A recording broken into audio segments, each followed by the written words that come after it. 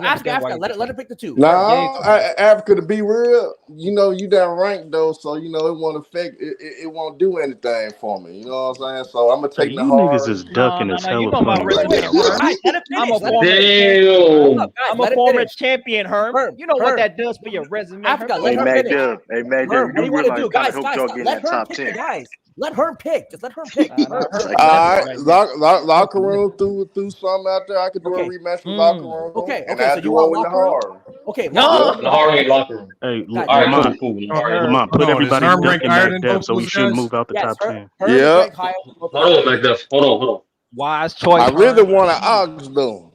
Okay, that's fine. Now hold on, y'all. Yes, Now yes, look. Lamont. Now look.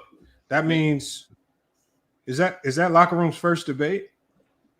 Because I thought I saw his Yeah, name only somewhere one. else. No one else called about No, just so one. that's the first debate here. The Yes. duck Herm Locker versus room, the you locker accept room the and debate or Lamont. you ducking? True called out locker room. That's what happened. Okay, Sturdy, so are you so taking Herm, the debate or not? hold on. No, real Hold on. quick. Herm, who's the other Yeah, person? Nahari, the other person. Like, are you serious? How long are you in Nahari. Okay, so Nahari's tapped out. He can't do any more debates. That's two So for Sturdy, you Nahari. gonna act like you don't hear me, bro? Okay. When we trying to set this I'll up real call out quick, Herm damn, hold then. Let on, me nigga, get Herm damn. so I can get a debate. Hey, sturdy. I need another He said debate. African. No. He said African. So it's Herm and African then. That's cool. Nah, he already got two up there. He didn't want me. Nahari is left booked. me up. Lamont just said Nahari is booked. No, I'm saying this debate with Herm makes his Nahari's second debate, so he can't do anymore. Oh, that's good. That's good then. Does anybody else want to Bro, debate? niggas is ducking. Herm, wise choice, Herm. I see how you move. Nah, I actually would have did all three. No, that's cool, Herm. No, I see you moved just up. two. You moved up, and you became a little more timid, Herm. I see you. Mac, I would. I don't want to do a debate with Mac Dev again so soon, but I don't care. I do owe McDuff ass well because I got robbed. That Oh yeah, one and debate I got robbed. Lamont, I have a debate with the casual. Look, I ain't calling out nobody, man. Y'all know. Oh yeah. He has debate with Cash. Mac Jalen Dev. I'm tired. I ain't. That's when niggas still hated me at first. That's why Mac Dev, you need to debate won. Mac Dev, man. Because since people duck it, man, I don't know Mac Dev. Bro, you lost a football debate. You never gonna beat me in no football debate. I actually beat you though. Lamont, You actually Jalen just versus won the casual. With that Emmitt Smith shit, I proved you All wrong right, with that. hold on. Is Casual even gonna be here next week? I don't He said it even before. know. I'm not sure. He said it. All right. All right, said it, just hold on. Are y'all gonna go with the same topic? It was just keep it simple. Yeah, it was a good topic. The advanced analytics effect on basketball. I heard. I'm just gonna not put that one in here. Yeah, that's fine. Yeah, that's cool. If you don't know, If you guys, if he says he wants to do it in the Discord, we'll just add it in. All right. What else do we got? We got Nahari. So Nahari stepped out. We got Maria in the chat. We got to see if she wants to get back in. I'll debate her. If I need a second debate, I'll debate her. We got that's only if she's willing to debate again. So she's calling me. We already on the Discord already. So yeah, she done. Yeah, that's right. Can I call? Yeah, she with it. Have two? I was gonna call. So she would it. She would it though. Hey, bro, whoever only got one debate, let me in there. Stop running. Who Duggan Mac Def though? That is kind of crazy though. Like who is Duggan Mac Def though? Locker room. He only got one debate. Whoever got one debate, that's in the top 10. Doug. Locker room scary. Locker room the scariest bum ass motherfucker on the planet. Like, this shit crazy, bro. Sturdy. Really bad. How long are you gonna continue to duck, bro? How are you doing the same thing again? Get mad at Sturdy. Reggie, I make it. How long are you gonna continue to duck? Reggie, I make you a simple deal. I accept your debate. You accept True's debate. That means everybody got 2-2. Is that I already got a debate with Herm, so I need you to accept my debate. And there'll be a second debate. I will have 2, Jalen and you will have 2, Herm and True. Bro, I'm trying to debate you, not True the Queen. Yeah, but if he don't want to debate you, he don't have to. He's ranked higher. That's not like a no. So you admit you're ducking. You're ducking, right? But he don't have to. That's not like a no. How many? You 30. I'm giving you the choice. Of the same principle. I'm giving you the choice. 30. Yes or no? You get mad. You debating True? Yes or no? Sturdy, do you accept my debate? Yes talk. or no? I love the A-side talk. That's the A-side. It's yes or no. Wow. I'm letting you decide, nigga. That's the A-side talk. That's what I thought. Hold on, locker room. He said he's letting you decide. Locker room, so it's good. Letting you decide. I want Sturdy. Okay, locker room. All right. It's H30. If all right, bet. So no, so once again, if I'm debating locker room, he's debating true. It's that simple. Listen, what are you doing? He is an ace. I'm pulling rank, nigga. I'm pulling rank, nigga. Oh, You know that means you gotta bullshit. take Herm. I'm You pulling gotta rank, take nigga. Herm. Man, set it up, Lamont. You gotta Hold take on, the but hold Herm on, matchup Hey, off you're the welcome. board. Hold on, but Sturdy, he already has a debate with Herm. No, he's saying scrap Yes, that. two. Everyone has two. I have two. Locker room has two. True has two. Two. So So what do we do with Herm's debate? No, Herm. What you mean? Herm's still debating them. Come on, Lamont. What you talking about, Herm? What the fuck is going on, bro? You Sturdy. That's gonna give locker room 3 because he'll have you, Herm, How? and True. Because he'll have you, Herm, and True. Yeah, he can't debate True as well. That's the point. Oh, damn, can't scratch. What Herm? At? You would just have to debate locker room. Herm debate. We gotta scratch that. Yeah, nah. But yeah, Sturdy says it's good. He's like, he don't want to do it. We can't scratch that Herm debate, Lamont, and then. If Herm turned it off, then nah. Sturdy, just debate locker room. You can replace me and you can put me against Herm. We can do no, that. I'm not doing no more switching, y'all. Look, just keep it simple. H30 versus locker room. We don't have to add any additional protecting. Bro, Lamont, I said no. Simple. All right, so he said no. Okay. So H30, who are you debating next week? Bro, I'm not dropping at the top 10 because niggas that's the don't first want to debate. Yeah, I'm debating Sturdy next week. That's his first one. H30 versus Jalen. You know, MacDuff, you get your rematch with him after, right? You know that, right? I didn't, Lamont. H30 versus you can get it. You can get an easy win against me. You get your rematch with Africa. I already put that in. You already put that in. Yeah, you already put that in. Hey, True the King, you can get an easy win against me if you want to get a dub in. I got two already. I got two already. I get you the 2 weeks from now though. I get 2 weeks. Nah, that's cool. I just thought you said you didn't have any. I ain't know. Hold on. Does anybody not up here? Are they trying to get in? Does P5 got two debates or not? Hey, what's the top 10 again? I got one debate, so I'm trying to add a second. I just don't know. Top 10 is. I don't want to lead it. What's that? Because can you just make the matchups with the rest of the top 10? Is all I'm trying to ask. Yeah, that's what we're trying to do right now. No, I don't want to just create matchups because I only want to make matchups when I know the people are going to be there. Oh, okay. Jason Kidd wants smoke. He hit me up right now. He wants some smoke. So whoever I think that's a lot of debates right there, anyways. Right there. I think it's a lot. I mean, we could probably do like two more, but. Devin, you can give me Dev, P5. You can give me Dev, P5, or Jalen.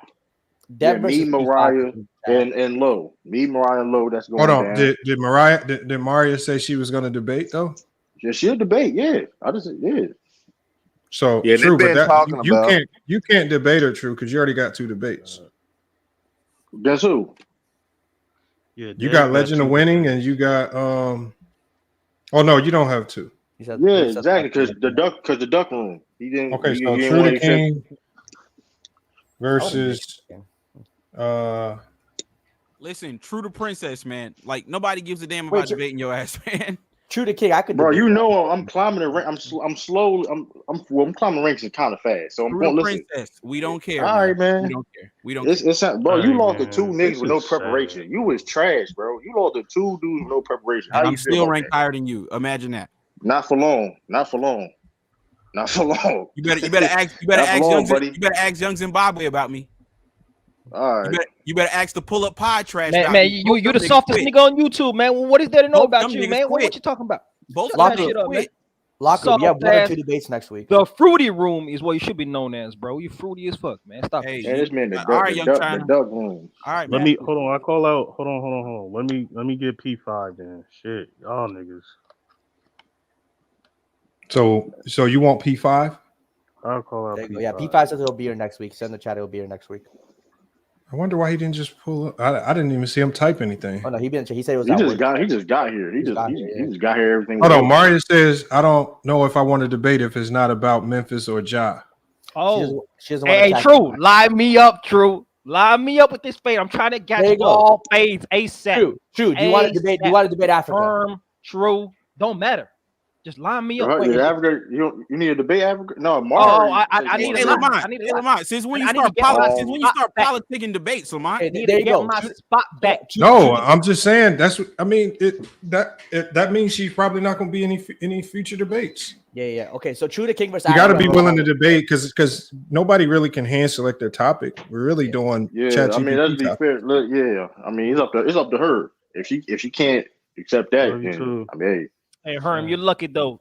You in there in the cut. I see you, Herm. I mean, what you saying? Hey, young Africa. I see you, Don't, Herm. I ain't ducking no smoke now. Okay. Don't get it twisted now.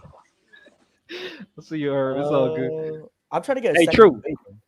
It's a long time coming, True. You done robbed me already against the bathroom, and so I'm about to. I ain't robbing you against nothing. You can get this smoke. You can get this smoke though. I don't listen. No. I don't care if you number one. I don't care where you ranked. You could be number 100. You could be -5. You could be 32. You can. All right, do we have any more debates, It y'all? don't matter. You know, you talking to a former champion as well. True. You can't be flexing on me like you do listen. these other brothers. Locker room. Hey, listen. No, that's it. That's it. That's it, Lamont. Let's run it. All right, so that's it. we got Hey, these listen, matchups. hey, If we Jalen, want, Jalen, if you ain't beating me at nothing, nigga. I'm beating you at life. I'm beating you in the There's nothing you're better than me at. We love to go back. Who more handsome? Who more built? Who more? I could bench press you for fun. I could shoulder press you for fun. We really built like that. Do not get it twisted. Let me debate. Hold on, Jared. can we do locker room versus Jalen? Hey, I think we Yeah, do. that would sound like. Hey, I'm already That would booked sound up, like- man. He got to get on my schedule, man. How you booked up? You only got one debate. I got two. I got Herm and I got Sturdy. You don't got No, Sturdy said no. Bro, let me get locker room and Jalen. Man, Sturdy, you a hoe. Hey, tell him again, Sturdy. Tell him again. Locker room going Doug. Locker room going Doug. I'm gonna pack locker room up for 30, man. I'm gonna pack Sturdy's locker the room hoe, for man. 30, man. 30. Locker room 30. middle school. How? Hold on. Where's 30 at? He still on here? 30 gone, man. 30 gone. Set it Man, up, Sturdy's man. the hoe, man. I'm a shut. So hold on, locker room. Do you want Jalen? Nah, I want Sturdy. Hey, you don't want it. Dirty don't have to debate. But not Jalen's debating. saying I'm that he's not- ready though. I Jalen's want saying 30. ready. I want niggas that's get I'm it. top 5. Terry said no. Top 5. I'm 5th. What are you talking about? I'm fifth top too. 5. I decide. I'm I'm higher top than you. 5. I'm Yeah, higher okay. than Be you, nigga. scared. It's cute. Be scared. I get it. If I'm I was higher you, than I'd be you. scared too. If I was cute, I'd be insecure of me too. Hey, Jalen, why do you think he's scared, Jalen? Like, what does he have to be scared about, Jalen? I'm not sure. Like, what are you saying, Jalen? I'm not sure, You don't even Jalen. bring the What facts. You don't bring do the facts. think He he's brings afraid of, cute Jalen? jokes. He brings cute jokes, but no facts. That's all. He brings cute jokes, but no facts. This man got cooked by two dudes with no preparation. Like, come on. So I don't have no debate, and you won't allow Chat GPT to pick my debate. P5. No, we got nobody challenged you. Let me get Jared. Shit, I'll take Jared. Damn. Bro, just debate Africa, my nigga. Damn, bro. Like, Let me get Jalen in. Let me get Jalen in the locker room. They each got one debate. Locker room. You can't get them both. They gotta accept it. You gotta choose one. They gotta Oh accept yeah, it. yeah. You can call out the locker room. I'm not sure if you're gonna be answered. I need to really smoke the locker room. I just need the locker room to get all the way out of here. So we're gonna. Yeah, what's good? Yeah, if Wack Def ain't got none, I'll definitely cook him through the hallway again. Did you want Wack Def? Yeah. I what done was already your cooked Mac Def. I don't need to do that again. It don't matter if he challenges you. You can't turn it down. Who is this? Not for nothing. Oh really? If you would have But put I got up all two the shit debates. I But if sent you want me to line up 3 debates, I can like do that. how you let low. Oh yeah, you got 2 debates. Yeah, Who is this talking? He was cooked. Easy work. Who is this talking? You already know who it is. Hold on, Jalen. Like Hold on, y'all. I'm just trying to sort this out. So, hey, not Dev, debating. we already got you down versus P5. Y'all got the same topic for next week. And We he don't got have to no put it heart, in so here. that's two. Hey, bro, I'm not jumping that at the top 10 because The hate be you real. put that on the Back there, who Discord. do you want to debate? We just need one debate for you. Jalen right and here. Jalen and do you want to the debate locker Mac Def? room. I'd want to debate the locker room before. Yeah, they ain't thinking about Hey, you, just buddy. put it on You my like work, Discord. man. Niggas is ducking Mac Def. Period. Ain't nobody I'm not ducking. I'm dropping right out. here. You scared, buddy. They gave you Alright, some bro, bullshit I'm ass just gonna hit win. it. Mac Def, you just got to sort it out in the Discord, man. Y'all being too picky. Yeah, we good, bro. Go ahead. Go ahead. I'm putting cases out on all you bitches. You running? What are you talking about?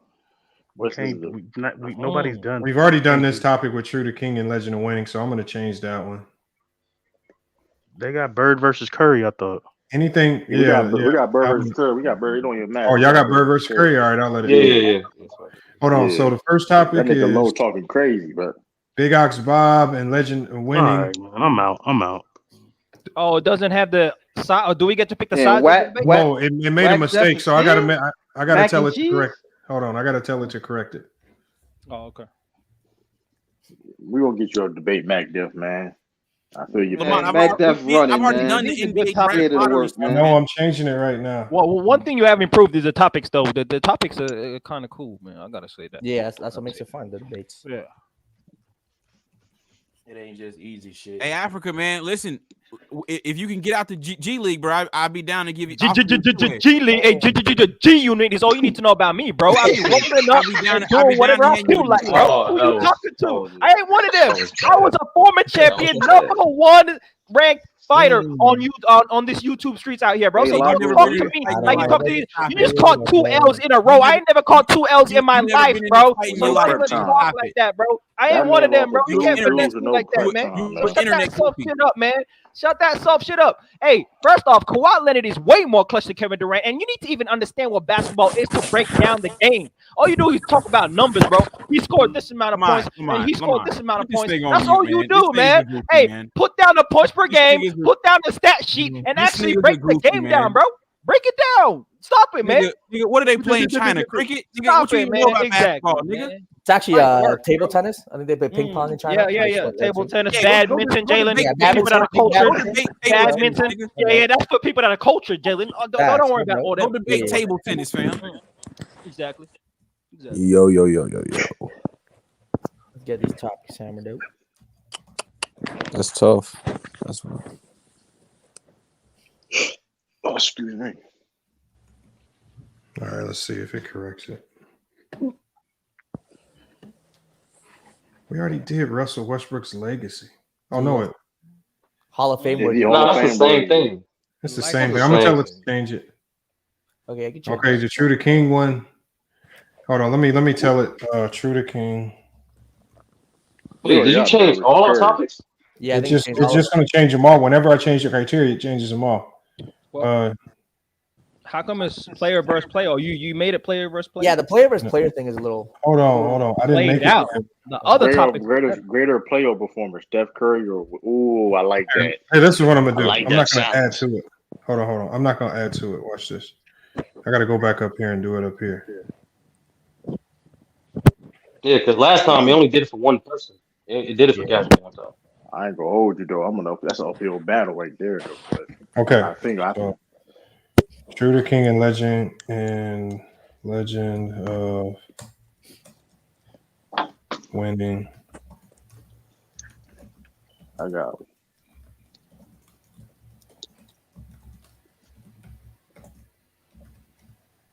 And True, you have Steph Curry? No, I got Bird. Oh. He got Curry.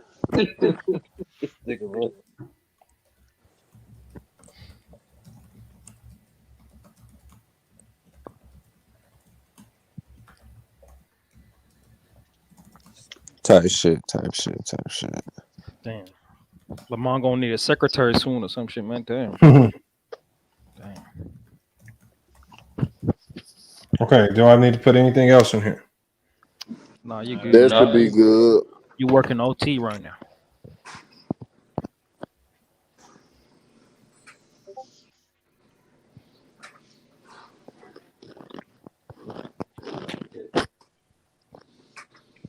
Damn. Jeez.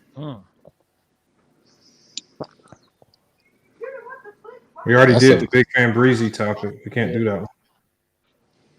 Best NBA coach. Oh, I like number 5. I like number 5. I like that. Oh. Okay, so we got to change the topic for number 6, and we got to change the topic for number 3. Number 3 and 6 got to change. Can you just use another topic? Tell it that exactly, Lamont. Just tell it that exactly. So which ones are repetitive topics? We've done small ball, right? And then you just go sit here and watch it. So we got to change 3, 6, and 8. There you go. Oh shit, that's a great topic. Okay, so please, Magic Johnson or LeBron. Change you better hold that down. Influential. Hey, that's a ridiculous topic though. Most influential. Gotta be creative with that. Creative. And I definitely gotta be crazy with that one, man. Another uphill. What, Hey, I what you like mean? it, though. Hey, It's true. challenging. Don't act like Gotta just be because you got a layup, you out here feeling good now and shit. Don't do that.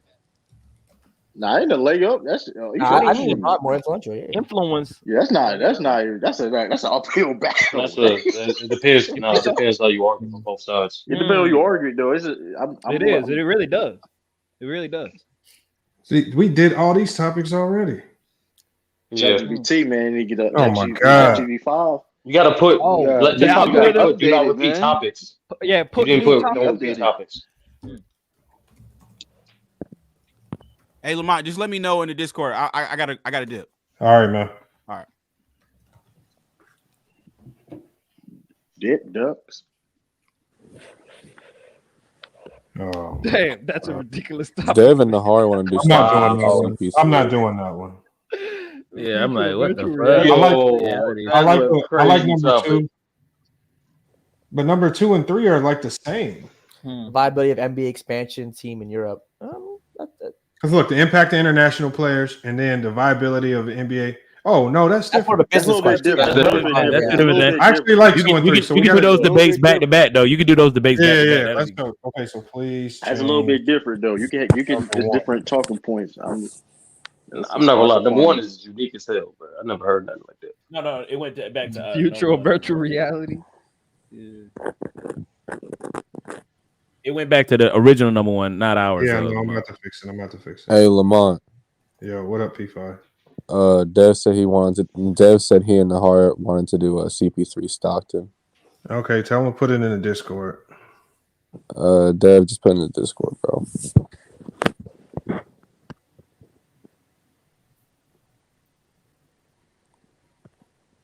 Oh my fucking God. Hey, ChatGPT hit a wall, man. Damn, man. Yeah, the developers are slacking. Oh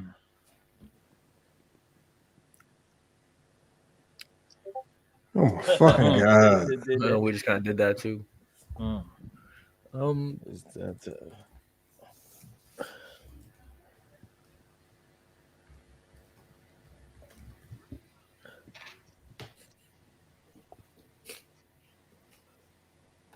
That's good. All right. Yeah, that's good.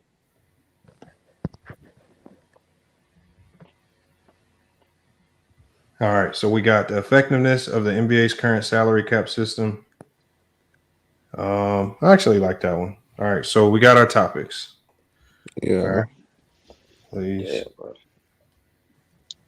Young Abdullah beat them in one night. Hey, they beat them. Hey, Lamont. Come on, true. One more thing though, because I wanted to say after next week, and I debate Dev, because I'm pretty sure I'll be able to show because I don't have anything scheduled for Saturday. That's gonna be like my retirement kind of because I've gotten way too busy with other things to keep doing, and so next week's gonna be my last one. All right, that's fine. But respect to Nahari, Minor, and the other dude that was. Okay, so here are all the topics, y'all. I'm gonna copy and paste it and put it in the private chat. What's good, Dev?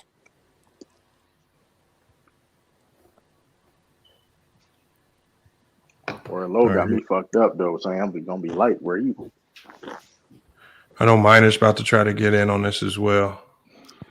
Hold on. Hey, Lamont, bro, you forgot to put in my my debates. He had a debate against me with Dirk and Bill Walton. He didn't get the win for that yet. And my debate from earlier today. Hold on. Who did you debate, Miner? I debated Marquise.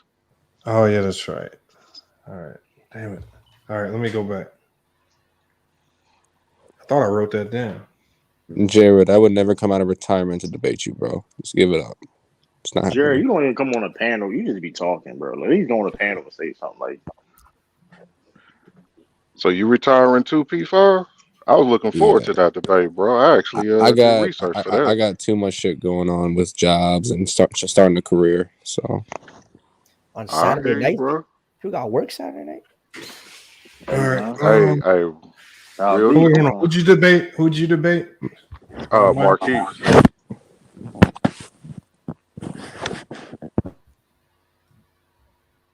I debated him on the night he's overrated.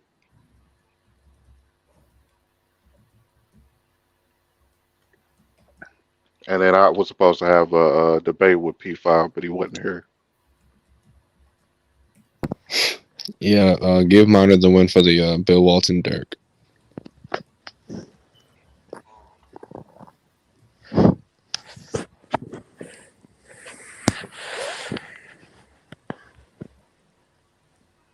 You're stupid as hell. I could make a comeback, Minor, but it's gonna be like another month and a half before that shit happen, I think. Oh, damn. You're going to have to make a serious push to get in the top 10 then. Yeah, but it's like, bro, I'm trying to fucking move out of where I'm at right now. I need some money to do that. So I picked up 2 jobs and I'm starting a career. So What career? I was about sports to say something real broadcasting. I got a job at a radio station in my town. I'm going to be like broadcasting games. Oh, that's Damn, dope. P5, you sound lit as fuck right now, P5. Damn, man, what's up, man? You all What's right, man? What's good? Damn, man, you sound like you leaning. All right, I told ChatGPT. Type shit.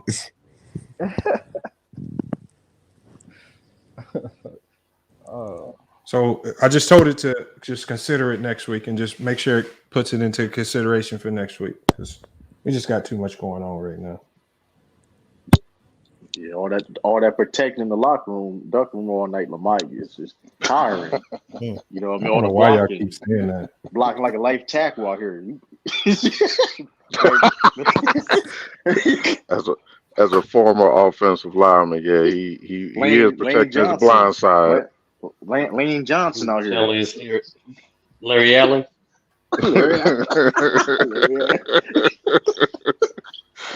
Looking real early Trent 90s Cowboys-esque. Trent Williams. Yep. All right, so we got our debates. I just put the topics in ChatGPT. I'm also going to put it in the Discord. So if we didn't get you in scheduled, then just get in the Discord. We'll Hey, get did Mac Duff ever get a debate? Because if not, I want Mac Duff. He didn't. Just do it in the Discord. He's in there. How about a Discord? Oh yeah, you know I will. I think Mac is in the Discord. No, Lamar's streaming tomorrow, so he should pop up tomorrow. Just something like that. It was a good day to debates, man. Listen, man, debate. I mean, hey, man, debate. That was a good night of debates. Thank you. All right, but salute to y'all, though. All right, P5. Good luck with the job, though, man. That's good luck with that. crazy right there, man. Yeah, appreciate y'all. And apologies to the people I kind of stood up. And, good, bro. It's just no, a it's all good. You're not too serious. Everything's happened. What you say, Sturdy? I say you're welcome, nigga. Hey, appreciate it. Listen, man. Hey, Sturdy, listen, man. Shout, listen, but listen, man. Sturdy don't, but Sturdy is good people, man. He don't duck, man. He plays it fair, man, but like some people. But you know what I mean? Shout out to everybody on this panel, cool. Everybody on this panel, they don't be ducky. They wherever they call somebody call out, they're gonna take the debate. If it's lower rank or it's higher rank, I ain't gonna say no names. You know what I mean? But I think we all know who out here ducking. True. You know what I Yeah, mean? that's Lamont's You know what I stepbrother. mean? That's what I mean, yeah, bro, y'all saying that is not gonna give y'all any advantage, man. Y'all, I mean, some of y'all been getting popped out the top 10, and look, that's on y'all. Hold on, Lamar. That sounds like you taking a shot, though. You said the shot, Lamar. Okay, word. Cause listen, man, I'm telling you, Lamar trying to protect him from me, man. I'm telling you, he know because Lamar will know he gonna get 30. He gonna get 30 badly. Locker room ain't been looking too hot lately. Hey, Lamar, he man. lost to two Never dudes did. with no prep time. He lost to two dudes with no prep time, man. Look, That's man. embarrassing. After a while, that shit don't rub off the same, man. Like when y'all brothers claim he beat me, and all he did was talk about points per game for the first round of the playoffs, the second round of the playoffs, and talk about the finals, and we have the same point, and people were saying there was some substance to that. Y'all encourage the foolery, right? And so when you encourage the foolery and nourish that, it's gonna continually do the Nah, you same got thing, caught up. and that's what No, you you did. got caught up in the shenanigans, though. You got caught up a little bit. You got caught up a little caught up in the shenanigans a I little got bit, caught bro. up. Hey, y'all hold me to a different standard though, and that's the crazy part, right? If I win by after, 5 or win No, by you got 50, caught up in it's the still a shenanigans. victory. But y'all hold it against after. me that I won by 5 and not by 50. I It's crazy, picked though. you. No, I picked you, but Yeah, you you know I did. won, sir. You know that. No, there was a point. No, there was a point in that debate where like you instead of focus on debate, you just wanted to lose. There's a difference. Just wanted to That's lose. how I was able to catch up. No, you just didn't want to lose. Oh, nah. Well, see, this is the weird part, right? Is that today, because I heard the debate with Ox in the bathroom, right? I heard it today. And Lamont sitting there trying to claim that was a controversial, close decision, right? When really Ox broke down what clutch was and how he defined clutch. I think defining the actual No, I context wasn't is how you talking see about it. the debate in and of itself. I I was just talking about the votes. That's fair, but what I'm saying is like when you define a debate at the beginning of a debate, I think that's important to define that. And then when you go into what's important to you and how you break it down, and he talks about the actual essence of being clutch, the actual tools and the skill set you need to be clutch. And then the other guy talks about points per game, head-to-head matchups, and in the finals hit a clutch shot in LeBron's face. Like there's differences of that. And so it's all going to be subjective. It's going to be what you prefer as the essence of basketball conversation. But I'm saying the substance should be valued, right? It ain't about just the angle and how you come with it and how slick you are with it. The substance of what people say should be acknowledged. You might not say it in the most slickest of terms. You might not say it in the best of terms, but the essence of what you say matters. And a person may be more sophisticated with some dumb shit, but it's still dumb shit, even if it's wrapped up in some nice packaging, Lamar. You got to acknowledge that shit, man. Stop doing this, man. Is that your opinion on it? That's definitely my opinion on it. All right, well then I appreciate your opinion. Yeah, okay, it's all good. It's all good. hey, Ox, shout out to Ox, man. That was a sweep that wasn't close. That was embarrassing, man, but it is what it is. No, man, look, we gotta keep mentioning with no prep time too. This 2 weeks, 2 debates in a row that he lost with no prep time and already got 30. Nah, after Like you that's can't lie. crazy. You can't lie. In a weird way, that's simplistic fashion. The way he was able to stretch out 6 minutes of just talking about 3 things, my nigga, like you can't lie. That's See, impressive. you started trying to piss me off. See, but starting. I can't even do that shit. Yo, real talk. I can't do that shit. There's a skill to that, 30. Come on, man. It's hard to do that shit. I ain't gonna lie. It's hard to do, bro. He only said 3 things for 6 minutes, my nigga. No, yo, that's crazy, man. But I feel like the strongest point, I don't know how y'all look at debates, but maybe for the people that are listening real quick, like I feel like the strongest point of a debate is really like it matters more than having a lot of little jabs, right? So when Ox talks about the defensive side of the ball and how he's a two-way clutch player, right? And can give it to you on offense and defense. And that's literally what he's shown in his career against the LeBron Jameses in the finals, against in the Toronto Raptors when he was carrying 30 points per game for multiple series in a row, carrying the offense in clutch moments. When he shows that, right? And an individual player does that, I think the other guy needs to have a strong and significant counter to that. Africa. Bro, like when it's weird hearing y'all act all of a sudden like defense is a primary makeup of being clutch. Because ain't none of y'all gonna say Draymond Green clutch. Ain't none of y'all gonna say hold on. No, nobody in their right mind is gonna say Draymond is clutch. They're not gonna say Scottie Pippen is clutch. These defensive guys don't get the clutch label because that's what I said at the beginning of my spiel. I said, generally speaking, great defense, even late in games or even in big moments, isn't defined as what we generally consider clutch to be. And I said, Ox did a good job of trying to take one of Kawhi Leonard's greatest strengths and convince you guys that was clutch. But to me, I know how basketball and what clutch players are. When we say Kobe is clutch, I promise you nobody's talking about his defense. When we say Jordan is clutch, But when we say Jordan is clutch, generally speaking, nobody is talking about his clutch defense. If there's even any clutch defense there, they're talking Come about. on, what you talking about? They brought up that they bring up that Utah moment all the time. Where No, he they stole the ball don't. from Karl No, Malone. that's Rips no, Karl Malone. no. Goes Those coast are to coast. people. No, people talk about the shot more than they do the steal. Havlicek stole the ball. We talking about the whole thing. No, they But don't. Lamont, Or even the opposite for Jordan, him it's a getting fact, the ball right? stolen by. No, but what I'm saying is, No, I but is there gave any less significant? I for gave in Ox Orlando. credit because I said you took his best attribute, which is defense, and you convinced a lot Yeah, of that's people why I got him. That's one of the reasons why I got him. that was the clutch. You defined that as clutch, and you did a good job of explaining. And I gave him credit for that. But that's why we Lamont, have to these your debate point, nights, right? no, Popular opinion exactly. shouldn't sway Lamont, how we But view the also, game. Young Africa, that's still 1 point. So ultimately, that if you feel like that point was very strong, it really can only win them one round. But you said if somebody makes 1 point, that should just overwhelm the debate and they can win the debate off 1 point. I don't think that. I think you have to be you got to be consistent through each round, and you gotta come up with something unique each round to win each debate. You can't just say something spicy one time and then be trashed the rest of the debate and just be like, oh, I said the most spiciest thing, so I win. No, you gotta have a great debate through and through. I agree with that. I just think if it's a fact, like defense is like what was LeBron's block clutch? Was Giannis's pick and roll defense recover, stop the alley-oop clutch? Most definitely, I would say.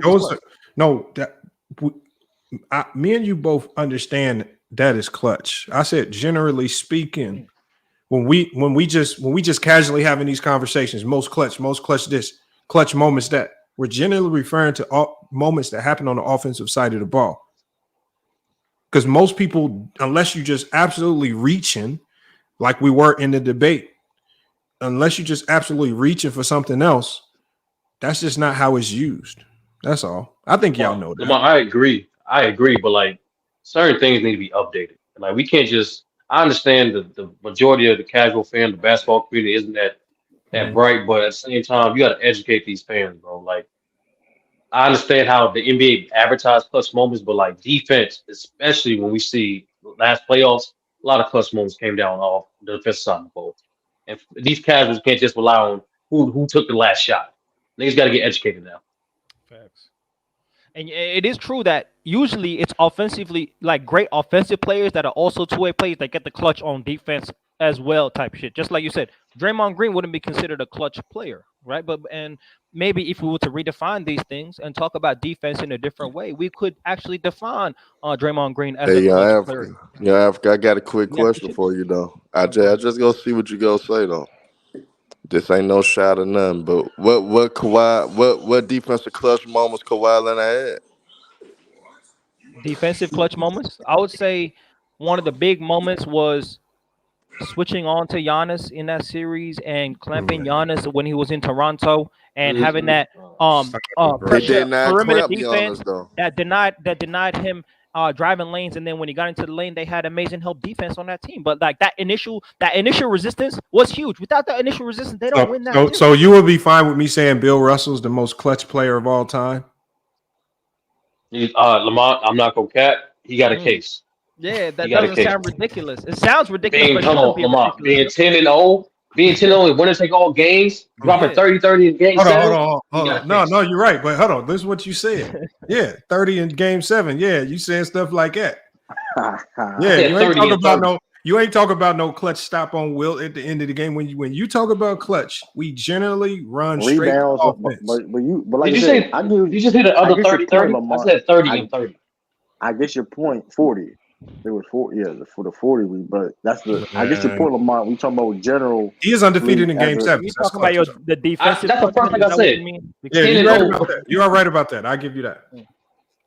Hey Herm, what you want me to say when he clamped up LeBron in the finals or something? Herm, that's what you want me to say? Like, what's up? Herm? But Lamont, that's what I'm saying. We can't just. But clutch defensive moments like I seen. Hold on. At the end of the game. Let me. Generally speaking, I'm gonna ask ChatGPT. Watch this. Let me move this. No, you're right. Come on, you're right. You're right. But it has to be updated. Hold on. No, it's not. Hold on. But like defense is not. Without giving it any barometers, let's just see what generally ChatGPT regards as a clutch? Generally speaking. Oh, we know the answer to that. Yeah. Define a clutch player. Why don't they have like last 5 minutes defender stats, man? They need to show that. I mean, but Young Africa, to give you a quick example, like Scottie Pippen, like game-winning block on Patrick Ewing at the end of the game with the Bulls versus the Knicks. That's like a clutch defensive moment. Like, I could give you one with Kawhi Leonard in 2014 when he did the Russ, when he had that block on Russ in the Western Conference Final. I mean, that's a moment that Kawhi Leonard had. That's a defensive clutch moment. What game was it? I forgot what game was specifically, but like, I forgot this it was that game. I just remember that. No, It's it was hard because would you call a stop it was a defensive clutch moment, just like a stop? Yes. Yeah, but I've always Scottie said Pippen did that, against Mark Jackson. I've always said Scottie that Pippen against Mark defense is Jackson. clutch, but when I use that and I'm elevating guys like the Scottie Pippens and Draymonds, people look at me crazy. I've been saying this for a while. I've been saying that defense can be considered clutch for a while. I just know it's just not common. It's not a general thing. It was just funny to me when Big Ox said it. It just seemed like a lot of people were taking it in as if it was common. And it's just like when I say it, it's just like, man, I be getting side eyes and all types of stuff. To be fair, that's a fact, Lamar. You have heard, but when the debate though, I explained it why defenses also can be considered clutch though. To be fair, he did set it up as an argument though. No, he did. That's the only way he could have won that debate because he was not gonna. He had nothing to go toe for toe with KD's clutch on the offensive side of the ball. KD got more moments. So he had to create. If he don't create defenses clutch, he's done. He's done. Honestly, I don't know if KD has more clutch moments than Kawhi on offense. I don't know. Yes, he does, bro. He must be smoking, man. I don't know that. When I'm talking about playoff clutch moments, I don't think he does. No. Well, I don't know. People forget about OKC. You forget exactly. People forget about OKC. OKC, nice runs. Yeah. They get to the finals. Nice runs. Even plays well in the finals. Nice runs. But are we going to forget what Kawhi did in 2016 with the Spurs? Are we going to forget what he did in Toronto Raptors? What he's done even in the Clipper jersey in the playoffs? Like he's done a lot already as well. He ain't just had a clutch moment in the Clippers jersey in the playoff. He has not. He haven't had clutch moments with the Clippers. Yes, in the Clippers he did, jersey. bro. What did he do in Game 7? What did he do in Game 7? What are you doing against the Nuggets? Against Dallas. Against the Nuggets? Oh, of course. Against Dallas is one. Against Dallas is one. Against the Nuggets? Against the Nuggets in Game 7? Against the Nuggets, that was a bad Game 7. I don't know why you're mentioning that. You said Game 7. I didn't know which one. No. Game 7 against Dallas when he was cooking Dallas in 2021. We know what he did there. You know what? So what about Game 7 in 2013 when he was bad offensively? 20 and missed clutch free throws. Oh, you're talking about 20-year-old Kawhi Leonard. That's how far you got to go back. Okay, my bad. We're talking about. Hey, that what niggas use. Man. Hey. Hey, so I don't know. I don't think KD has more clutch moments than Kawhi Leonard. If we went through their careers and talked about their clutch moments, it'll get nasty for you, Africa. It'll get nasty. Don't do that, man. Come on, man. Why do y'all think it's a landslide like this? Okay. Let me ask you then, Africa. If it was your life on the line, who would you choose in the clutch? Oh, just on the sample size, I'm taking. No. If it was your life on the line, who are you choosing in the clutch? And I don't care how you try to define. Oh, clutch. my life on the line in the clutch. Yeah, I'm choosing Kawhi. I'm choosing. Man, Kawhi. you must be smoking. You I'm done. serious. You done. That nigga pulled a your life over with. You going to a father, nigga. You going to see Boss. Bro, y'all get confused with the hezzy tween and pulling up on 30. Yo, you going to the upper room, nigga. It's crazy. Nah, man. Hey, I'm a God-fearing man, so I'm gonna go to my creator. But at the end of the day, bro, I don't know why y'all think it's a landslide. They're both very efficient. Who's a better mid-range scorer? I'm taking Kawhi in the mid-range. Are we not? Kawhi in the mid-range. Kawhi in the post is a fact. Yes, Kawhi in the mid-range, better mid-range scorer. Kawhi Leonard. Yes, bro. Yes. Have you not named KD to like 60%? Hey, you bugging out right now, young Africa. No, right now, man. gets to his spot easier, is way less prone to getting bumped off the ball. He can go to the post and actually has a post game, unlike KD's post fade off the right left shoulder because he's 7 foot. He actually has skill set to get to the rim at a more consistent level. Then when it talks about the 3-ball, he's not flashy with it. He doesn't go in between his legs with it, but he's ultra efficient. And if you've seen him in the clutch on teams like the Raptors, where he doesn't have great offensive plays, he got Pascal Siakam riding shotgun, Van Vliet inefficient, and still can take him to the finals. Something that Kevin Durant has never been able to do with way more impressive offensive talent. And how does that help? That helps by taking the heat off your own defense. When you got a Kyrie Irving riding shotgun, when you got a Westbrook riding shotgun, this takes the heat off your own defense. Unlike a Toronto Raptor, Kawhi Leonard, unlike you being nasty when Tim Duncan retired. So I'm just saying, man, if we want to talk about the context of their clutch status, if you're telling me right now, Lamar, that Golden State Warriors Kevin Durant you can define as clutch, I'm telling you Wiggins look clutch on that team. So don't give me Kevin Durant on the Warriors. Wiggins? Yes, he looked clutch. Wiggins looked like an all NBA level player in the playoffs, bro. So this is the context of Kevin Durant's career. When is he being clutch? When he's been called upon, when he hasn't had a stacked squad. When does that happen? Hell, Okay, hold on. Then they had more defensive clutch moments than the Bucks against the Bucks when Kyrie and Harden went down. Oh, the foot on the line? Okay, yeah, that one. I remember. No, I'm talking about game 5 just to get us to fucking game 6. And then game 6, he played great. I mean, game 7, he played great. He played great. I don't know. Lost the series, but played well, no doubt. Okay.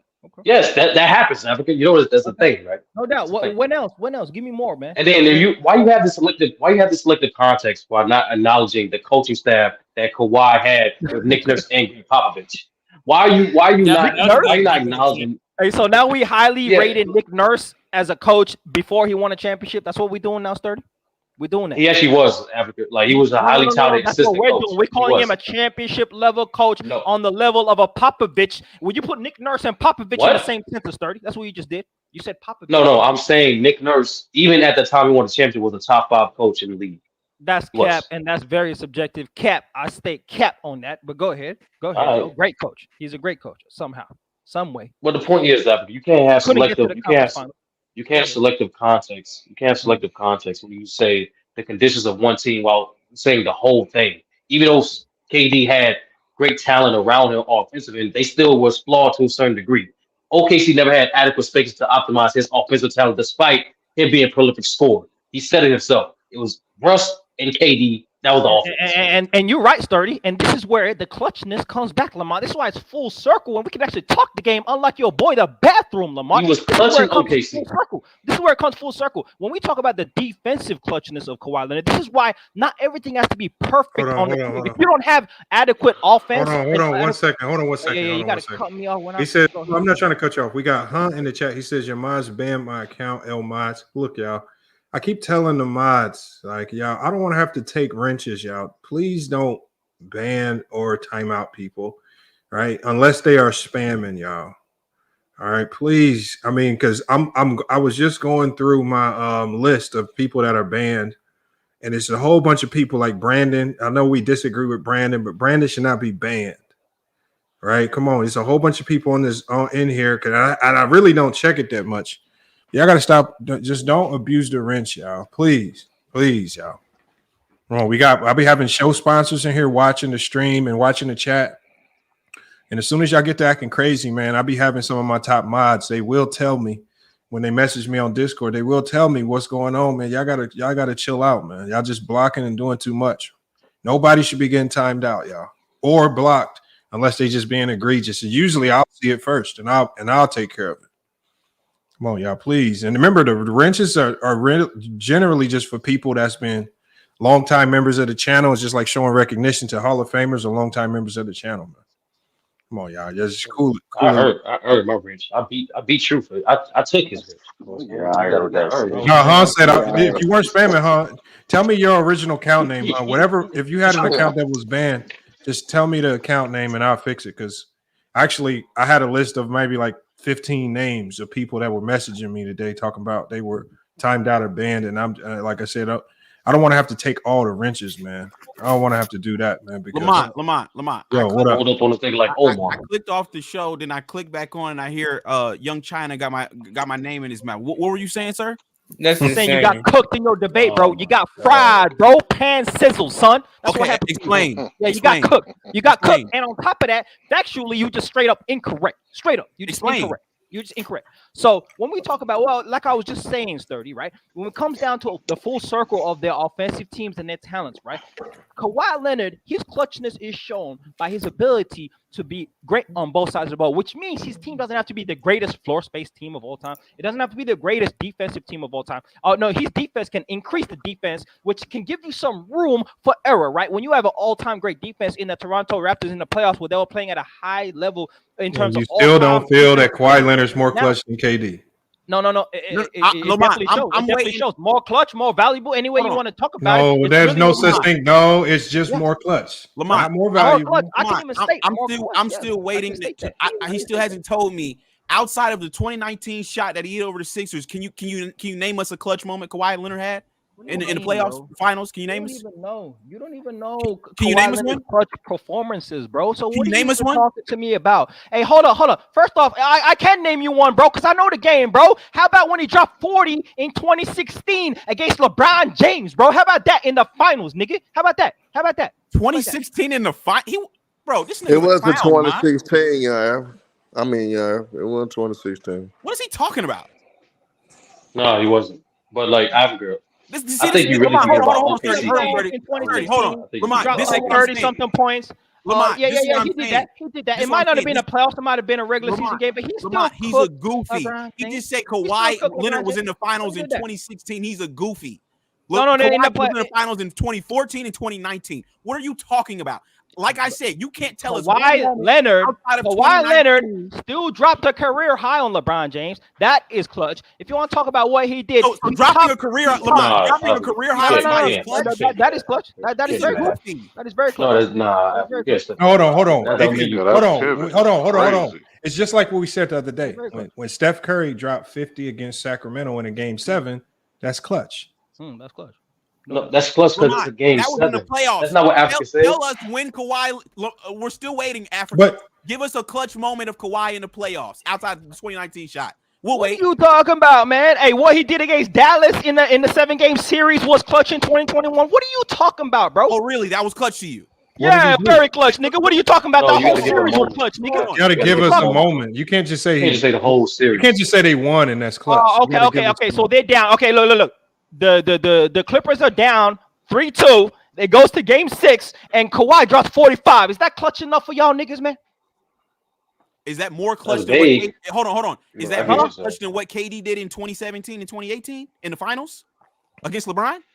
Hey, like I said, I ain't talking about no super answer the team ass question. nigga. Hey, no. That don't count, nigga. That's a super team, souped up squad, nigga. I don't count that shit as clutch, nigga. When you have the greatest floor space, hey, like I said, since this nigga want to catch up, like I said, when you have the greatest floor spacing of all time, that ain't clutch. You got an MVP in his prime. That ain't clutch, bro. That's just what you meant to do, playing one-on-one in the finals. Why you only count constantly Golden superstars State in the up, bro? NBA in the playoffs don't get Nah, to but play yeah, Africa, one-on-one. you right. That was He the want to clutch talk to me. performance. No, I ain't trying to hear that, Herm. He want to talk to me about KD was God clutching the damn, Warriors man. against the Cleveland Cavaliers when he was playing one-on-one at the highest pinnacle of the game in terms in the finals. A superstar never gets that luxury of playing one-on-one. You never get that luxury of being able to go one-on-one from the perimeter all the way down to the mid-range, okay, wherever you want to go to, because you have the greatest floor space of all time. So we ain't trying Hold on, Africa. Hold on, Reggie. Africa. What about his performance in 2012? Africa was, bro, like, hey, why are you dismissing OKC KD, bro? He was clutch in 2012. Okay, that's great. He was clutch, just like Kawhi was clutch in the Toronto run. So we can keep going. When else was he clutch? When else was he clutch? Lamont, okay, so Africa. When else was he clutch? Africa. I was about to give you more. Hold on, Africa. Just within the last 5 years of Kawhi being on the Clippers, can you name us a clutch moment that he's had in the playoffs? I just gave you one, bro. When he dropped 45 in So game 6. hold on. So doesn't KD's 49 against Milwaukee, doesn't that cancel that performance out? When he didn't have James Harden or you know the Kyrie? difference, bro? The difference is Kawhi goes on to win the series, my nigga. When you're talking about clutch, your man's lost the series, bro. No, So what are we talking about? You can be clutch. You can be What we clutch in your talking team. No. Your man's You can lost be the clutch in your series. team still He lose. lost the series. You be can talk about clutch how in he your was team clutch in still that lose. individual game. I'm talking about a whole series where Kawhi was clutch and came through in Game 7. Like that's difference. That's a difference. Okay, so where what was about your man's in OT? Where was your man's in OT when he dropped 45? Where was he in overtime, bro? If he was so close. Hold on. Where was he at? Africa. Exactly. Where was Kawhi in Game 7 against the Nuggets in the bubble? Where was he at then? Exactly. Hold on, but y'all, I think when where you go was down that KD route, at though. against the Boston Celtics? Hold on, Africa. I want to move on.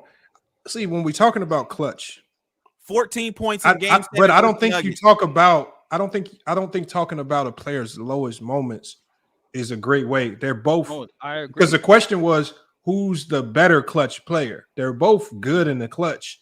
Who's the better clutch player? And I think that I only said locker room won the debate because I don't think Big Ox convinced me that his defense was great enough to pick up the slack for his offense in the clutch and make it better than KD's. KD will go down as one of the most clutch players of all time. I don't care how people slice it. And even if it's just offense, he tried to finesse it and he tried to convince us, but I don't think we've seen that significant of defensive plays in the playoffs to say that that's what makes him a better clutch player than KD. Well, with KD, we've seen this man take and make big time shots on some of the best defenders the league has ever seen against some of the best players in some of the biggest moments. I don't think we've seen Kawhi Leonard step up like that. Not to that degree. You know what the biggest indictment on Kawhi is?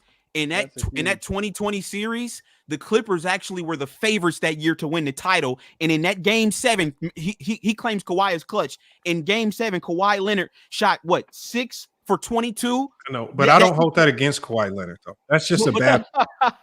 You don't even listen, bro. He don't even listen, bro. He don't mention plays by their lowest moment. Hey, he don't listen. He don't listen because it's all about narrative. He never had a game that bad in a Game 7. No. Yes, he did. Yes, he did. That's a lie. Name the game. What game? What game 7 did KD have that was that bad? Hey, how about against the Warriors, nigga? I just looked that up myself right now, and that's gonna look nasty, nigga. What are you talking about? What game? 2016? Yeah. When he lost that 3-1 lead, nigga. How was he looking in Game 7? Huh?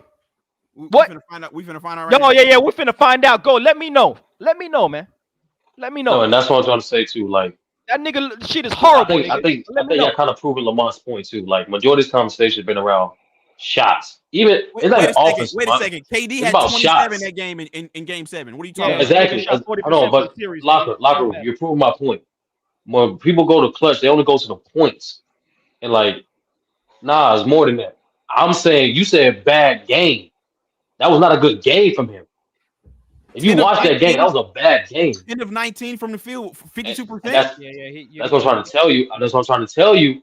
That was a bad game. He actually was getting garbage points. And guess what? Out of the order. Tell you, Kawhi's bad game is still 10 times better than Kawhi's bad game. That's what I'm trying to tell you. Based on what? Based on what do you make ludicrous statements? Look at the numbers. Look at the numbers. No, if you just say Game 7, he just explained to you the numbers don't tell the whole story. If you just say bro. Game 7, but hold on. If you just say Game 7, then yeah. But if you talking about playoff games, that Game 2 against the Celtics, that was a horrible game for KD. Yeah, everybody has bad games. No, that's the point. Exactly, that's the point. That's what Lamont's talking about too. Is like you can't judge the guy's clutchness based off just the lows. Okay, so not based off who has the most. What about Sturdy? What about KD being top 3 among active players in clutch field goals? No, Reggie. I had you winning the debate. Okay. And number 2, I personally think KD is better than Kawhi, not just of the fucking moments, but what you said in the first round. He is more efficient in the clutch. Even if you just go by just the shot making aspect of it. Based on what? Another thing based too, on what is he more efficient in the clutch? Based on what? One more thing I want to address. Because Big Ox tried to finesse with his defense shit, right? So he did finesse it. Right. He did finesse. He But it's partially because you messed up that second round. No. I'm trying to figure out what defense has Kawhi displayed that has mattered. Are we talking about 2014? Are we talking about 2014 when he held? That's not a good question, though. That's a horrible question. Let him know, Lamont. That's a bad question that doesn't understand basketball. You ain't watched it. If your argument is Kawhi is more clutch on the defensive side of the ball, asked what defense moment has mattered can we when look it at comes and to say Kawhi Leonard, bro? his defense is what's won them this game? Stop it, bro. The finals in His 2014? defense won them championships, not just games, championships, bro. Understand what the facts are, man. So Zimbabwe, can you tell championships, bro? Can you tell the people how Kawhi Leonard beat the championships, Warriors without two of their three best players? Bro, do you understand there was a run up to that point, right? To get to the finals, right? You understand? Can you explain to the people? No. See how he just brought up championships, but then when you add context, now you want to talk about Hey, this is what he don't get. This is what he don't get. Look, there's a journey to the championship round.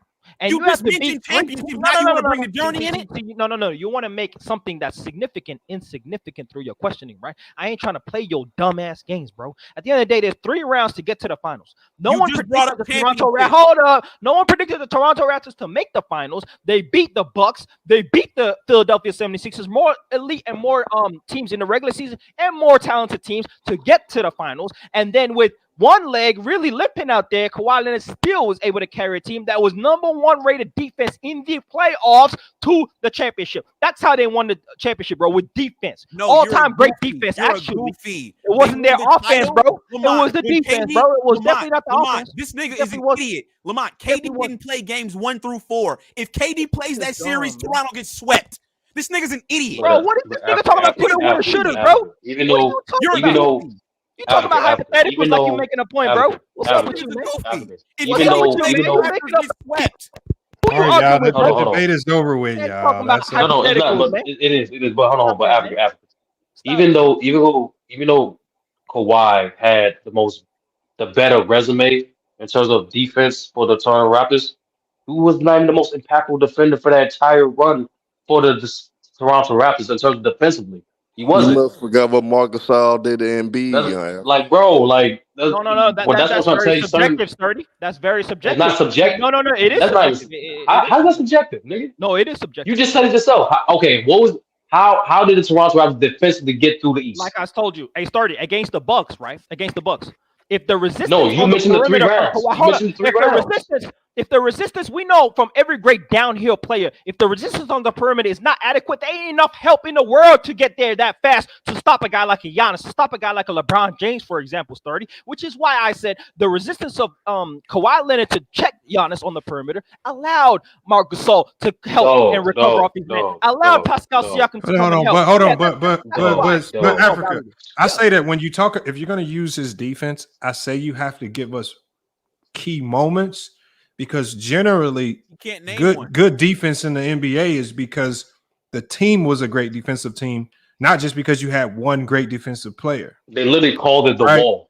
And that's why I say, if you're going to go down the defensive road, you almost have to go to moments. Just like when people talk about Jordan's defensive moment, they don't talk about games. They just talk about the steal or just certain moments where, like, or when they talk about LeBron's defensive moment, they talk about the big time block and how that impacted the game. It's hard to just say somebody's defense over the course of a whole game was clutch or even defense in the fourth quarter, because good defense, even the best defenders in the world, will not look like good defenders if the 4 guys behind them don't want to defend. Just ask Anthony Davis.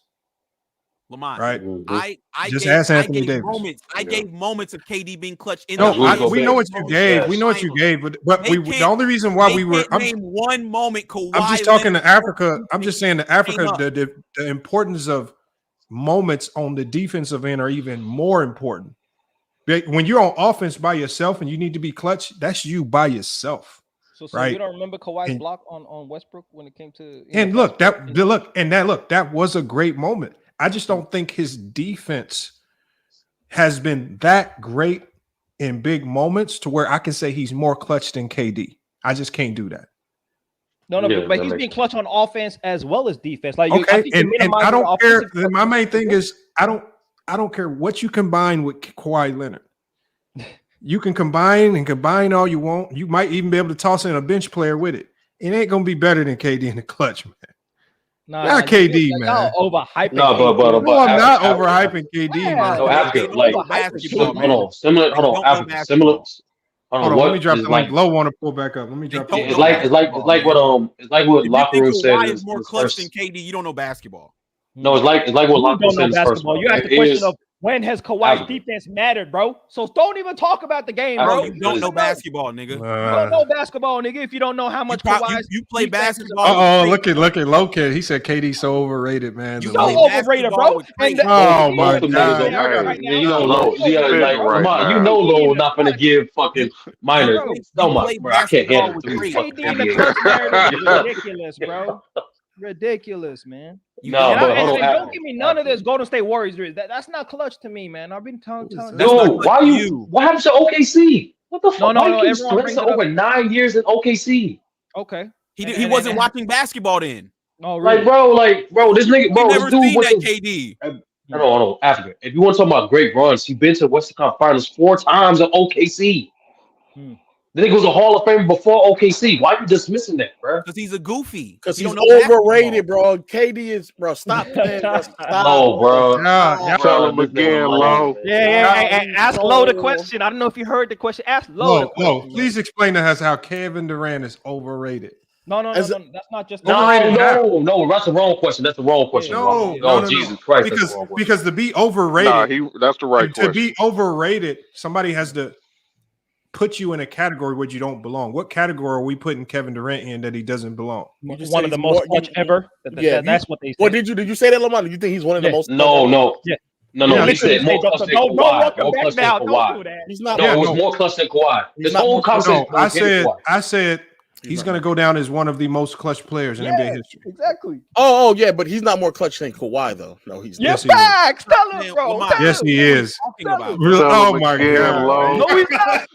Low is invested. Hold on. Y'all got to understand. Low has an invested interest in this conversation. He has. He does. By default, side with Kawhi Leonard. Y'all. How? Wait, my you don't like KD. Because you don't like KD. Okay. That's the one thing I can say you don't like. KD fans. You know, I don't mean overrate KD at all. But like, it's like it's one of my. You said. What did he do in OKC? What did he do in OKC? No, I'm saying Africa is dismissing his clutch moments in OKC. I'm like, you can't do that. What were they? In 2012 against the Spurs, he had what game was that? Fuck, was it the game 5 or game 6? Okay, I know. I know what game you talking about. 2012. Yeah. Okay, 2012. Okay, what? 2012. 20. I'm trying to get to it, nigga. 2012, 2013, 2014. No, not 2014 either. No, not 2014. Hold on, 2013. 2014 got hurt. 2015. Man, Kawhi was playing with a Hall of Fame. Oh, so what? No, nigga, hold on. My nigga can't get through the. Oh, my bad. Stop being nasty. Stop being nasty, Lo. Stop being nasty. No, why did you keep the same energy when KD was on your thing, your Twitter thing? Yes, he did. Your Twitter yes, he did. No, that nigga did. Because the nigga was getting cooked. Nigga was getting cooked. No. Hold on, y'all. If we being fair, Low did kind of keep the same energy. No, he did not. He did, bro. Oh, he pressed him. He respectfully pressed him. Yeah, he respectfully pressed him. Yeah, nah. Man, who's supposed to be scared of KD, nigga? So I'm asking. So I asked you talking about, man. I asked the question again. Name it. You said 20. Okay, you want me to give you moments? Low? Yeah. I asked 30. So you got 30 said 2012. One game. No, you got 2011. I was trying to, Low, but you want to cut me off. Hold on. Are you only wanting us to talk about playoff or you talking just OKC? We talk about anything. Just OKC. Well, we were talking about OKC. You said I guess you can do regular season playoffs. So what do you? Okay, game winning 3 versus. I mean, because it's a lot of clutch buckets that you can go to. For sure. There definitely especially if you open up regular season. That's what's gonna blow it wide open. Like regular season gonna help us out. If you want to relegate it to the playoffs, you can. I can see how you can craft a conversation, but if you include everything, no, there's no regular season. Yeah, you got. If you start arguing regular season buckets, you have to. I'm not saying you don't have, but I'm just saying that's part of it. It's part of it. But if that is your argument for KD, boy, no, the argument. So how else would a coach be able to identify? How else would a coach be able to identify who to give the ball to at the end of a game in the playoffs if they don't showcase it somewhat in the regular season? But all of these players that we're talking about have those They showcased that. That's that's how they got the to the point where they got the ball down the stretch in the playoffs. So we already understand when we get to the level of which we're referring to, we already understand that all of them. Yeah, both of them are clutch. So which ones be more clutch will mean that we have to evaluate at a higher level. So that gives us to the playoffs. So I'll ask the question. I think we can go to ChatGPT on this one. Lamont. No, he don't want the answer. He don't want the answer. He don't want the answer. No, hold on. The only reason, the only reason why I say go to ChatGPT because I know ChatGPT has no biases. What? Lamont, what's my topic? Lamont, what's my topic? They said something about can't name one CP3 moment that versus John Kawhi Stockton. has had that is better than what he gonna put it in the Discord. 2017, 2018. You have no moment. I bet. Because you kind of said it. You can't KD name on the one Warriors? moment that Kawhi Leonard has that is better than what KD did in back-to-back NBA Finals in Hey, Lo, 2017. did you put in context what team you was on when we talk about clutchness? Does the context of the team you on have something to do with the clutchness? I would wait, but regardless, this nigga talk about him being clutch on a super team with Steph Curry and Klay Thompson. They ain't got nothing to do with it, man. It's too funny. A game No 7 matter about the team, bro. Notice how they can't name one moment. I just said Yo, one mic. The game 7 buzzer. And Lamont, they talk about a super team, but Kawhi was playing with Tim Duncan, Manu Ginobili, Tony Parker, and had a Hall of Fame. I'm about to. If you let me, answer it, I'm about to name a year that does. Who got more titles, the Spurs or Golden State? Yeah, exactly. Hold on, watch this. Watch this. I'm putting that in right now. Go ahead. Low, go ahead. Now hold on. Y'all tell me if this is fair. Watch this. Hold on. Share. Let me share my screen. Y'all tell me if this is fair. So this is what I typed in. I said, can you please help me? And I'm sharing my screen right now. I said, can you please help me determine who the more clutch player is, Kawhi Leonard or Kevin Durant? I know that this is opinionated, so I need you to craft criteria to determine what clutch is and apply that logic to determine who is more clutch. Is that fair? Anybody want any bets on this? I don't. No, this doesn't mean it's right or wrong. It's just going to give us a starting point. It's going to give us popular opinion. Yeah. No, it's not. You can say that because we've used this to craft criteria before. No, but as it loaded to answer after the question, no. Like you can be clutch on a bad team or on a good team. That's what you do as an individual player. But degree of difficulty changes, right, Sturdy? It does, right? It depends, like because each clutch moment is different. I'm not going to say, "Oh, Magic Johnson isn't as clutch because he was on one of the stacked teams ever." No, he still had to perform. Maybe you should. But yeah, you can still be clutch, and your degree of difficulty is way less than the other guy. Like Kawhi Leonard's degree of difficulty. You still have to do it regardless of who you play with, my nigga. You get a guy like Harrison Barnes who played with great talent but still ain't clutch. It don't matter who you play with. About Harrison Barnes, though. We're talking about different. That's what I'm saying for any. Okay.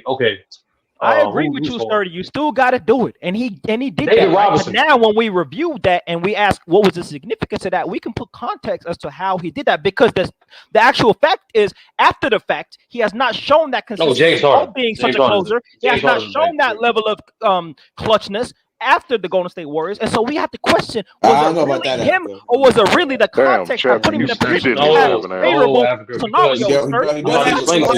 What has Kawhi Leonard shown? Stop spitting in your mic, nigga. He won multiple championships, multiple franchises, bro. That shows you a lot more than what KD has shown. Man, get out of here, man. This dude's a clown. Say, Africa. Hey, Africa, I just want to know one thing, bro. I just want to know one thing, right? So Jerry West got the Clutch Award named after him, right? And he was actually the first guy and the only guy to win the Finals MVP award on the losing team. How was he not clutch? How was that not clutch? How is that not clutch? Are you saying he is clutch or he's not clutch? I'm saying the offensive award, the Clutch Award is offensive award, right? So it's not just a defensive award. ChatGPT, after very long explanation, that he did select Kevin Durant by a small margin. They did, and did they mention defense? Yes. Oh. Yeah, so here in the summary, right here in the conclusion, it talks about you can look at it in two different ways. It says the determination of who is more clutch can be influenced by personal preference for either defensive prowess and calm leadership from Leonard or offensive dominance and scoring ability in key moments, Kevin Durant. And so I told it because it still didn't choose at the time. So I said, please select who was more dominant in the clutch if you had to choose. And it broke it down, and it basically said, based on these considerations, many might lean towards Kevin Durant due to his unparalleled scoring ability, consistent impact in high-stake games, and offensive versatility. But again, this is not that is right or wrong. It's just giving us a general answer. But it's just, for me, I only said that it has to be KD because the general definition of clutch is trends towards the offensive side of the ball, and it really don't take defense into consideration. Because if Lowe did take defense into consideration, he would consider Scottie Pippen one of the most clutch players, and we know how he feels about Scottie Pippen. That's funny. Well, but you would. I mean, I'm not. It's if you said one of the more defensive sound clutch players, then yeah. But all around clutch, then heavens no. Oh my God, no. Who? Scottie Pippen, heavens no. All around, no. Like you have to take. I'm taking consideration. No, but both sides though. But what happens is we have great offensive players who literally play one side of the ball, and because they're great in the clutch, we say they're clutch. If defense is considered clutch, why can't we have bad offensive players be great on the defensive side of the ball and make a lot of defensive stops in the clutch? Why can't they be considered clutch? I still consider Scottie Pippen clutch. I never said it. Who? I just said I consider Scottie Pippen clutch. I just said that. Oh, Lamont, can you ask ChatGPT who has more clutch shots in their career? You think I hate Scottie Pippen? He thinks I hate Scottie Pippen or something like that. No, you hate KD. You hate KD. You got to get it right. Wrong small board. No, man. No. Ask it in the playoffs. Not in the career of sample size. Hold on. Ask in the playoffs. Okay, hold on. What am I asking? Ask them who has more clutch shots in their career. What is clutch though? In the playoffs. What is clutch? The last 5 minutes is considered clutch. I mean, but if the score is a 10-point blowout, then what is a point margin? Listen, just ask the question, man. You don't know ball. Clutch is your. He don't know. He already doesn't know what he's talking about. He already knows. Bro, he already knows it's KD. Nahari. Nigga, shut up talking to me, nigga. Hold on. You don't know what you're talking about. Just go off of man. The points per game. Nahari, rule, all man. you do is get on the show and you try to like find holes in what somebody. Wait, bad, nigga. You don't know what you're talking about. But in all seriousness, because we have to wait until Lamont. You said the last 5 minutes. So that is what clutch is defined. No. I'm not. I'm outlining it right now. So the last 5 minutes, fourth quarter overtime in the playoffs. What is the whole career? Do the whole career. I know. Oh, okay. In regular season as well. Yes. Okay. What is the point differential though? I need a point differential. Man, listen. What are you talking about? What is the point differential? He's saying because if I look at is the score within 10. If I look if Kevin Durant is in the game and they're up by 10, he makes a shot in the 5 minute and when it's 5 minutes left to go in a game, he makes a shot. Question to be worded then? How would you want the question to be worded? I'm asking you, brother. I'm just asking you what is a point differential? That's all I'm asking. No. There's no point differential for me. I'll give you example. Reggie, I'll give you example. What they define as clutch the last 5 minutes of the game. That's it. No, all these caveats. No. Reggie, help him out, dog. I'll ask you the question. So if the score is, come on, just ask ChatGPT. Bro, we're about to lay it out for you. No, I don't need you to lay it out for me. Oh man, ask the question. If the score was 100 to 120, Lamont, and KD team I'm about to outline this for you. If KD's team is up by 20 points and he's still in the game and he makes a shot and it's within the last 5 minutes, will you consider that a clutch shot that he made even though his team is up 20? But based on the NBA's definition of clutch. Yeah. He's saying yes. And the NBA definition. The NBA. No. I started unrelated to what I'm trying to do. And I'm letting you know, even by the NBA's definition, there's a point differential. I see you don't know that, so now I informed you. So I'm asking you now, what is the point differential for you? Why don't you tell us then? The NBA, you don't even know the point differential. The NBA point differential is within 5. Yeah, within 5. Okay, so there you have it. What are you asking me a question for? How do you not know? I was asking you, how were you defining it? You never gave a point differential. How the NBA defines it, man. Okay, all right. If I look up clutch right now, it's going to say the exact same thing you just said. They will say that. They're going to say within exactly. 5 So what are you asking me? You didn't say within 5 I don't minutes. think you said. I literally said what the NBA defines as clutch. That's not what you said either, because we asked you specifically about a point differential and you didn't answer. He tries to finesse everywhere he goes. You're trying to finesse on words, man. Yeah, I see why you got off frazzled when I beat your ass. So it's fine. Listen, No, let me answer. Stop. I have the answers now, so I can give you the answers. Kawhi Leonard in the last 5 minutes of the game, when the point differential is 5 points, and this is in a regular season and playoffs, he shoots 41.6% from the field. I didn't ask Kevin Durant. I'm giving it all to you. Kevin Durant shoots 36. Yeah, pause. Kevin Durant shoots 36.5% from the field. Kawhi in those situations has made 102 shots. Kevin Durant has only made. Oh wait, no, this is playoffs. Let me do. Oh, hey, no, keep going with the playoff numbers though. The playoffs. The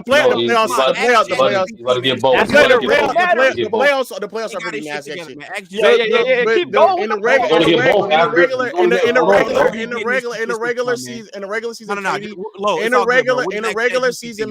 regular season, Kevin Durant made 222. But he still shot worse from the field than Kawhi Leonard. GPT, bro. Then when it comes to 3-point percentage, Kevin Durant does shoot better from 34%. Low, you got to give that percentage. You can't just say niggas shot less. If he attempted double, if he made double, and you can't just say leave it as he had a lower percentage. What's the percentage? Or he just cooked himself. Come on, let's just move on, man.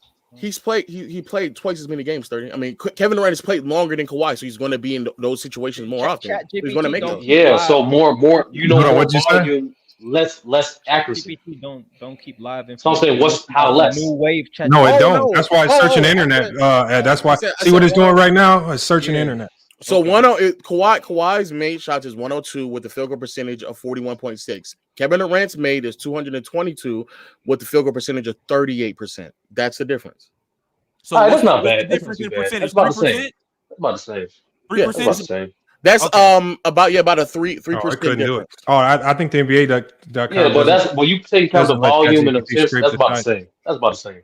No, it's not. But that's regular season. But like I stated, Sturdy, when it comes to these type of players, we've already identified for regular season. This includes regular season.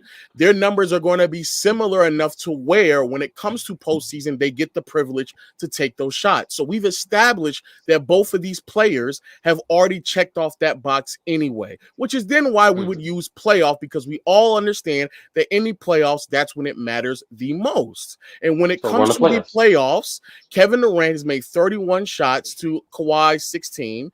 Kevin Durant shot 36% from the field in the clutch. It took Kawhi's 41%, which is a 5% difference. That's the difference. And even from behind the arc, Kevin Durant shoots 16% in these circumstances, while Kawhi shoots 31% in those circumstances. So again, when it comes to Kevin Durant, when it comes in the clutch situation, he operates off of reputation, not production. Y'all think that he makes these shots because y'all love to just exaggerate his career based off of shot creation. No, stop. Let him finish. Stop. Hold on.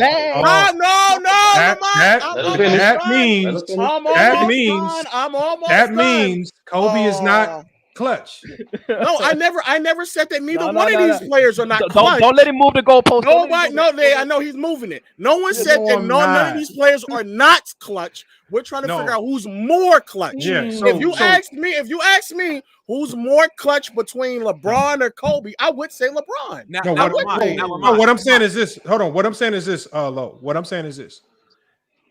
When we talk about clutch, especially when we talk about late game shots, the context that you have to apply is that the better you are in the clutch, the more shots you're going to be forced to take in the clutch. And one thing we know about clutch shots is that generally the more shots you take in the clutch, the more you miss in the clutch. It's rare that you have a player who's great in the clutch that can have this crazy high percentage in the clutch, because if you're consistently putting those moments, you actually miss more of those shots than you make them. So, for example, if one person, for the people that like to run around and say, oh, look at Kobe Bryant's percentages in the clutch.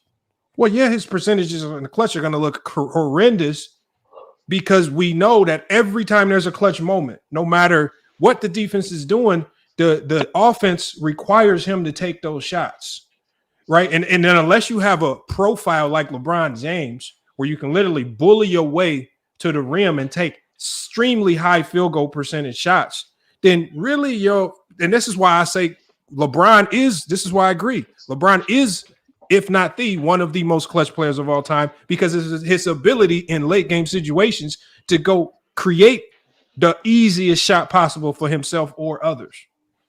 So I don't really it's hard to apply the percentages fairly, especially like you said, KD's been in a lot more significant playoff games. He's played longer. He's been in more games. He's been in more moments, and he's been forced to have the ball in those moments a lot more than Kawhi Leonard. Kawhi Leonard didn't start his career off having the ball in the clutch. So the percentages are kind of trick you if you don't put it in the context. That's all I'm saying. I don't knock your conclusion that Kawhi Leonard's better in the clutch, but I want people to be mindful that the numbers, especially the percentages in the clutch, don't always tell the true story. So now, Lamont, let's do this. Let me remove the first 4 years of Kawhi's career, so we can remove the fact of him being a role player, and let me go from 2016 onward, where he's a star caliber player, and he has to take those shots and make those shots. I can do that for you, because the reason why I'm so adamant. This chart right here favors what you're saying. The reason why I'm so adamant, I know, because I'm speaking facts. The reason why I'm so adamant about this is because I've already done this. I've done it several different times. So even what Lamont is saying about how many shots is being made, that's and that's fair. No, I'm not denying that, because Kevin Durant does have more shot attempts. But even to going back to when we had sturdy conversation, bro, Kevin Durant in a general, in a vacuum, in his last few years in OKC, he didn't make what we have outlined as a clutch shot until 2016. He didn't make any of these clutch shots. Yeah, 2014, he made one. Then he got back in 2014 against the Memphis Grizzlies. He made another one as well. You talking about the regular season or the playoffs? This is playoffs. Kevin Durant. Kevin Durant. If you go from 2014 to 2016, he took about like 15 of these shots and only made 4 of them. So like there's several instances where he's had the opportunity to do so. He just didn't do it as often as people. That's overrated. Low. What year was this put in? No. That's 2015. So that's really 2014, 2016. So but he said let's get to Kawhi again. I'll remove, for Lamont's sake of the argument, I'll remove his first 4 years of his career. Starting in 2016, where Kevin Durant was a bona fide star, and in the postseason from 2016 to 2024. Last 5 minutes, fourth quarter and overtime with a point differential of 5 or less. Doesn't matter though. Kawhi Leonard shot 43% from the field in clutch in the playoffs. So the numbers actually went up with the this one. All I'm saying is this. For me, when it comes to clutch, it's hard for me to heavily weigh percentages, because those players, especially when you're asked to be that clutch player time and time again, your percentages can be dramatically affected by a large number of things, especially if other teams always know you're going to be the player with the ball at the end of games. And we can't say that for Kawhi Leonard. We can't say that for Kawhi Leonard. Yes, you can. No, I was going to say 2016. From 2016. How much context? From 2016, it was always Kawhi. Hold on. How much context we put in the fact that Kevin Durant is actually the guy you talk about? Kawhi was in a way better. Always had the ball in his hands. Sometimes it's going to be hold on. Run, sometimes real quick. After real quick. So, like, how much you take into account, the offensive system that they are around? Because just like in the clutch, I both know for a fact Kawhi was in a way better offense, especially in terms of spacing, on a situation for the Spurs and going forward than opposed to KD or OKC. Yes, he had Westbrook was a great playmaker, but when it comes to the clutch, you and I both know it gets more physical and teams get more smarter and sag off the guys who can't shoot to help with those situations. Mm-hmm. So I'm asking how much you that take into account because that's similar to what he was saying about Kobe. Kobe, part of his inefficiency, the fact that he had to quote unquote shoot in a phone booth during some of those moments. So if No, it's more to that too.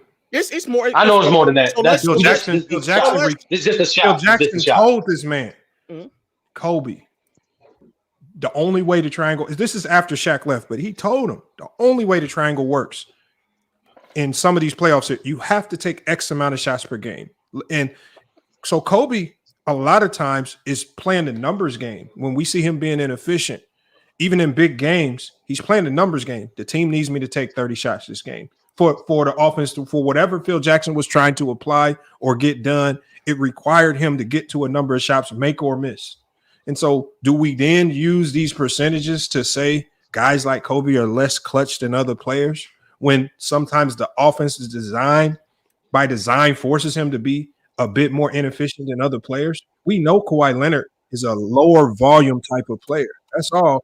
It's just hard for me just to look solely at the percentages and say that's what makes him more clutch. And it that's helps fine, his case, but I'm removing the years where he's not a low volume scorer. So Kawhi from 2016 to 2023 in the playoffs is attempting 19 shots a game.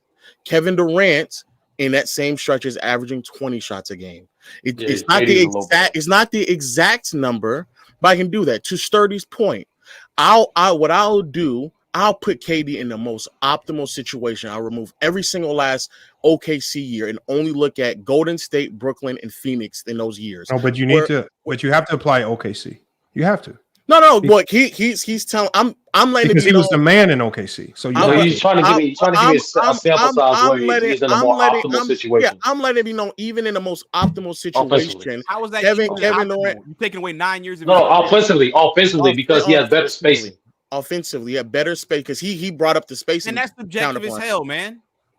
It's been unless we're looking at each shot. Unless we're looking at each shot, it's hard to fairly judge that. That's why I say it's all subjective. Lamar, that's not subjective. He clearly had more spacing. He clearly had more spacing because OKC.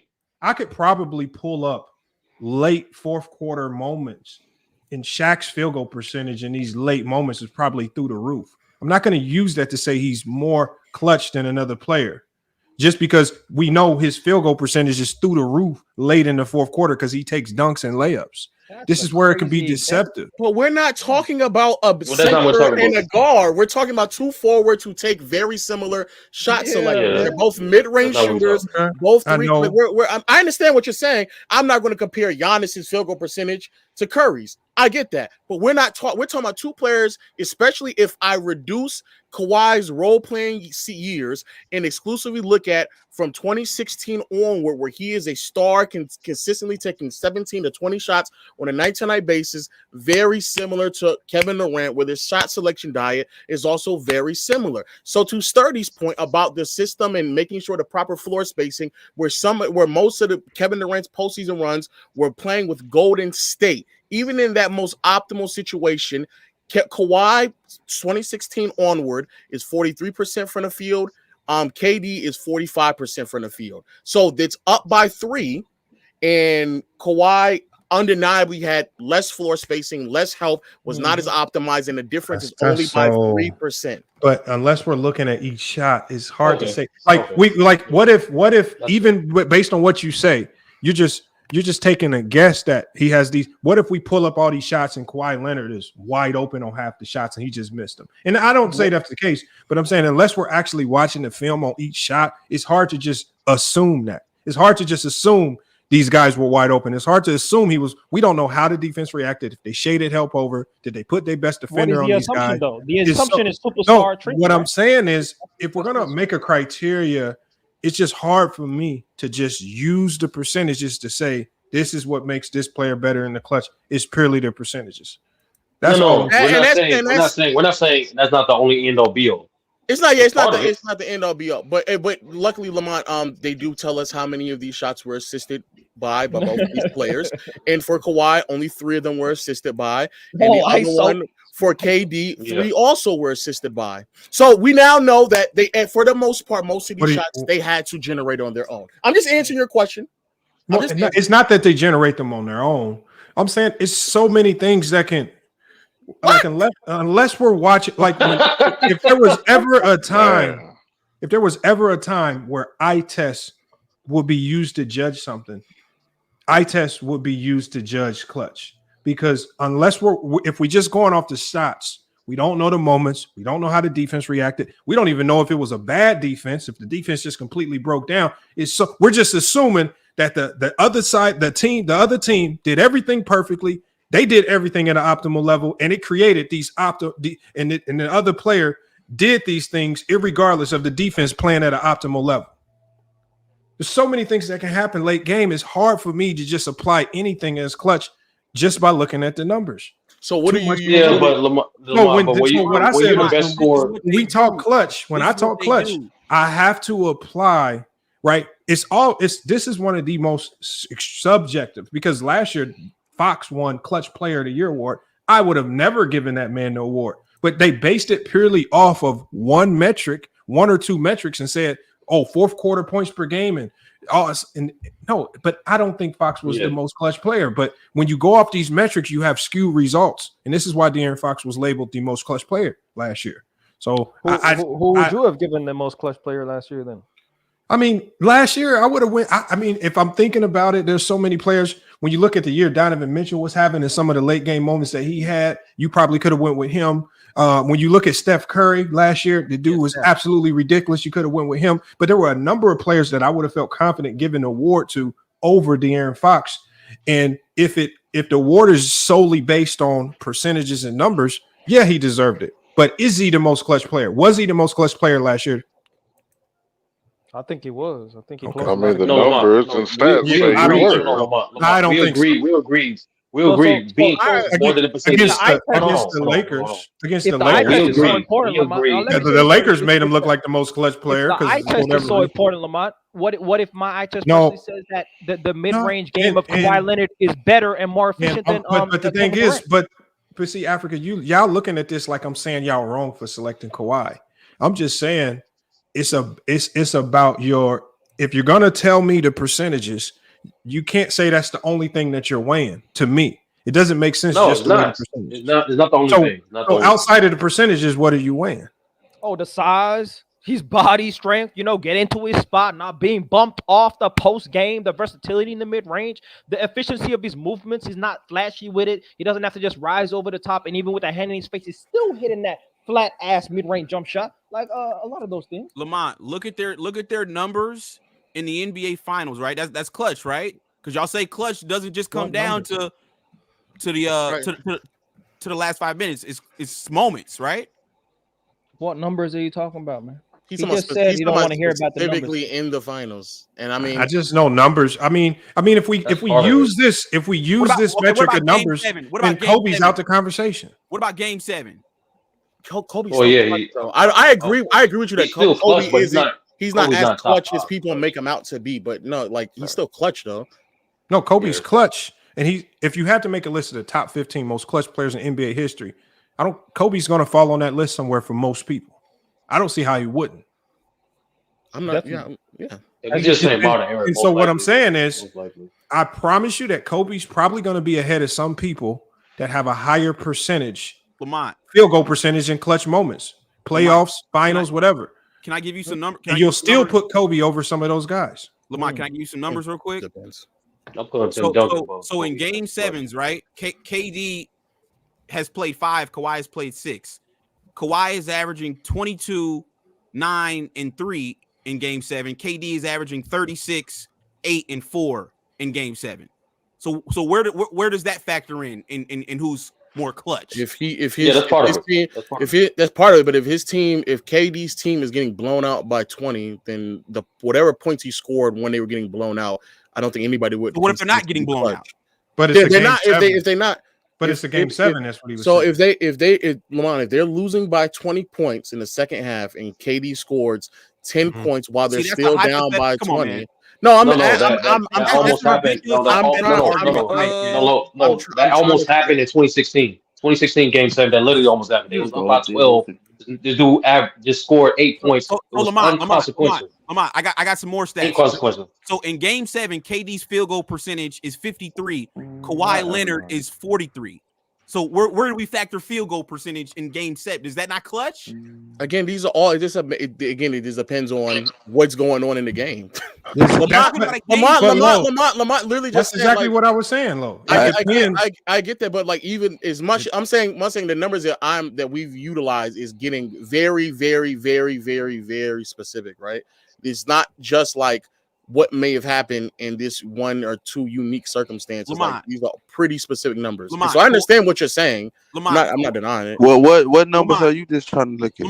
What numbers are you looking at? Hold on. Kawhi Leonard, Lamont, in game 7, he's shooting 25% from 3. In game 7's Kevin Durant is shooting 49% from 3. Yeah, that's part of it. So 25% for Kawhi and 49% for KD in game 7s from 3. Yeah, that's part of it.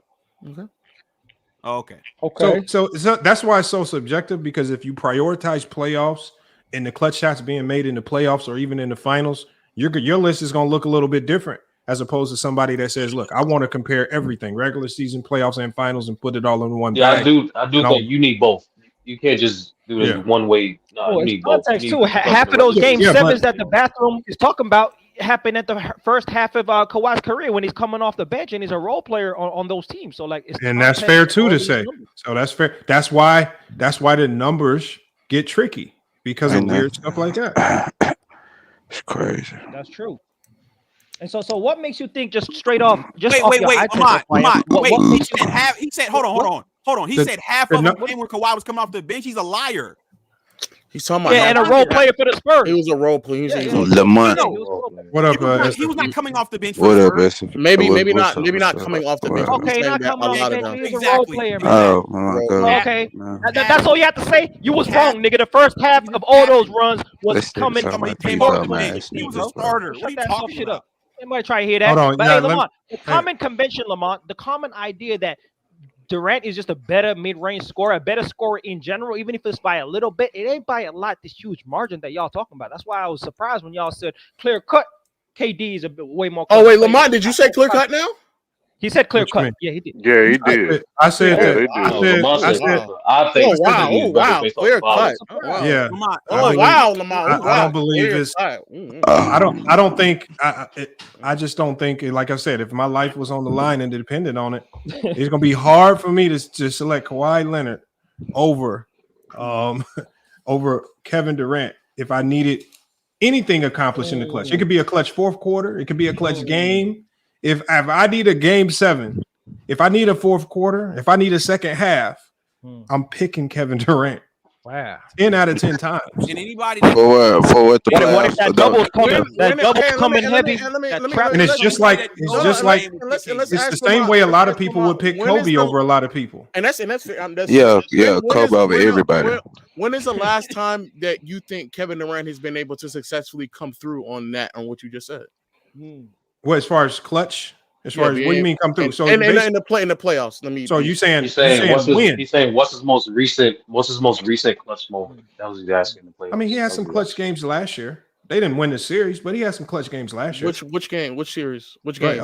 Was it against the Clippers? I think he played. I think he had some good games against the Clippers. I can't remember him off top, especially last year because I didn't really watch him last year. Okay, but I know that he has two of the games they won by like 12 and then 14. Okay, but when we talk about, so it's not when you guys are simply referring on the win-loss. It's just like the guy brought up about Jerry West. Jerry West got the name Mr. Clutch, and he has the most. I'm not talking about loss. I'm talking about the point differential. If you're up by 20 and you make a shot, do you think that's clutch?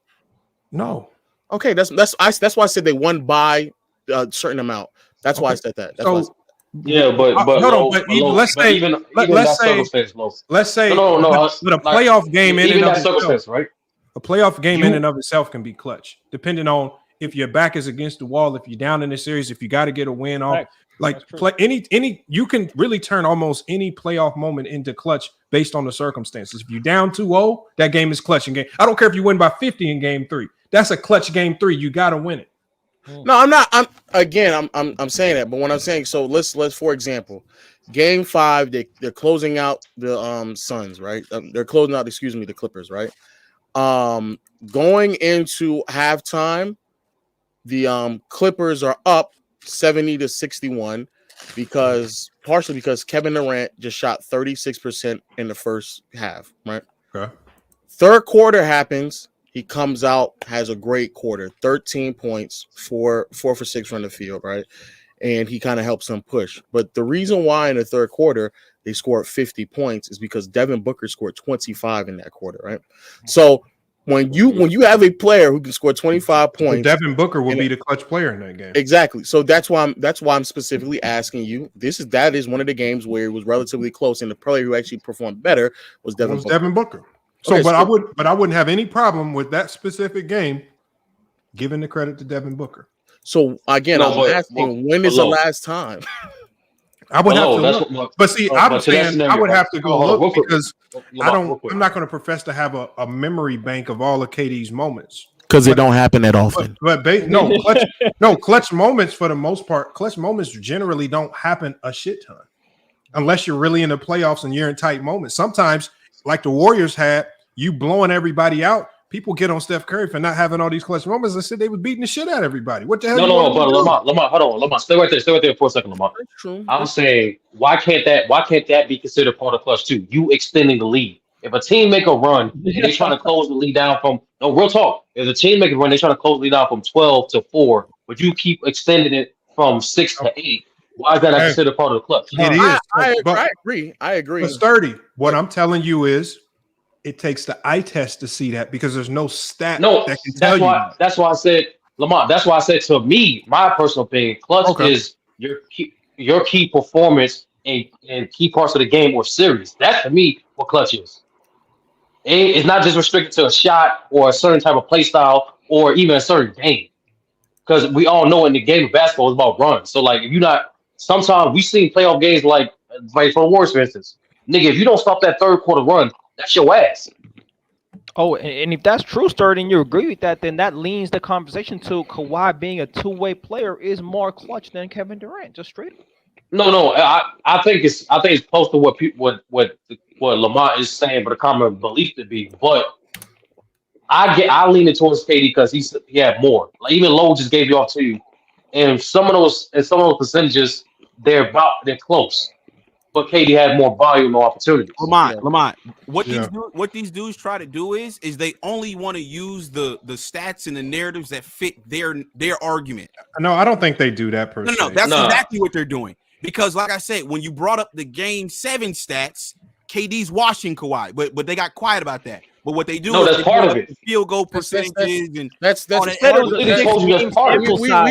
we all agree that that's a part of it. But what we're acknowledging is that just Game 7 in general may not be enough to depict what we would consider to be clutch, because I don't think anybody here would agree that you scoring in a game where your team is either up by 15 or 20 points, that would then be constitute as clutch. That's what we're saying. I don't think anybody. I noticed what you did there, Lo. See, when I bring up a point about Game 7, you bring up, well, we don't know when he scored the points and blah blah blah. But when you bring up your stats, you're not using that same logic. When you brought did. No, you did. Okay, let me be clear. My stats percentages, and that was it. You didn't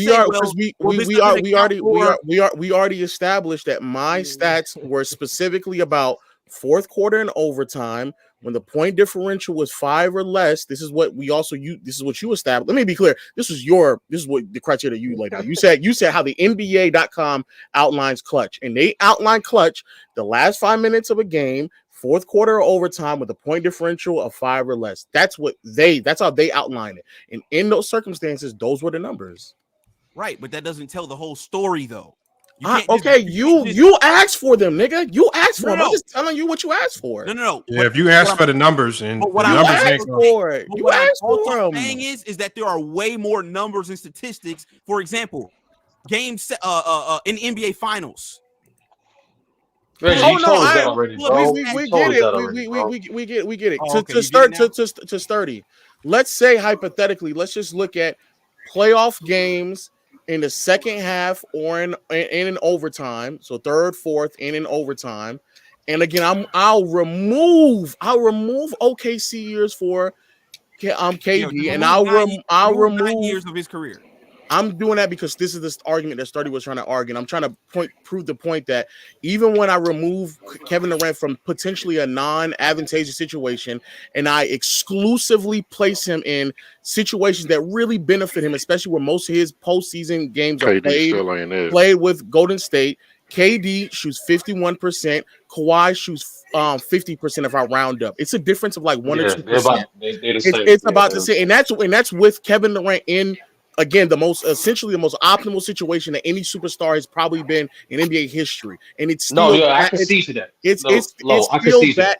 But I'm just saying, and that's throughout the entire second half. So second half could be close. You're still making shots, trying to get close. Yeah, that's what it is. It's still that close. And I can see to the accuracy. Yeah. What about from three? You didn't mention the three. Oh, okay. I'm sorry, young African. From three, Kevin Durant is 39.6%. Kawhi is 42.2%. Thank you for saying that. Yeah, it gets, bro. Like, that 3-point percentage is 89. What about the field goal? Somebody looking real overrated over there. Don't do that. I want to be clear. I want to be clear to something as well. To Lamont's point, where he's talking about we don't know how they were generated. You don't know if they were passed to and is wide open. How many of them were assisted to? Right? Kevin Durant made 368 of these shots to locker rooms. 176 of them were assisted to. Kawhi made 343 shots, so these are relatively similar to volume, and only 122 of them were assisted to. But does that mean it was more difficult? No, I'm not saying more difficult. I'm just answering the question of what was being assisted to or not. That's all I'm doing. No, and I'm saying, look, both can be equally difficult in some situations. ISO can be more difficult. Other situations, to catch and shoot with guys closing out can be more difficult. It just depends on the situation and the team you're facing. Just more difficult than ISO. No. Just to clarify, Lo. Bro, ISO in the NBA is You know how hard it is to guard stars in the ISO? Come on, Lamar. Yeah, that creation is like the hardest skill to have on offense, bro. Catch and shoot is the simplest. No, that's what you just said. Bro, catch and shoot is one of the hardest things to do. Harder than shot creation? Bro, catch and shoot. Catch and shoot, and this is coming from I'm a catch and shoot player, or at least I tried to turn into one. I was really off the dribble shooter, but catching and shooting is hard. It is not as easy as it looks, and I know it looks simple, but it's hard. It's rhythm. Bro, it's hard to do. Harder than trying to create separation. I'm not saying that. I'm not saying that. This is why sometimes, this is why you see guys with the ball. You can see these guys step back and make some of it, like Shai Gilgeous-Alexander. You see this man makes the reason why, because all he does over the summer, he's practicing these ISO moves with the ball in his hands, catching and shooting when you ice cold, when you the ball out of rhythm. You don't know where the guy's going to throw it. If they throw it outside of your shot pocket, they throw the ball high, low. So many things impact shooters. Bro, to be a great catch and shoot shooter, there's a reason why they get paid in the league today. They get paid. Hey, Lo, shot creators get paid super maxes though. Yeah, I want to say question. For the unassisted points. That is true too. Are they taking into account screens? They count what? Say it again. Are they taking into account screens for the unassisted baskets? No, they didn't take into consideration like screens or how long you're dribbling the ball. But if you want me to, I can find all this for you. I can't believe y'all. I know they got more track. I know they got all the tracking stats. They even track nigga how close the motherfucker is. They closing his shot in those moments. I know that. You wanted to put in context how OKC had a lack of looking a little overrated. Yeah, he definitely is. You took into consideration Sturdy about KD's lack of spacing in OKC. So how do you look at his time in Golden State? Do you devalue the clutchness that he showed in Golden State? No, I don't. Like I said, because no matter what, Africa, whether it be a stacked team, quote unquote, or a poor team, you still have to perform. I don't knock Magic for being on the stack. Yeah, I don't knock Magic for being on the stack team. I don't knock Ray Allen for being on the Celtics. I don't know, nigga. You still have to put the ball in the hoop. So I was only doing that because of because Lamont was saying about the difficulty and da da da. I'll go year by year. In 2017, in the second half of playoff games, Kevin Durant, and this is removing OKC years as well. So again, the most advantageous situation. Kevin Durant on catch and shoot is shooting 40% in those situations. Catch and shoot. This includes catch and shoot from 2 and 3, 40%. In 2016, this is when Kawhi's volume goes up. Second half in the playoffs, Kawhi on catch and shoot shoots 53%. I'll go here, bro. I'll go. No, that's a fact. Lamont, I know. That's throwing the towel. Lamont, can we look at each of their worst game sevens? No. Oh my God. That's silly to do that. That's just silly. His thing. Hey, Lamont, you don't think that panel was biased though? Like, now I have no opinion on the panel, man. It is what it is, man. He said he's shooting 50% on catch and shoot.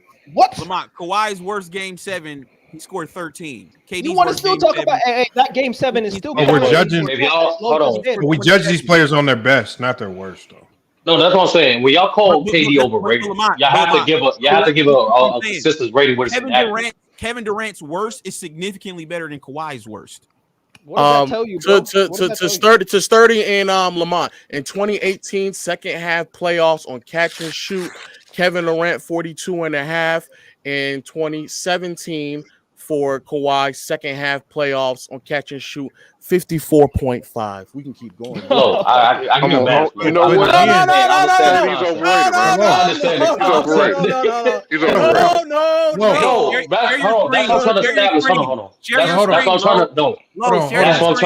Hold on. All I'm saying is, Low, share your when we're talking about Kawhi Leonard catch and shoot, we know we're talking about primarily mid-range shots.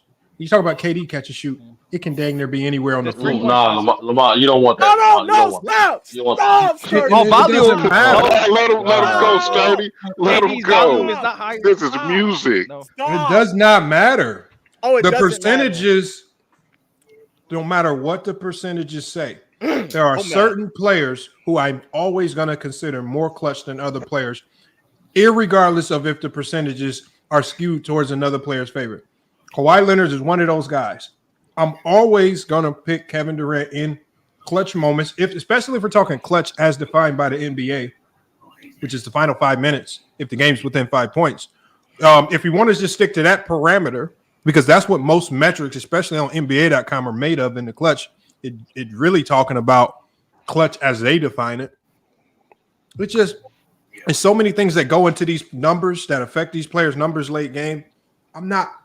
The numbers don't make me a believer. I have to watch. No, that's film. why you got to take in everything. I have to watch a lot of film. I have to do a whole bunch of stuff before I just say the numbers define a player as more clutch. And I'm not denying that. I just want to continue. 2019 second half. In 2018 is none for Kawhi because he got hurt. 2019 catch and shoot second half in the playoffs on catch and shoot.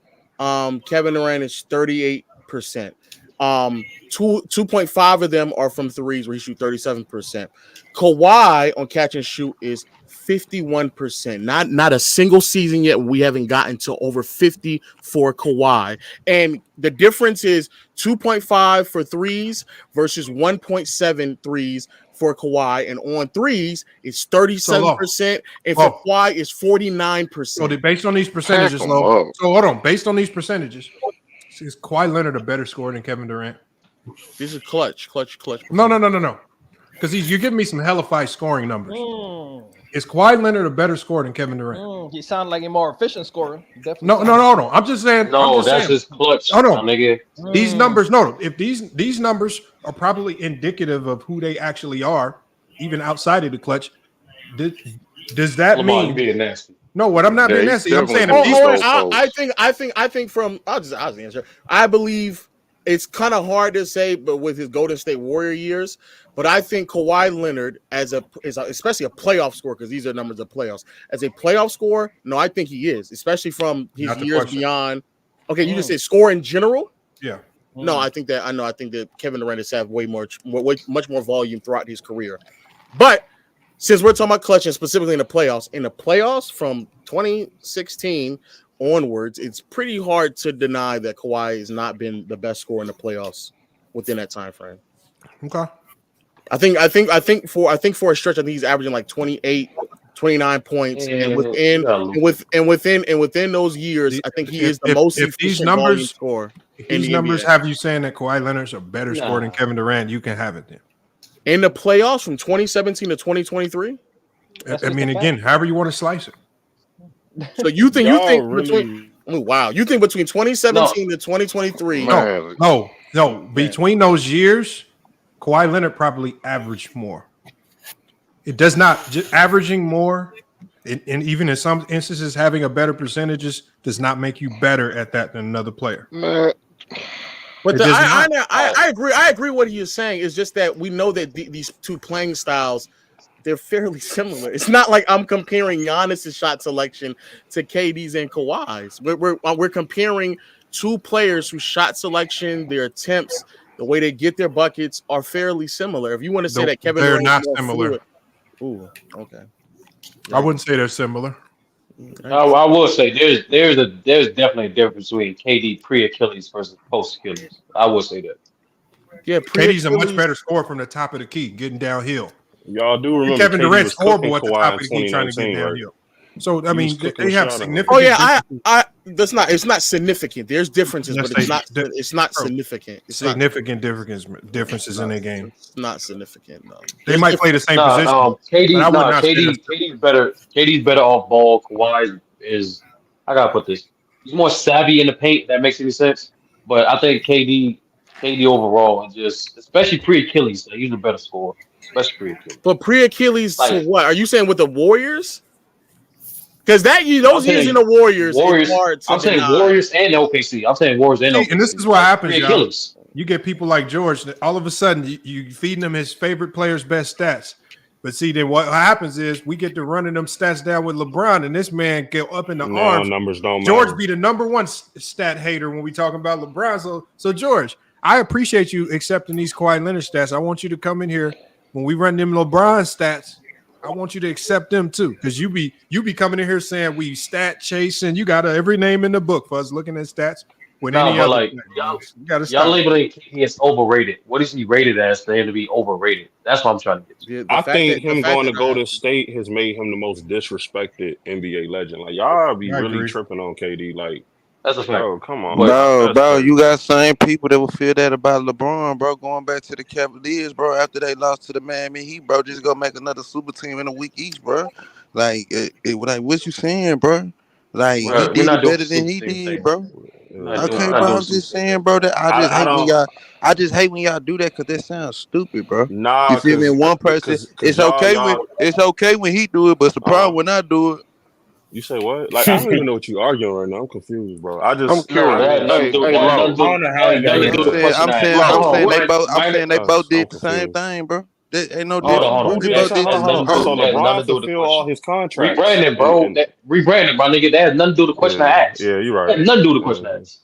Look, where you got KD ranked all time? I think KD's like a top 20 player. Top 15? No, top 20. Yeah, that's about right. Hold on, y'all both got a nigga top 25. Y'all both think he's one that at least scores those times. How is he overrated? I'm trying to see what part of him that's overrated. Because I think what ends up happening is I think the opposite from what the gentleman just said. I think that his years in Golden State has really warped the perception of who Kevin Durant is as a player, especially in late game situations. Because with the Thunder, in the playoffs in general, and to be fair, what Sturdy said is true. I don't think it was probably the most advantageous situation for him to get his points off as a scorer. But for the Thunder, he didn't really provide as many moments or just perform as well as people really recognize throughout those years as a Thunder and in the playoffs. Not to say he was bad, but when you have somebody who is identified as a prolific scorer, and when he was in that situation in the playoffs, it wasn't as prolific as people make it out. Do y'all think? Do you think it's overshadowed by the Golden State years though? Like you think people saw the Golden State years and completely forgot about OKC?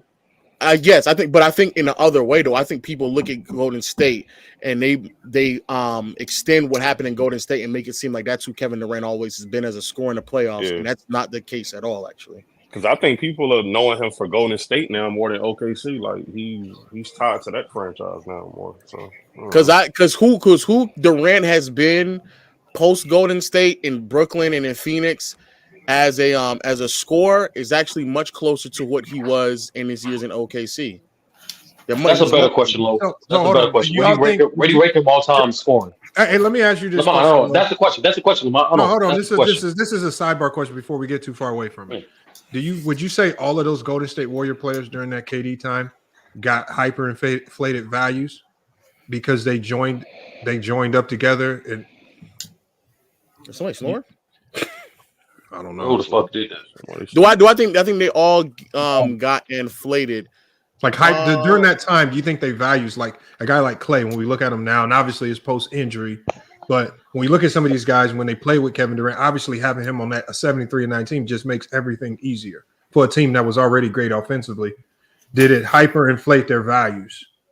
Like, so when we talk about Curry and his career is all said and done, how do we weigh those KD years that added so much to his legacy? How do we weigh it? All right, let me just answer from me. For me, I don't look at those years as an identifier of who any of those players are, because I think all of those players were such in a beneficial situation that it's really hard for me to believe that Kevin Durant in the playoffs averaging, he's having 30 points on 51% shooting from the field, 40% from behind the arc, and 90% from the free throw line, which is something that he has never done at any point in time in his career, before or after. There's enough of a sample size of games in the playoffs to know that that's just not who he is. And it's very similar to Curry as well. There's shooting splits of Curry throughout those stretches of years where it's like he hasn't shown me that he's been able to do that before or after it. So why would I then assume that that's the type of player he is, rather than me putting into proper context that he's just in this ultra optimized situation with another shot creator, playmaker, floor spacer. Like, he's just in an ultra optimized situation. But before that and after, I can get a better understanding of the type of player that he is, because I can see what it looks like. Yeah, but maybe that was him. He just didn't have that situation. Like, and that's what makes it tricky, Lo. Is like if I have to tax them because they're an all-time great team, I got to do the same thing for all the other legends too. And how do you think I'm going to argue that Larry Bird topic next week? But I'm saying, but you know what? If you go about optimized situations, that could be applied to Jordan. He had to ultra optimized situation with the triangle offense in an era where teams struggle to double. A system, LeBron in Miami. A system in contrast to who you are as a player. I think I understand. I agree with what you're saying, but a system in contrast to who you are as a player, especially when the system is still heavily dependent on your skill set, is a bit different. And then Jordan still being able to be a high productive player at an older age, even when Scottie Pippen was declining as a player, and even missed half of the season in '98. And Jordan's impact scoring throughout the entire year is still relatively similar to what it was with him. Can then provide the evidence that, okay, I see what he looks like, regardless if Scottie Pippen is making his shots, not making his shots, or even if he's there or not. Jordan's production still doesn't necessarily waver. I saw what Kevin Durant looks like before OKC. I've seen what he looked like post OKC, and I've seen what those other players look like. I mean, post Golden State, and I've seen what those other players look like beyond those 3 or 4 years in the regular season and playoffs. I've seen it.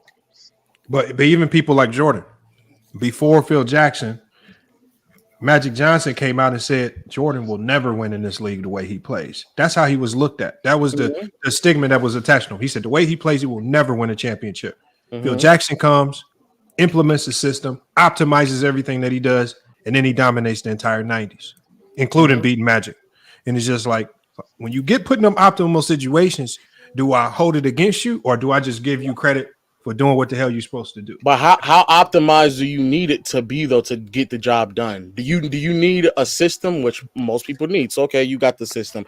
Do you need another All-NBA caliber player to win? Okay, fair enough. That's what like 99% of players need to win the championship. But do you need another MVP caliber player, all-star, DPOY, with the system, and a quality player coming off the bench with some of the best floor spacing, player movement in NBA history? If you need all of those things for you to look the way that Kevin Durant looks in those. It kind of sounds like what Jordan had. Best 6-man in the league, best 3-point shooter in the league, best defender in the league, damn near defensive player of the year. Yeah. In 98 when a lot of those things were stripped away from Jordan, he still averaged 29 points on above league average efficiency.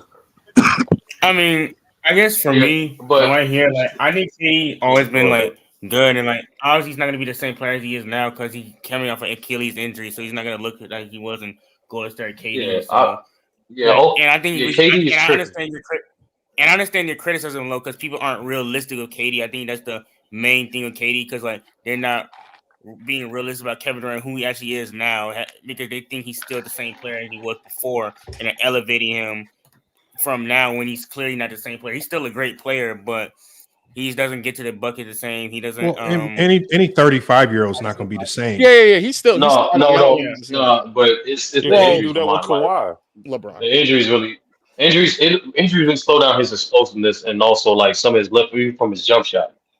Like But that's what I'm saying. It gets tricky for KD. It gets tricky, but again, we saw what he looked like in OKC, brother. Like but Lo, he still had even if he had Curry, Draymond Green, right? He still had to go out there and perform. Like if no one's not taking away from him. I'm not saying it's easy. I'm only comparing him to other top 10, 15, 20 players of all time. I'm not saying and to that other point too, Lo. That's low key 50% due to the era too, because yes, we agree every player needs a baseline, but at the end of the day, that also depends on the type of era too. Magic didn't need as much as he had in the Lakers. You still need a stacked roster to compete with those historic teams in the East too, and vice versa. You know what I'm saying? But I'm not even saying when. I'm not saying when. I'm just talking about how you necessarily perform. So even when all those other players are getting older and retiring, and the impact from those players weren't the same, Magic's impact across the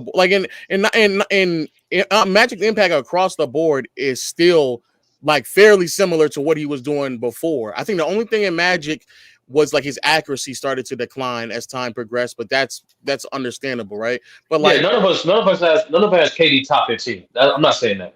I'm saying okay. So then give me a player that's around that ballpark because the last 4 years from 88. Oh, Jesus Christ! Okay. From 88. I think you said a player around KD range. No. So wait, did you just compare David? Oh my God. I personally have KD in the same tier as Barkley, Malone, Dirk, and KG. That's me.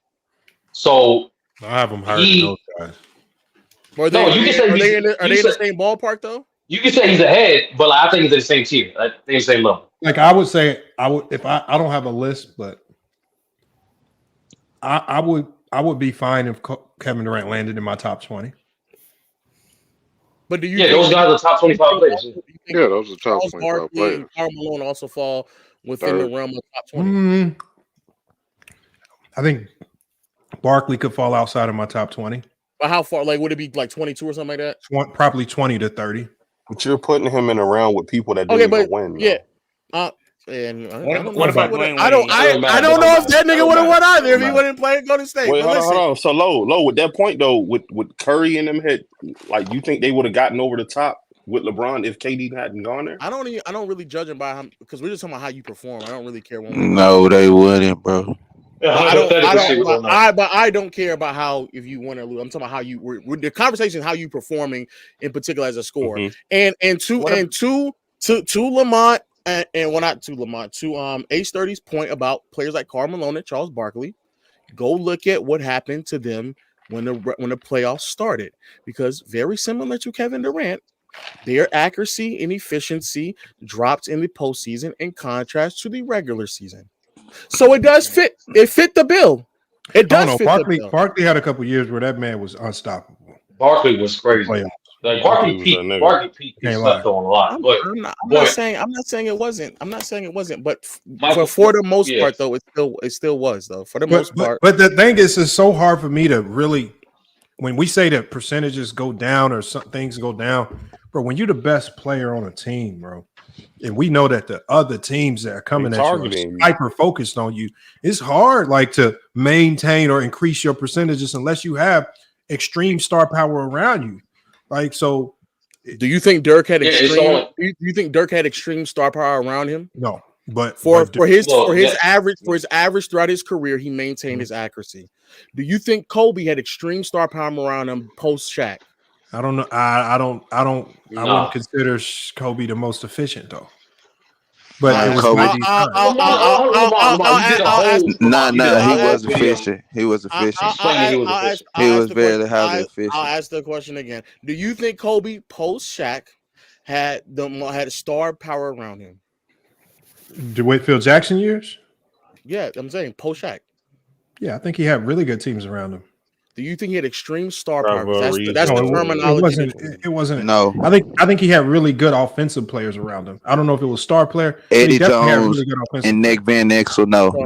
So no, we're not talking about those years. We're talking about post Shaq. So no, and Kobe during those years still was able to sustain. If you look at because like there's a lot of players who do, and to be fair, I don't want to compare Durant and them to top 10 players because to me, that tends to be the difference between a lot of these players. It is acceptable, like Lamont said, it is acceptable to expect players to drop in the postseason. I'm not expecting somebody to hold it all the way through, but it is also not uncommon though, because there are several players who have provided evidence who have been able to sustain in the postseason. And most of those players who were able to sustain in the postseason from what they were producing in the regular season, even when they didn't have the elite level talent around them, those players tend to be the difference makers between the Charles Barkley and the Karl Malones and the top 10 players of all time, the top 10 to 15 players of all time. That tends to be the difference, how they performed in the postseason as everybody else. So where's KD? So where's KD rank all-time scoring was? I feel like that's where that's a good question. Boy, he's not 1, he's not 2, and he's not 3. He's top 10. He's top 10. I'm not that. I'm top. He's top 10. Oh, LeBron, he's not top 5 anymore. That's crazy. I don't know where I had him. I did my scoring list. You had him top 5. Yes. That's what I was saying. He's top 5. That's what I know. All I remember is I had. He's not top 3 though. I had Kobe and Jordan. Hell no. You had him above Bron. I know that's what I think I had Bron. No, I think I had Bron at 3. You had KD. You had KD above Bron. I remember this shit. No, I didn't. I had Bron at 3, man. Yes, you did. Bro, I had Bron at 3. Y'all was really mad at me because I put Carmelo Anthony in my top 10. Carmelo was that nigga. No, they said he wasn't one of the greatest. No, it was somebody that came up here and said David Robinson's a better scorer than Carmelo. No, haven't. I say that. I'm not gonna say no name. I said Dominique Wilkins has a good chance of who's a better scorer between Melo and that's what I said. What would it take for KD to make y'all like top 15, y'all top 10? Like what is he lacking? All he has to do is just provide to me a postseason run where he's able to sustain the deep postseason run. He ain't got to win. Just provide the evidence to me that you can sustain the excellence that you show us in the regular season to the postseason. That's what I want. He would have to DM Low apologize. He's saying do that post Achilles. He did that pre Achilles. Well, he did that pre-Achilles 2012. And most of the top 15 have done it at least more than who's a better who's a James better Kingdom scorer? here. James Harden or KD? No, KD. Who's the better postseason scorer? KD. Who's a better scorer? Period. Who's higher on your all-time scorer? KD. He's not even okay. KD. I have a question. So James Harden will make them numbers look real funny. Not in the playoffs. Dwayne Wade's in the realm with KD. No, I think but Dwayne Wade is he's an underrated scorer. But no, I don't. No, he's not in these conversations. He's a very underrated. Okay, scorer. I'm talking about like all-time ranking wise. No, I agree. He's an underrated scorer, but he's not as good as. Oh, okay. I can see how some people could argue that Wade's a better player. That's one thing I could see. If you're just talking about the complete player. I can't even see that. Yeah, I thought you were saying Wade isn't a better player. That's what I'm saying. Like, for now, like it's. No, I think that's the overrated part. Like the KD is viewed as consistent top 5 scorer or something. So if y'all say he's overrated from that aspect, I know. Hey, Facts One Cool P. We've been live a long time, man. Live a long time, man. Yeah, I know. You supposed to do a 24-hour stream, but I don't want. Yeah. I don't want to hold y'all up too much, man. I just want to, I heard the KD praise through the grapevine, so I had to come through. And That's insane. I appreciate that, Lo. I appreciate you coming up here, Lo. To cook KD is insane. Yeah, let's pump their brakes, man. and to Sturdy, I'm so serious. Sturdy, go look at what Kevin Durant was doing in the postseason in OKC, and it don't. No, I know. It's still great. And I want to be clear. It is amazing, spectacular, stupendous. It is great. But to what many people think Kevin Durant is as a player, because I think a lot of people think that he's like 50, 40, 90, 50, 40, 90.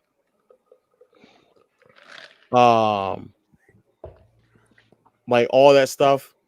But like in the postseason, it's not that, especially in OKC. Yeah, it's just when you're a jump especially shooter in the playoffs. Yeah, you don't have crazy physical advantages. So they said somebody hit the bat signal for you, little man. That's crazy. That was me. That was me. My boy Russ did outperform KD in the Warriors series, though. Yeah, nobody doesn't want to talk about that. That entire 2016 run, oh man, Kate. Hey, yeah, that was bad. My boy Russ. I don't know if respect my boy Russ, but that's it. One series. But I do have to go. No, we still ain't got your thoughts on the Lakers, man. We got to talk about that tomorrow, man. Okay, we'll talk about it tomorrow. All right, man. All right, Salute. Appreciate you pulling up, man. KD overrated. Mind you, next. Nah, man. He told you heard the truth. You heard the stat. KD. Hey, I'm 1,000 times out of 1,000 times selecting Kevin Durant over Kawhi Leonard if it's any clutch scenario. Yeah, as long as we got Steph and Clay and Draymond around him, I agree with you. He is absolutely one of the biggest nightmare matchups for defense in NBA history, man. Mm-hmm. It's not. I think locker room wearing that blue and yellow jersey. Locker room really dropped the ball, not mentioning that 3-1 Denver lead. You can't go wrong with either one. Like, we be honest, we can't go wrong. Yes, you can. Yes, you can. No, that's what I'm saying, Lamar. Like, what would it take for to change that consensus definition, bro? Like, it's really just people think clutch, just think of made shots. The definition of clutch is, but that's what I'm saying. It's going to be hard to change the fan perception of clutch because everybody has what they like. Because sports media, you got media outlets, they sell clutch as one thing, and they put those players in the 4th Street. They're going to sell you the highlights. They're going to sell you the game winners, and with so many forces out there that's always going to propagate what clutch is, it's going to be hard to sway people's minds. Nobody's really going. They don't care what you do on defense and none of that stuff. They don't care about you making the right pass. This is how De'Aaron Fox won Clutch Player of the Year. It's exactly off that. The media created the narrative for what it was to be clutch, and they showed enough highlights to convince people that he was, and I don't think he was. No, because that was I kind of asked Johnny that because when he was doing his point system for his criteria, I noticed he had different values for the accolades, and that's why I asked him because each accolade is not available for every era. So I asked him how does he determine the value for each one of those things? Mm-hmm. Yeah, like Finals MVP for Bill Russell, and it didn't exist until 1969. And Defensive Player of the Year for Bill Russell. I'll give it Johnny that he did. I already got my criteria, but I'm gonna add a point system to it because you add a point system to it, it only helps with the ranking down the line, but also it kind of makes things a little more accurate. But that was like a merit-based point system. It was like solely merit-based. That's what I'm saying. Yeah. That's the scary part about just using the merits and the stats alone.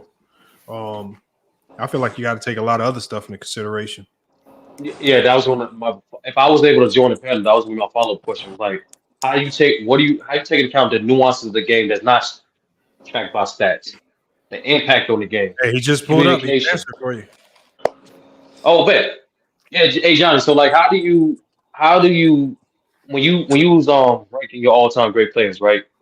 How do you take into account things that aren't tracked by stats accolade, like communication, impact on the game, dictating the pace of the game, so on and so on? Yeah, great question. Peace, fellas. Peace, Lamont. Thanks for bringing me up. That's the hard part, because I remember I was telling Lamont that about like the milestones, right? How do you measure LeBron's 39,000 points, 10,000 rebounds, and 10,000 assists? How do you measure being the youngest to 30,000? You know what I'm saying? The fastest to 30,000. All of these things are hard to really measure, and that's a great question. That's why I don't include it in my criteria, because I can't measure it. You see what I'm saying? Like, it's hard to include things in your criteria if you can't truly give it a point system and measure it. So when you asked about the accolades, right, I'm able to measure it. Now, is it subjective that I make the MVPs more important than all NBA? Yeah, that's my subjectiveness, but I based it off of my experiences as a basketball fan and what most basketball fans talk about. So usually they say championships are the most important thing. Then what would be the second most important thing to be an NBA player? Well, that would be to win the MVP. I mean, that's how I think about it. Then what's the next best thing after being an MVP? Well, making the all NBA team. Then to me, it's the all defensive team. Then it's winning the finals MVP. Then it's winning the all-star. And I also included, as an example, when the award was introduced. So as an example, all NBA and all-star is the oldest honor that the NBA has. It's been there since the first year, 1947. The MVP came, I believe 55 was the first year they had the MVP. Then you have 69 with the all defensive team and the finals MVP. Then 83 has defensive player of the year and player of the month. And I think a sixth man of the year came in 83 as well. So like those are things that I included when I measured how you should get those points depending on what accolades you earned for your career. So that's how I did it. There you go, right there. No, you could do. I recommend like for those things that aren't tracked by stats, you could do it comparatively, right? So if you was if you would take out, say you was ranking your greatest defenders of all time, right? Of course, you'll put in some milestone and stats with it, but a certain aspect of defense that's important too, like innovation, like communication, like deterrence, you can do that comparative to the guys that made the cut. You know what I'm saying? No, I hear that, but I was saying, how do I measure, right? How do I measure LeBron James' communication skill on offense or defensive side of the floor, someone like a Bill Russell or a Magic Johnson, when we're talking about how great Magic is as far as communicating offensively, or how Bill Russell is communicating defensively? Like, how do we measure who's communicating better? So that's about that. Like you just gotta watch it. You just gotta watch as much film as possible. And like, because there was discussion earlier in Discord, like to me, a great indicator of a great defender is their activity off ball. So you able to point out mismatches, you able to communicate baseline, you able to deter shots, like all these things, and bumping your low man, all these things, these to me determine the good indicator of a great defender, because you operate a string. You are picking up different responsibilities to help your teammate out. So in that aspect, I think you just have to. It has to be a combination of both the imperial data with the observative data. And no, I got you, but my thing is that observed data can't be measured. So it's really going to be based on your subjectiveness, which is fine, because there's certain things we just can't measure. You would have to use your subjectivity to the best of your measures. So I get you there, but that's why I don't include. I don't think it's subjective. I don't think it's subjective if you say this guy has a high motive, or this guy calls the turn sports team, or this guy is an anchor for this defensive team. I don't think that's subjective. I think certain. No, that's not subjective. Go ahead. I'm sorry. Go ahead. No, I'm saying, rebrand. That's not subjective. I'm saying Draymond Green is pointing out a mismatch on the baseline, so he's telling Wiggins you don't have to rotate. Or if I'm saying Paul George is doing a good job bumping the low man, helping Zubac recover to the roll man, that's not subjective. That is observable. That is a fact. That's what happened. No, but what's subjective? No, but what's subjective is you saying whether or not Kevin Garnett doing the same thing is more effective than Draymond Green. There's no way to measure who's more effective at doing that communication. So as an example, right? You had the stories of Kevin Garnett was a foul mouth dude, right? He talked trash a lot, but the players were realizing that he was telling his teammates what to do on the court. When he was saying this dude is sweet, he's basically dude is sweet. The ball's not coming his way. You see what I'm saying? So that affected the way the team played, because he communicated that way, right? But then you had someone like Larry Bird who would tell the defense exactly what play they're running. So is that a good communicator? Because he wanted to trash talk. He told them, I'm going to run over here, catch this shot, I'm going to shoot it right over your head, telling the defense to play. You see what I'm saying? Like, so when you talk about it in that sense, that's what makes it subjective. Because I can say, man, Larry Bird is messing his team up by telling what the play is. But in reality, he's so good, they're not going to stop him. right? So that's his trash talking way. He deflated teams by doing that, by telling them like, "Yo, I'm gonna do this, and you're not gonna stop me." You know what I'm saying? So the communicating part, I get you. It is a part of the game, but it's hard to measure. There's no really way to measure it. That's the only way I'm saying. Compared from one player to the next. That's all I'm saying. I think the only thing you could get close to that is try to understand the defensive scheme or the philosophy of that team and how that player doing is affecting that. The reason why Bill Russell is considered the greatest defender of all time is not consistency. It's not just the fact that he had the highest defensive win shares of all time, but also his level of innovation and impact on the defensive end is unquestioned. Mm-hmm.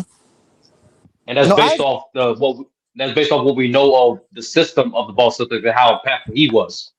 So I think that's that. Yeah, but there's ways to measure his defensive impact without using the unmeasurable intangibles, right? So as an example, we know Bill Russell invented blocking, right? They used to say, "Don't jump to block nobody's shot." He used to do that, and he used to tell them the reason I can do that is because I will keep the ball in play, right? So I won't block a shot to get it out of bounds. I'll block it to where one of our guys can grab it, or I'll grab a rebound. So we can see with the rebounds he had, we can say maybe 25% of the rebounds he grabbed was basically him blocking a shot and then grabbing the ball. You see what I'm saying? Like, so there's ways to measure that kind of impact defensively. But the things that you were talking about, which was like IQ and communication, those things, man, we really can't measure them. And they do have an impact on the game, but we just can't measure it. You know what I mean? There's no real true measurement for it. Nothing tangible. Yeah, that's the unfair part of it, because once statistical categories were created, that kind of defined how we create or how we define who's the best at something. And certain guys like the Scottie Pippins or even the Draymonds to a certain extent, they're never going to get the full credit for what they do best because there's just no statistical category to record some of the things that they do. Like tip passes, in college, there's a lot of coaches have an assistant that just records tip passes because a lot of times coaches consider tip passes more valuable than the steal itself or even block shots. Yeah, deflections, yes. Yeah, so deflections is something that's accounted. So we use these statistical categories to define, like a lot of people label John Stockton being able to lead the league in those years, all those years in assists. And a lot of people say John Stockton was this great hard-nosed defender. And it's just like, when you watch the film, he was okay, but I don't remember him being a clamp down defender too much, No, he was just dirty and smart. He was a hard-nosed guard, but I'm just saying, you watch the film and you're gonna see boys like Tim Hardaway and the boys get in front of them, they eyes light up and they get to go to work. Tim Hardaway, what's that boy name from Golden State? Even Mookie Blaylock. I'm talking about anybody with a little shift to their game was loving John Stockton. So your boy Terry Porter for Portland busts his ass like a bunch of niggas, man. So that's what I'm saying. But what happened is when once the NBA created these statistical categories, that for what many people that defined a side of the floor, like block shots and steals. And I even said, look, Jaren Jackson leading the league in blocks, good for him. But he is not the best. He should never have won a Defensive Player of the Year award to me. He jumps entirely too much. He is not a good defender to me. So, but can I ask y'all this? Maybe you guys know this answer. I've always wanted to know this. When somebody does do a deflection, who gets the steal? The person who gets the deflection or the person who made the deflection? The person who recovers, isn't it? The person who made the deflection. That's the person who gets the steal. I think they both get credit. That's what I thought. No, they both don't get. The person who initiated the deflection, like if I took a pass and it goes to Lamont on my team, I get credit for that steal. I don't think so. Because without my deflection, you don't get that steal. Yeah, that's what I was wondering, because I know it's one or the other. I know it's the person who grabs it that gets the steal or the person who tips it. I just don't know who. I just never really realized. Who. When it comes to blocks, like if I block a shot and Lamont recovers it, he gets the rebound. I get the block shot. Yes. Okay, so if you tip a pass and your teammate gets that pass or that tip pass, that means it's a steal for you. Okay. But see, what happens is a lot of times on a tip pass, with good teams, that tip pass just leads to multiple hands touching the ball. It's primarily the best for just disrupting offense. You tip a pass in a game where there's a shot clock, you've completely even if they get the ball back, you've completely disrupted their offense. That's 2 seconds minimum. That's 2 seconds minimum. Yeah, in the shot clock game, the deflections are super important. Yeah, what up? Let me ask you, do you think, because with you breaking down the film the other day, right? Yeah. Do you think that you think most fans don't even really know how to break down defense when they're looking at it, like, for real? I just think fans don't care about it. It's boring to look at defense, to really try to understand it. I get that. I know that unless you're talking about a massive block, sending the ball into the stands or something like that, most people don't care. They don't care about, what it takes to be a good defender. They don't care. Yeah, they don't care about they see it positioning. enough. Yeah, they don't care about positioning, chasing down like threes and stuff like that. No, Help. Like when I get to talking about, like when I was talking about how in that last game, when I did the film study on LeBron and I was talking about just basketball one-on-one stuff, and I said, look, LeBron just has to find a way. If you're the strong side defender, you cannot help. You have to stay attached to your man. And you watching that game against Memphis, he left his man strong side, Ja Morant, swinging it right to Jaren Jackson. This is one of the reasons why the man was 5 and 6 from the three-point line. I mean, it's just basic basketball principles. But when most people watch that play, they're thinking Ja Morant made a hell of a play. I'm thinking LeBron James just made one of the most boneheaded plays I've ever seen defensively, because all he has to do is stay attached strong side. Literally, it's the easiest thing to do, and that's why I say it really bothers me when I see a team like the Lakers consistently make the mistakes, and especially when the mistakes come from somebody like LeBron James, because I know he knows better. And then you have to start saying, why is he so distracted? Why is he having so many mental lapses? And it's kind of disturbing to see. But some of the mistakes that I'm seeing happening, these are not normal mistakes. This is just very, very basic stuff. He throwing bonehead passes. Like, that's why I hate it when people blame Darvin. It's just like, as a coach, you cannot coach that. Like last year I had a team that my best players could not defend. And you know what teams were doing? They were going straight to the top of the key, ISOing some of my best players. And it's just like, hey guys, ain't nothing I can draw up to help you if you getting beat from the top of the key. There's no help defense that can save you. And so some things, there's nothing the coach can do other than tell you and tell you what to do, but it's on the players to execute it. And you can't coach effort. UD talked about that on his podcast with Bam. He was like, that's how Spo optimizes his defense. He just challenges his players. Like, listen, bro, I can only scheme so much. It's on you. You want to get embarrassed or not? And that's simple. What it is. Like, defense is simple. The complicated part about defense is rotations. When the offense get the advantage, you got to rotate and help. That's when your decisions got to be split second. No, defense a lot. When I say to be a good defense, your team has to be connected. I mean, and when I say connected, you better hope and make sure these guys is damn near best friends. Yep. Any discontent, any two people that are not connected can blow up your entire defense. And this is why it's hard to have a great defense. Like when I look at this Minnesota team, I can almost bet without even knowing this team, they all hang out off the court. They all like each other. They probably all go bowling together. And I don't even have to know nothing about them. Only way you stay that connected and locked in defensively. It's the only way. And it starts to show. And when you look at this Laker team, when you hear about all the riffraff going on in the locker room, can we honestly say that these guys are connected? LeBron and D'Lo, some of these guys, there's no way they connected. They don't communicate. They don't play for each other. They don't play hard, and none of them hold each other accountable. So. Yeah, but do you think it hurts LeBron's legacy? Like, if another coach gets canned, like, you don't think that plays against him? No, it's fans. Didn't somebody ask this just the other night? The same silly I think question? it was me that said. No, it was me that said the point. Like, I don't know, dog. Like, how many coaches get fired? No, it just happens, my nigga.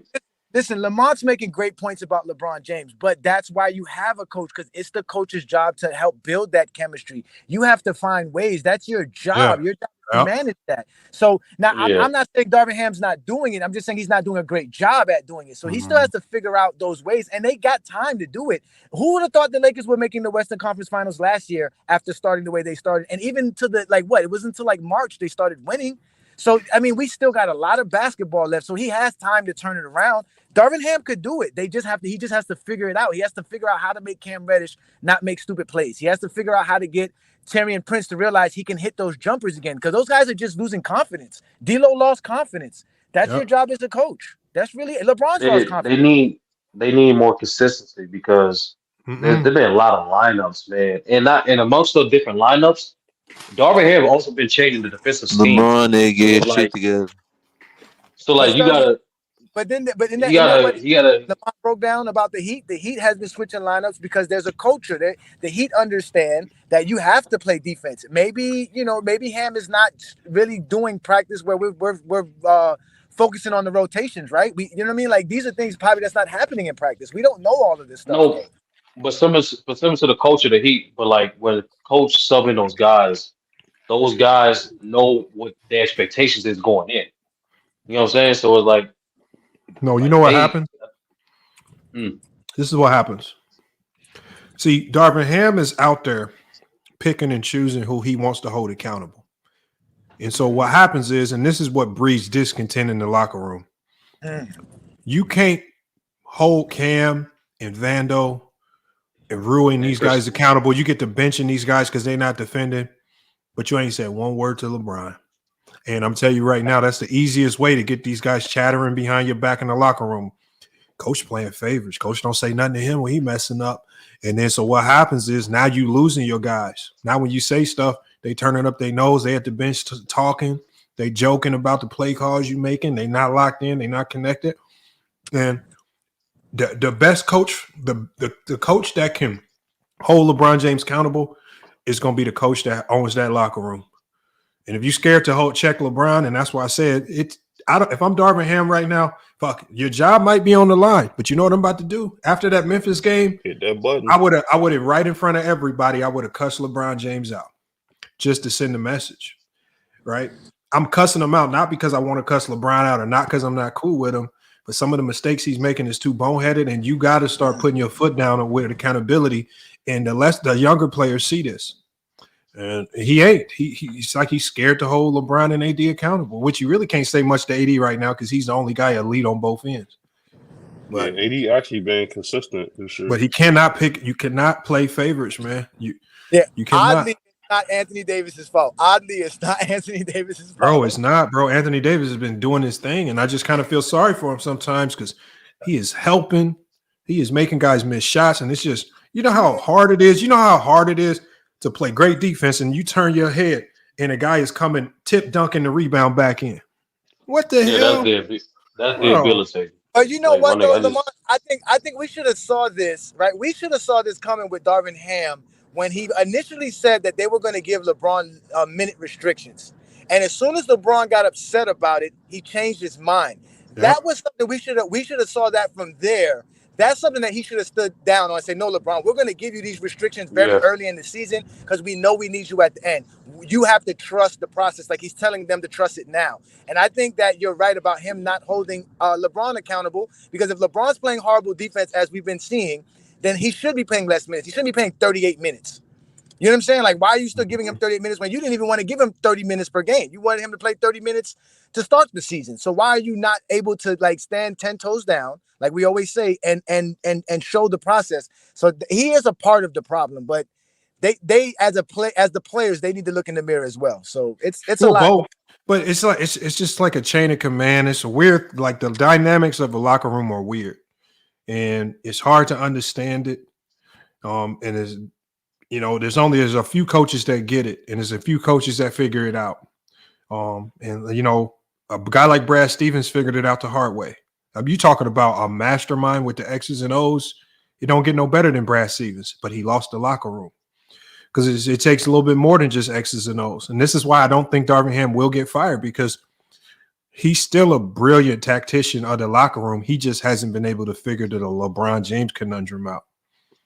You need multiple lines of communication. You need a vet off the bench. You need No, an experience. no. He An needs to be assistant. the You need face check, no. Let me LeBron. finish. Let me finish. Let me Darvingham, finish. you need to Let me go finish. back to the Bobby Knight. You need to just for one time. It's time to get on. It's time to cuss this dude out in front of everybody. No, I agree with that aspect.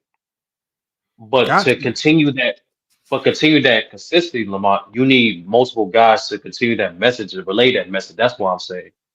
But see, that's the thing. So You do it one time, I guarantee you, everybody. LeBron James don't get a foul call. He crying to the ref. Darvingham call a timeout, get in his face and check him right there on the spot in front of everybody. I promise you, a whole bunch of people's tunes gonna start changing. Yeah, bro, it's just that time. You cuss out LeBron, you'll cuss out any of us. It's just that time. And it's not that you got to play this hard-nosed role, but when you see the types of mistakes that are being made, these are like unforgivable sins on the basketball court that just are not supposed to be happening. And the crying to the refs is one of the most, I mean, that's bad. Like, did y'all see how Mike Brown, they were just in a practice run and Malik Monk cried to the ref in the middle of a practice run. I want y'all to go see this film. Boy, Mike Brown stopped it. He cussed this dude out in front of everybody so bad. I could pull the film up because it was one of the public practices. And like, watch this. He said, stop doing that shit. He said, I don't give a fuck. He cussed him out in front of everybody. Because while you doing that, your man then got back on offense. Because crying to the refs is such a bad habit. I'm telling you, look, I'm gonna pull the film and watch this. But not only is it a bad habit, it's also disrespect to your coach. Because let your coach deal with the refs. It's a disrespect to your teammates. But that's your coach's job. Your coach's job is to check the refs. The ref, I'll talk to the ref. I'll get the text. I'll snap for you. Don't worry about it. Just play the game. You know what I'm saying? We got a game plan. Stick to it. But go ahead, brother. Bring it up. Because my thing is like, what? Like, is the ref going to change the? Like, is he? You know what, LeBron? You know what? You foul. Like, he's not going to change anything. No. What him does crying about fouls ain't nothing new, man. What does happen? What does happen though? If you because refs don't officiate each part of the game the same. So sometimes when you as a player, you gotta be professional enough to continue. Don't give up on defense, but in between plays like a timeout or a free throw line, talk to the refs. Then they do sometimes adjust they officiating. I agree. Listen, I agree with you there, but like I think we all agree, like, dog, doing that shit when we trying to get back on defense, and now you slapping your hand and crying, and then your man wide open in the corner.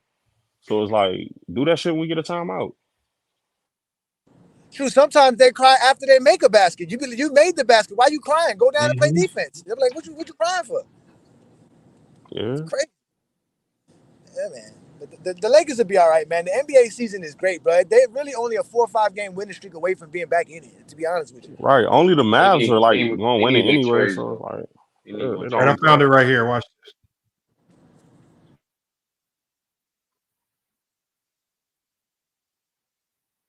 Hey, drop the link for locker room. Okay, hold on. I'll drop the link for it real quick. I'm about to share my screen real quick.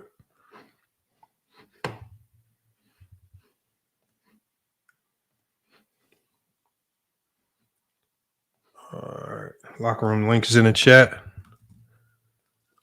And remember, mind you guys, this was just a practice. He stopped the whole practice and did this.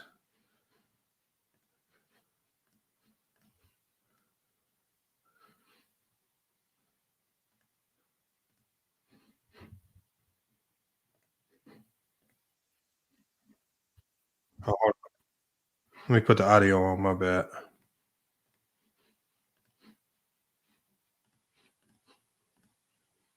All right, there we go. Mike Brown doing his thing as a coach and holding players accountable. This is why he won Coach of the Year last year. Check out the video.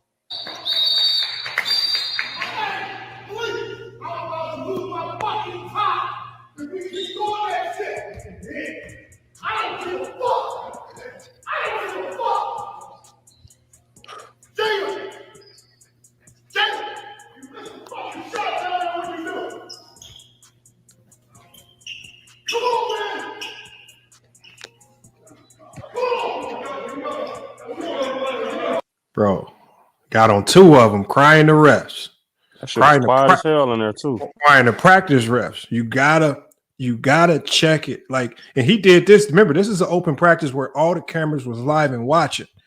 He didn't even have to do this. He could have been chill about it this practice and let it slide. He checked it right there in front of the cameras.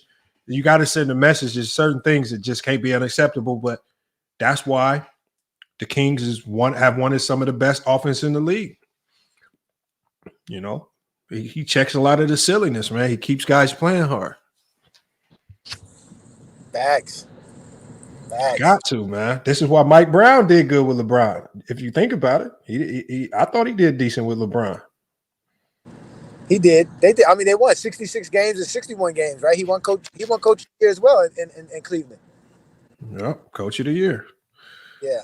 So I keep telling y'all, but that talking to the refs, bro. I mean, any coach watching them Laker games be scratching, pulling their hair watching that, man. It is horrible. Lamont, let me ask you this though: Did you hear Coach Ham's excuse for last night's game? Did you hear the marathon speech he gave about it's a marathon? How did you think about it?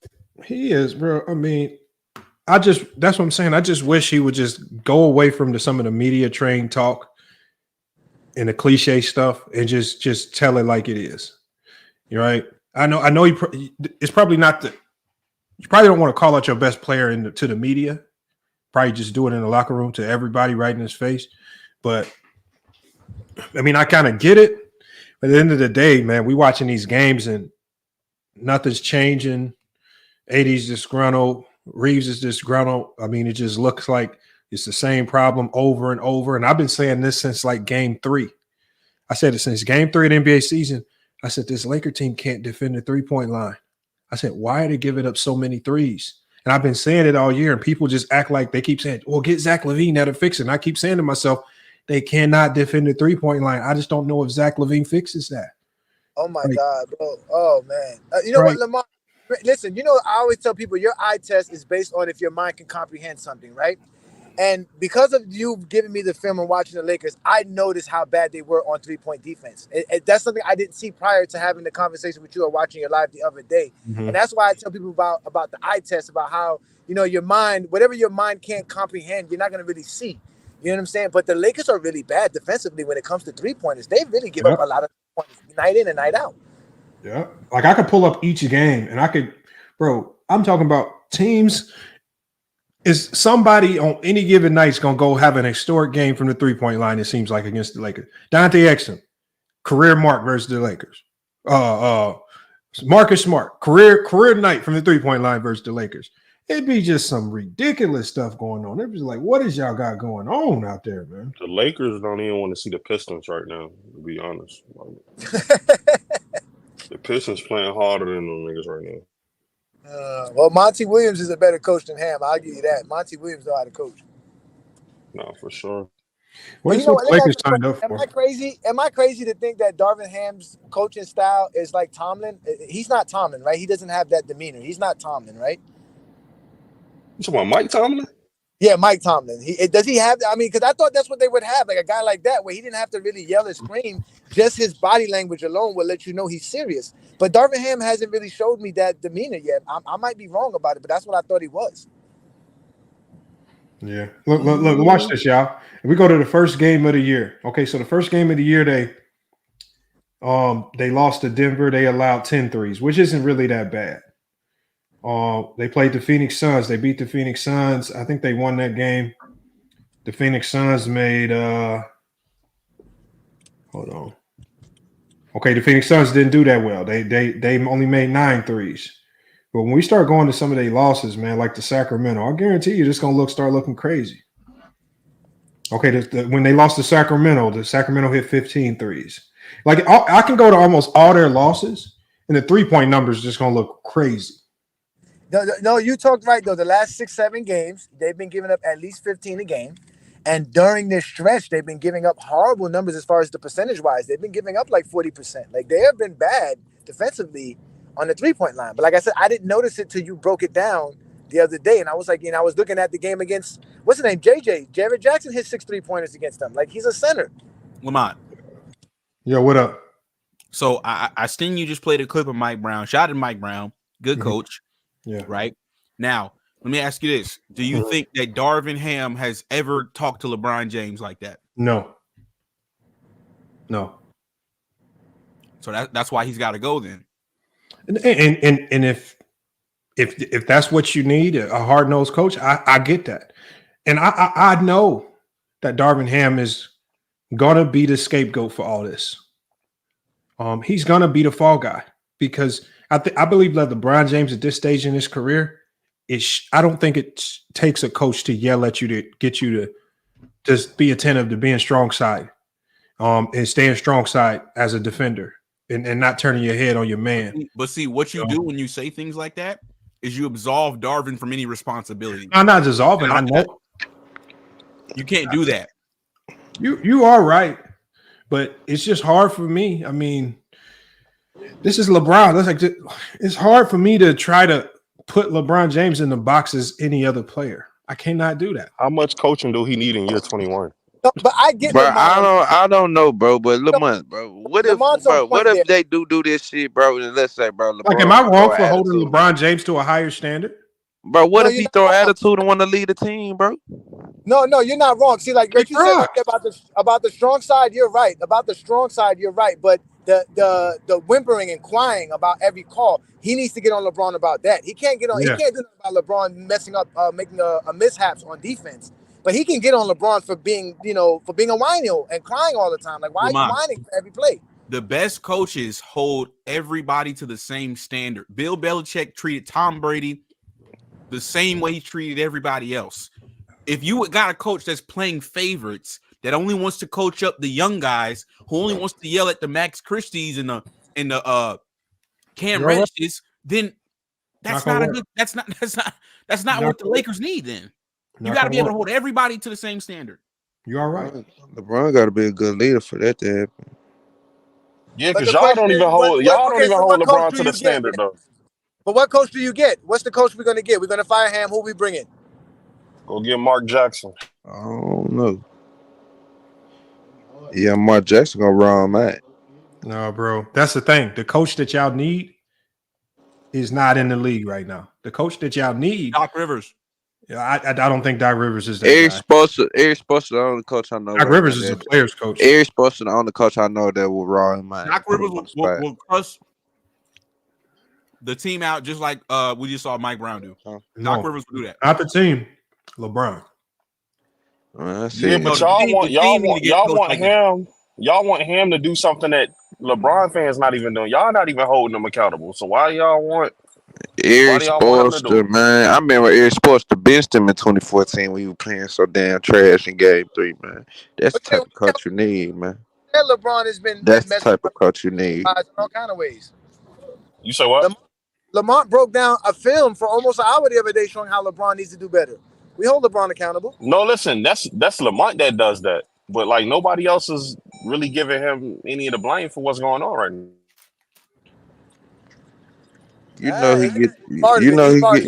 He keep getting he's 39. Like he's 39 years old. He shouldn't have he keep getting LeBron get blamed. Come on, he get more. Yeah, no, LeBron only gets the blame. The blame that the haters give him, I don't count that as blame. That's just who hating? Lamont. The Carcinos, the Ticket TVs, the Dreamers Pros, they don't count. That's not criticism. That's them just hating because he loses.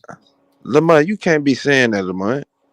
Bro, that's a fact. Carcino can't even tell you what a pin down is. He talking about criticizing Brian. Bro, I'm not trying to hear it from Carcino, man. Carcino will put on a new jersey every day and cheer for that team if they playing against LeBron. That's not credible. Lamont, I put out a video earlier today where I basically reacted to something Chris Broussard and Rob Parker said. Yeah. These niggas in on their video, they were talking about the Lakers struggles. Yeah. They brought up, well, didn't y'all just win the didn't y'all make it to the Western Conference Finals? Didn't y'all just win the in-season tournament? And I said in the video, I'm like, they're not actually breaking down the real struggles of the Lakers. They're not talking about Jarrett Vanderbilt, who was a starter for us last year, being rendered useless this season. I mean, the guy's useless at this point. They're not talking about Gabe Vincent, who played for Miami Heat all last year. Come to the Lakers, he can't play no more. See, locker room. See, that's where me and you differ. When I see Vanderbilt I see him being used incorrectly. I don't see him being useless. And I see him when I called out yesterday, and just a lot of people don't want to accept it. Their best action is when they run their floppy action. Their floppy action requires ball movement, but it also creates a ton of 4-5 cuts. That's where Vandal thrives. The 4-5 cuts is where he makes his living on the offensive end. What I see sometimes is they'll start in the floppy action. Bron will check down the first two reads. He won't make the immediate pass to reverse the ball. He'll and you can always tell when he checks out of the floppy action. And I want you guys to watch for it in the next game. He'll literally slowly dribble out to the 3-point line, usually to the top of the key. He'll reset the offense and he'll reset it right back into that high pick and roll ball screen. Lamont. And when I see him do that, that's him automatically eliminating Vando as a viable scoring option. Because once you go to the high pick and roll ball screen, Vando cannot move. But he has to stay spaced out in the corner. What you're doing right now is you're doing what these analysts are doing. That's just pure basketball. No, what you're doing is you're absolving Jared Vanderbilt from any criticism. No. What I'm saying is, I understand. Finish at the rim. No, listen. I understand. He's blowing layups. He can't finish the rim. No, I understand layups this season. I understand players' strengths and weaknesses. If I have a player in Vando who's an elite defender, I'm going to, as a coach, I'm going to find a way to play to his strengths offensively and find a way to use them. And when you have a floppy action where that makes him valuable or viable in the offense, you have to utilize that so you're not so stagnant. And if you continuously go to, well, damn, I only want to pass the AD or get the shot for myself, and you go right back to that high pick and roll ball screen where you got Prince and you got Vandal standing in the corners, and the offense designates that they stay in the corners, you can't get mad when they just stand in the corners and don't move, because that's what the offense calls for when he checks out of the floppy action. They don't have no off-ball movement. This is my problem. This is my issue. And the same thing happened with Russ. When Russ was on the Lakers, everybody wanted to make LeBron the bad guy because we got Russ out of there. That is not true. But nobody, well, a lot of people did that. I'll say everybody, but a lot of people did that. But what a lot of people didn't do was they didn't hold Russ accountable. You're making $47 million. You should have the best shooting coach in the world. Yeah, but the thing is, why would you render $47 million useless standing in the corner? No, why are you not improved on your three-point shooting? Okay, all right. So that's what I'm saying. So once again, it's another example of why get these players if the only thing you're going to ask them to do is something other than what they actually are. That means you can literally go get any player, Ben Simmons, anybody, and just stick them in the corner and say, I want you to become a better three-point shooter in the corner. It's not that simple. Well, I don't agree that going to go get Russ was a smart move. I don't agree with that. But since we got him, okay, you're here now. Obviously, the ball is going to run through LeBron. The offense is going to be primarily ran through AD and LeBron. So, and it shouldn't be. What are you talking about? It shouldn't be based on the personnel that you have.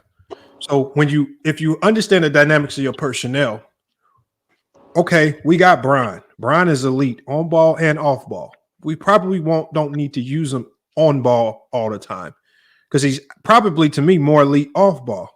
You got AD who can score really anytime you want, out of the pick and roll, out of the post up, out of the 4-5 cuts, right? Out of the pin downs to the post. He can score in almost any offense in any scenario. AD's okay. But then you got players where, okay, we might have to cater to these guys a little bit to make it work and tweak some things. So you got D'Lo and you got Reeves, right? We may have to run some Iverson cut ISOs or something for Reeves to get off. We may have to put the ball in D'Lo's hand and give him the freedom to go score when he sees fit. We may have to do that just so they're not rendered useless. You render them useless by saying, watch Bron and AD in the pick and roll and go stand in the corner and then get mad when they don't make catch and shoot threes. But Lamont, that's a lie, though, because we did give D'Lo when he came to the Lakers. We gave these guys the freedom to do what they do best. And when he played with freedom, he was really good. We got to the playoffs, and we started to see signs of it in the first 2 rounds with D'Lo. Like it was like every other game he would have a good game, right? He was averaging. D'Lo was really good the first 2 rounds of the playoffs. Yeah, he averaged 16. But I'm saying if you go back and look at each individual game, every other game he would step up and have a good game. So then we. But what third option in the league consistently has great games? Okay, that's fine. So then we get to the third round, and then what does he do?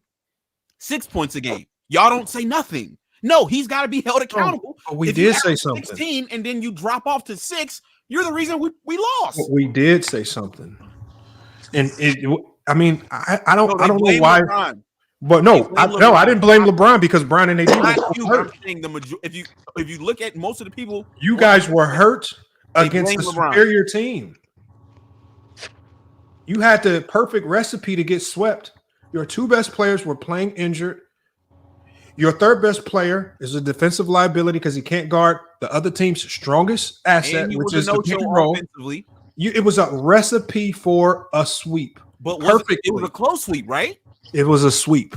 Right, but it was a close sweep. So my thing is, there's no such thing as a close sweep. Okay, but my thing is, had D'Lo would have at least given us what he gave us in the first 2 rounds, we put ourselves in a better position to win. Yeah, but basketball doesn't work like that because basketball is always about matchups. You cannot expect your third option to play great against everybody. Lamont, if LeBron's production in the second round is 30 points, and then he dips in the conference finals to 20, he's your number one option. That's not going to have when you're talking about your number one option, that's everything flows to your number one and your number 2 option. When you talk about the 3rd and 4th and 5th options, things are going to widely change on a series to series basis. I mean, we saw that in 2020. There was one series where Dwight Howard and McGee looked great against Denver because they were getting utilized different, right? There were other series like the series before that. Them guys barely got in the game, and other guys had to be those better options. It's all based on matchups. If you're the 3rd option on down, everything that you do is going to be primarily based on matchups and opportunity. Lamont, stop it, man. You need your 3rd option, man. No, your 3rd option is very important. I don't think you heard what I said though. You can't win a championship without if you ain't got I said a good 3rd option. I'm saying your 3rd option on down. The 3rd options have some of the hardest jobs in the NBA because your scoring and your opportunities to score are going to be inconsistent, and you're always going to be asked to be a high-level defensive player. Look at Chris Bosh and look at Kevin Love. Both of those guys, you're talking about prolific offensive players on other teams, but when they became instant 3rd options under LeBron James, they had to immediately be okay with fewer touches on the offensive end, and they both had to become much better defensively. Lamont, Chris Bosh so much so that he became looked at as a defensive player. Lamont, they were prolific offensive players, Kevin Love in particular, on teams that never made the playoffs. So, like, what does that have to do with that? Doesn't mean anything. Yes, it does. If you're scoring 23 points a game for a team that doesn't make the playoffs, and then you go become the 3rd option with LeBron, and you win a championship, I mean, what are we talking about? Is that hold on? Him being a 3rd option under LeBron is what's going to get him into the Hall of Fame. That's what I'm saying. And it's because he had to adjust his game to fit into a role that was unnatural for him. Right. So he's a superstar on a mediocre team, and on a championship team, he has to fit into a role. No, he had to. He bought into that role. He didn't have to do anything. He bought into the role because he said to win a championship, I have to accept a lesser role. Kevin Love as a number 1 option is not winning a championship. As a number 3 option, but he was on a bad team. Okay. On a bad organization. And exactly. And a big part of why they were bad was because they made him the number 1 option. No, that's not true at all. When he went to a good team, what was his number? That don't even make sense, bro. That is not true, bro. That is talking, bro. Kevin Love was that nigga in Minnesota. Yeah, he like, just talking, Chris bro. Bosh was that nigga in Toronto. My locker room. That's not true, man. He acting like he was 10 years in the league. This is what I find funny about coming on your panel, right? Yeah. This is what Lowe does. Niggas will just sit, right? And they'll just let you talk, and then they won't say nothing for 20 minutes. And then as soon as you say one thing they don't like, oh, nah, man. What is he talking about? What is he talking about? It's like, yo, is that all you got? Are you going to contribute to the conversation, or are you just trying to find somewhere where you can jump in and say, you fucked up, locker room? Like, what are we No, I Bro, don't you think. gotta, bro. You don't know if a fool unless you let him talk, bro. You gotta let him talk. Nah, we just telling you like Chris Bosh was that guy in Toronto, and Nigga, Kevin Love was that I guy don't need you to in tell me who Chris Minnesota. Bosh was. I know who Chris Bosh Right, was, but nigga. you tried to play He was them the off number when one they option joined on a LeBron. team that didn't make it out the first round. That's the truth. That ain't me downgrading Chris Bosh. Kevin Love didn't make the playoffs. It's not me downgrading Kevin Love. That's the truth. All right, let me ask you this, locker room, right? Because you said that what's his name was being misused or is useless, right? Vando's is useless. Lamont's stance is that he's just being misused. You brought up Westbrook. Do you really think that Westbrook would have been better as a 3-point shooter than to utilize him as a playmaker and have LeBron play off the ball a lot more? Because Westbrook, I believe, was top 10 in assists per games when he was coming off the bench as a Laker. So do you think that that's actually better for Westbrook to be a 3-point shooter or a spot-up shooter or to help the Lakers by being a playmaker? See, the thing is that the Lakers actually gave him the freedom to do what he was good at. But what ended up happening is when he came to the Lakers, he played some of his worst basketball of his career. And nobody wants to acknowledge that. We have literal clips of this nigga literally throwing the ball, trying to make a pass, and he throws the ball into the third, fourth row. Like he was playing stupid basketball. Did that during his MVP season as well. That's just Westbrook. That's just Westbrook being Westbrook. But then you got to ask yourself, locker room, why did a player who's been pretty good, especially if you look at that year before he came to the Lakers, had a hell of a fight into that season, got Washington into the playoffs, averaged a triple-double, just looked really good. Why all of a sudden did he fall off a cliff when he went to the Lakers and he was relegated into that third option? Let me answer that. And I believe it's because being a third option behind two really good players and you answered it. is a tough adjustment. I mean, I gave you the answer, but He go ahead. playing better for the Clippers now. I'm gonna tell you what it was. Because they're letting him play his role. No. Yeah. See, there's a difference, Lamont, when you're playing for one of the more pathetic franchises in the NBA, in the Washington Wizards, where you're not on national TV, where nobody really cares about watching you play. You can mess up, you can make your mistakes, and nobody's going to care. When you come to the Los Angeles Lakers, the most storied franchise in the league, in every game, the whole world is watching, now your mistakes are going to get magnified. And that's what happened with Russ. He does not play winning basketball, but nobody wants to hold Russ accountable. We want to blame LeBron. We want to blame Frank Vogel, but nobody wants to blame Russ for being one of the worst shooters. Okay, but here's the problem. Why he playing better on the Clippers, bro? No, it's not even that. What has he won with? Is he going to win? Can you answer the question why he playing better on the Clippers, bro? No. But here's the biggest indictment. Some of the new players that came in to replace Russ, are they having similar problems that Russ had? Yes. No. Yes, they are. All these. Come on. You're asking them to be something other than what they are, and they're struggling. Lamont, in the case of D'Lo, right? Because I know you're referring to D'Lo, right? No, I'm not referring to D'Lo. Who are you referring to?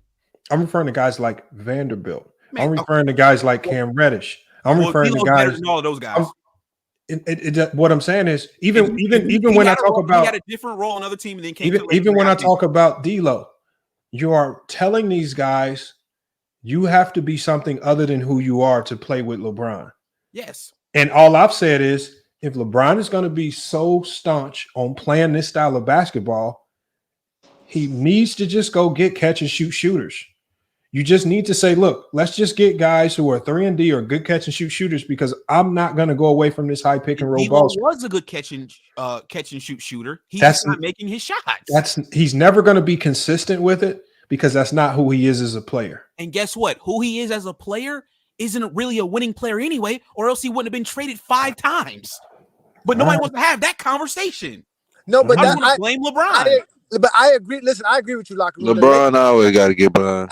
Roster. The Lakers don't have the roster to make Westbrook effective or D'Lo in the way that they want to make them effective. D'Lo's supposed to be a point of attack guy. He's supposed to be going at the rim and creating shots. That way, he's not doing that. He's not a spot-up shooter as well. The reason I think Westbrook didn't work is because the Lakers didn't have a roster to make Westbrook work. Westbrook needs the same thing LeBron needs, spot-up shooters, because they crash the defense by going to the rim and leaving guys open outside on the perimeter. So the Lakers never had that. Turning LeBron or Westbrook to spot-up shooters is not the right idea for the Lakers at all. So that's why it's not working. They need a playmaker. They need somebody else. James. Uh-huh. Go James. What's funny about Lamont, right? Is what he's basically trying to do is blame LeBron for Russ's shortcomings with the Lakers. But he's not going to talk about Russ's shortcomings on all his other teams. Yeah, what about his shortcomings on the Rockets when the Lakers got them out of there in 5 games? No, but you got to understand that. Hold on. Go James Kingdom. From my perspective, the way I see basketball, things always start at the top, especially with players. And when you're having the type of dysfunction and the problems that the Lakers having, if you don't start with LeBron, then you're starting at the wrong place. All right. Obviously, you can throw your blame. Darvin Ham takes some blame in this. We talked about it. The next person you need to talk to about after Darvin Ham needs to be Bron. It has to. Like, I've never seen a team. I've never been on a team. And when things ain't going right, I watch the coach go to the 8th man on the bench and yell, "No, It's the leaders. It trickles down. You got to start with the top. You have to. And I mean, it's just odd that people, like from the fan perspective, they think that these problems stem from the bottom and not the top. Well, but what you're not going to do is you're not going to talk about the other 5 teams D'Lo was on and how he played with them and how he got traded from those teams. You're not going to talk about Russ getting traded from OKC to Houston to Washington to the Lakers to the Clippers. You're not going to talk about his other stops. You're just going to try to blame LeBron for why it didn't work with the Lakers, but it didn't work with 4 other teams either. So the common denominator. It's hold on. Well, Russ worked in OKC. Did they win a championship? No, but it worked. Like, success isn't a championship always. Lamont, when you got 3 future MVPs, the goal is to win a championship. If Russ was that guy, KD would have never left to go to Golden State. No, but the thing is, he could win with Russ. KD said why he left.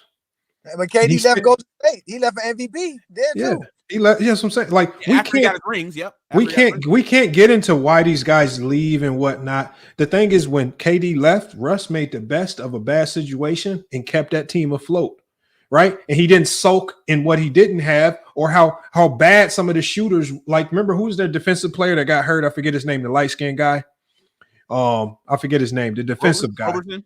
Yeah, he didn't complain about Robertson not being able to shoot. They just maximized what he could do best. And he said, look, we're going to ride out with the guys that we have. If the organization chooses to get better, we'll live with that.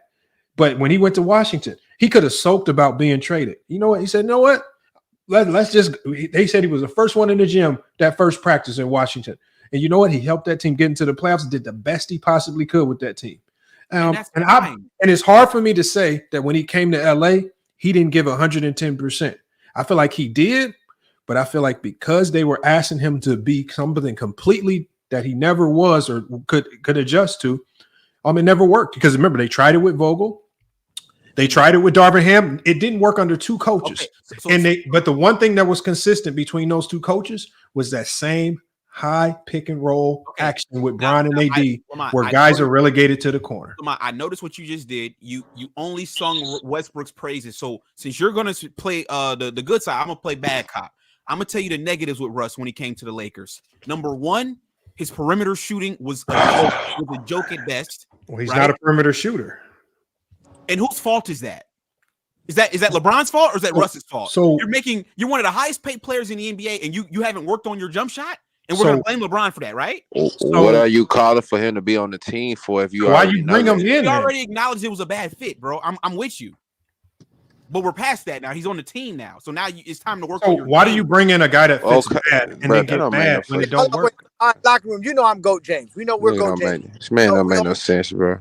So LeBron said, but you want Westbrook to be better at 3-point shooting. Why don't we hold LeBron to be better at 3-point shooting? So that he's shooting 41% this year.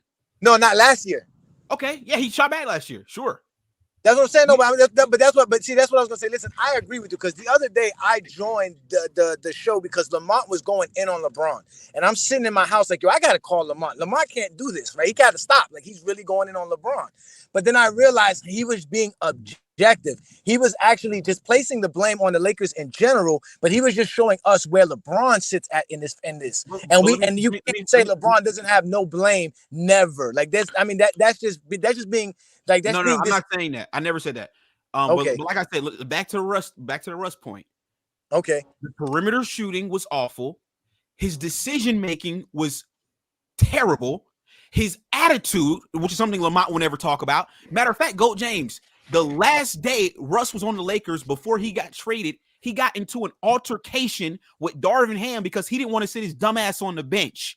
Lamont's not going to talk about that, though. Then they went back into the locker room during halftime and they got into an altercation. He's not going to mention that, though. Russ was a net negative on the Lakers, not just because of his play on the court, but also because of his attitude and his approach to the game.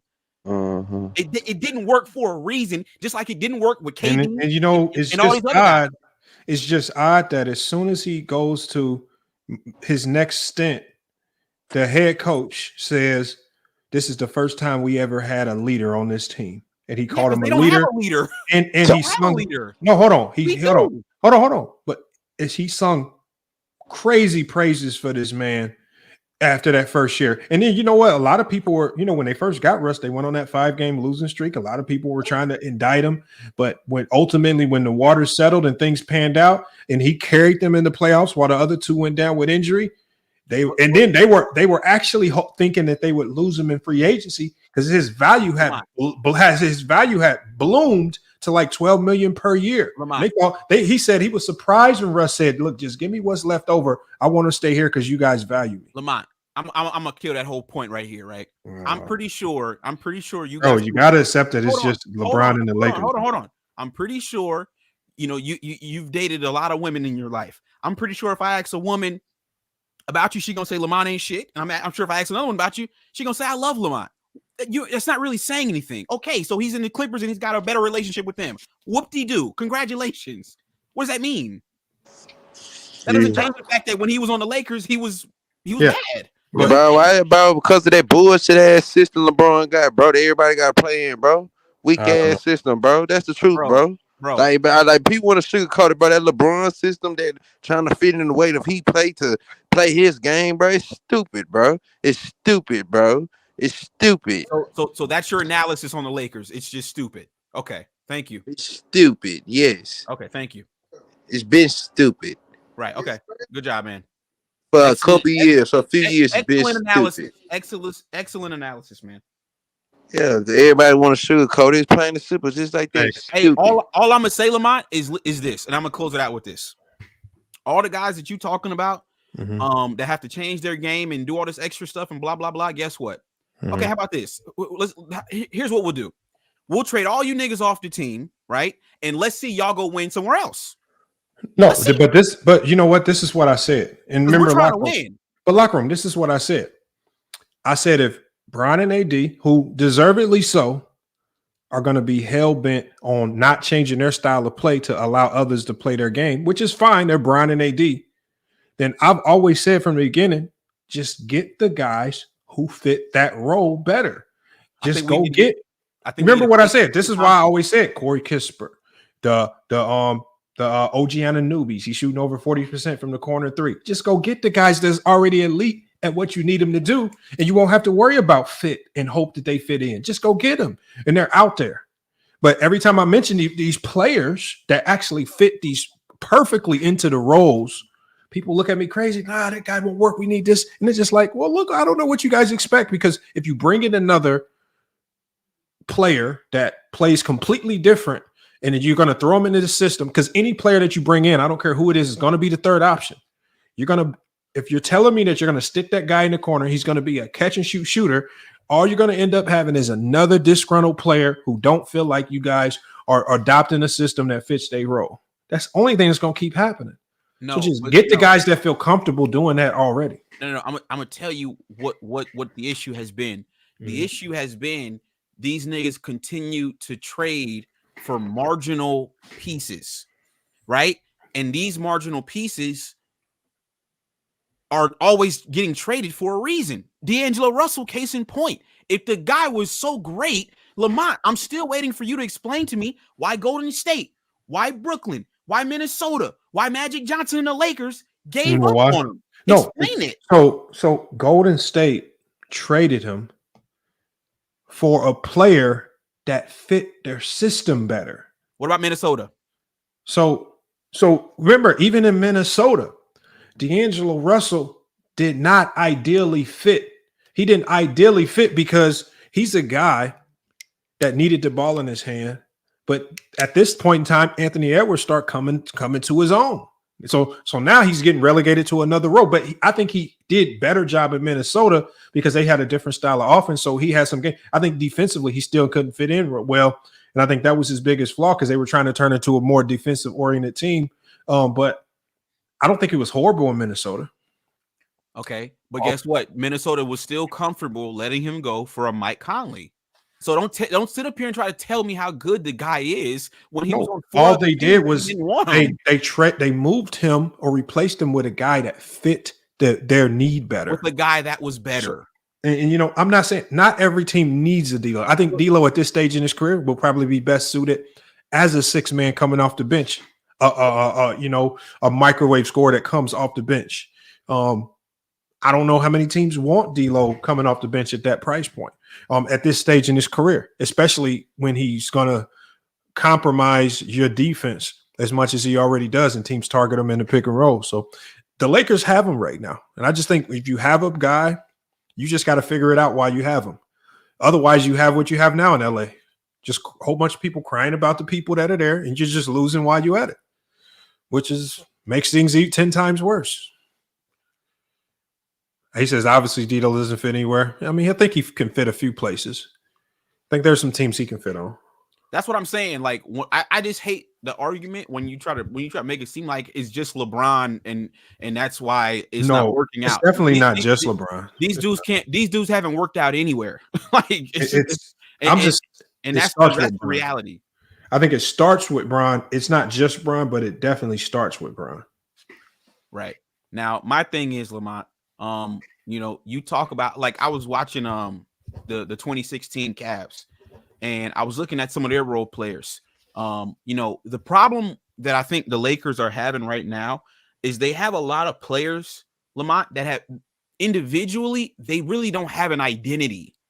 So, like, for example, when I think one of the most critical moves the Cavs made was when they traded for Iman Shumpert and J.R. Smith. You remember that trade, right, Lamont? So these guys were in New York. They had already, you know, won a bunch of games. JR had played in Denver. He went to New York, played with the Knicks. He was already a proven player. They had went to the playoffs. They had their own identity. Same with Shump. Shump had an identity before he went and teamed up with LeBron. The guys we got now, they don't have an identity outside of playing with next to LeBron and AD. What have they done individually that the people that we can respect? When Shump went to Cleveland, I thought it was a great move. Shump's proven, and he proved it. One of the most underrated parts about Cleveland winning that championship, if you watched the Game 7, right, Lamont, 2016? Okay, so you remember the score was 49-42 at halftime. Golden State was up. I was nervous, right? So Cleveland comes out. J.R. Smith, the most underrated aspect of that Game 7, nobody even talks about it. He came out, hit 2 big clutch shots. I think one was a 2 and one was a 3, and it got it pulled Cleveland back a little bit closer. So that's what I'm saying. I don't see nobody on this team that could even do that. Like, if we're in a big game and we need some buckets, who we got? You don't have a Jordan Clarkson type score. You don't. That's who I would compare J.R. Smith to, kind of. The Jordan Clarkson type microwave. I call them microwave scorers. Guys who go completely ballistic. The Malik Monks. They come off the bench and go ballistic. They mess around and give you 30. They don't have that.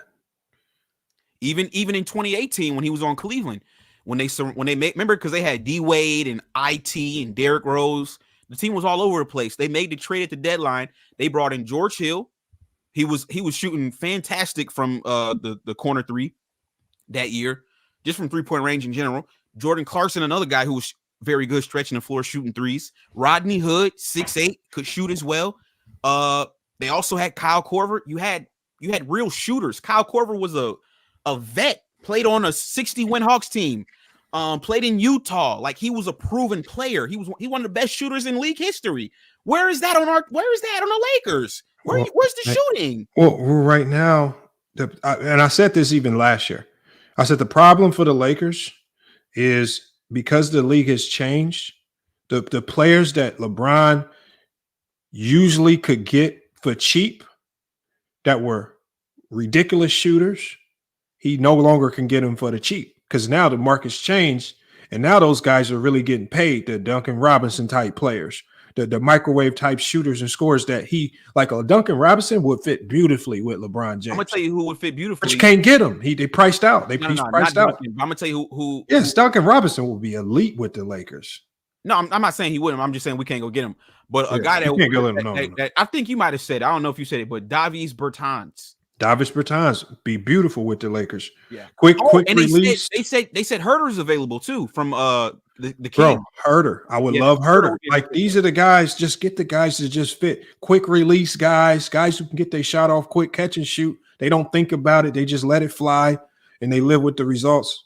That style, but you got to go get him. But even Kevin Herter, he has a pretty decent contract. He's not cheap anymore either. So he was getting these guys at minimum. When they was having a lot of success, but the market changed and it flipped on them. And now the guys like the Cam Reddishes are the minimum guys and the cheap guys and the Christian Woods. So market flipped on them. Yeah, them guys, man. I mean, I can't really vouch for Cam. I can vouch more for Woods, but Cam, I mean, I can't really vouch for Cam. He's not, he's just not. He's not that good offensively. Cam 2006, 7, 8, 9 would have been great. Now though, the game changed on him, man. The market changed. Style of play. So it's just a wrap for him, man. Yeah, I feel it, man. I feel it. Man, I have a funny feeling y'all gonna find a way to get some shooters, man. It's so many disgruntled players in the league right now. The Gary Trent Juniors and stuff, man. I feel like Pelinka's gonna go get what they need. I believe. And another point too that I want to bring up that you never want to talk about. Yeah. On your show, we talk about it on my show, but your show, you always want to keep quiet about this. It's the fact that in 2020, when the Lakers were number 1 in the West, pre-pandemic, pre-COVID, right? The Lakers played AD at the 4 and they played JaVale McGee at the 5. The biggest issue that I see with the Lakers is Darvin Ham's stubbornness and his inability to listen to his best player at this point, AD, on what he wants to do. AD came out in this last summer when Darvin was hired. Quote from Dave McMenamin, who covers the Lakers. Quote, I've already told Darvin, I'm paraphrasing, but he's basically said, I've already told Darvin that I don't want to play the 5, but if Darvin thinks that me playing the 5 puts us in the best position to win, I'm willing to do it. Okay, cool. We play it. We try it out. Guess what, Lamont? It does not work. Yeah, but have to play. Anthony Davis has had his best seasons playing next to a big, and that's not. No, it is. You're right, but no, I agree. You're right. That here's the problem. Until you go get that other big, he has to live with this for now because you're not gonna. There's no way they can play Jackson Hayes for extended period of time, so he's not going to fill the role. So maybe they're looking through the market, sifting through the market to find that guy. But that's just hoping that they can get that guy. Until they get that guy, AD just has to sacrifice and play that role. And that's just what it is. But see, here's where and that's not a Darvin Ham problem. That's a Rob Pelinka problem. Here's why I say you're being a little bit disingenuous, right? Yeah. So Tristan Thompson last year, and people can make all the jokes they want about Tristan Thompson. It's fine. Tristan Thompson last year was on NBA Today. He was out of the league. Yeah. The Lakers pick him up in a buyout, right? So why do you go and get a guy that you're not going to play in the playoffs? What was the point in going to sign him? He didn't even see any real minutes until Game 4 of the Western Conference Finals, and he actually played really, really well for the Lakers. So my thing is, I hear what you're saying about Darvin, but we even discussed it this year because the question was brought up again to Darvin. Hey, Darvin, AD says he doesn't want to play center. Darvin replies, oh, well, I don't think it's AD saying he doesn't really want to play center. AD is going to do whatever we ask him to do and blah, blah, blah. Bro, we're 17 and 19. When is it gonna click in your mind that going small is not going to work? I mean, I just say that he has to make do with what he has. No, he don't have much. He just for Darvin. He just don't have much right now. Lamont, he can play Woods and AD together. He has. No, he has never started Woods and AD together, which is what he needs to do. No, he hasn't. But he's played them together, and it's still not working. Lamont, what has plagued this team all season and even last season? What's plagued us is getting off to slow starts. We're always playing from behind. That is the biggest issue with this team, and nobody's talking about it. You guys had to lead against behind. You had to lead against Memphis. Lamont, stop. That's one game. But you lost it. Okay, but on NBA Today, they brought up a stat. They said the Lakers have played. The Lakers have 28 games this season where they were down after the first quarter. That is the most in the league. So when are y'all going to talk about that? Y'all the just question talk about would LeBron be. all day. The question would be, if I have LeBron James and Anthony Davis and we can't get off to a good start, what the hell do we need to actually get off to a good start? Lamont, you need rebounds because rebounds contribute to more offensive possessions. If you have just AD out there, guess what?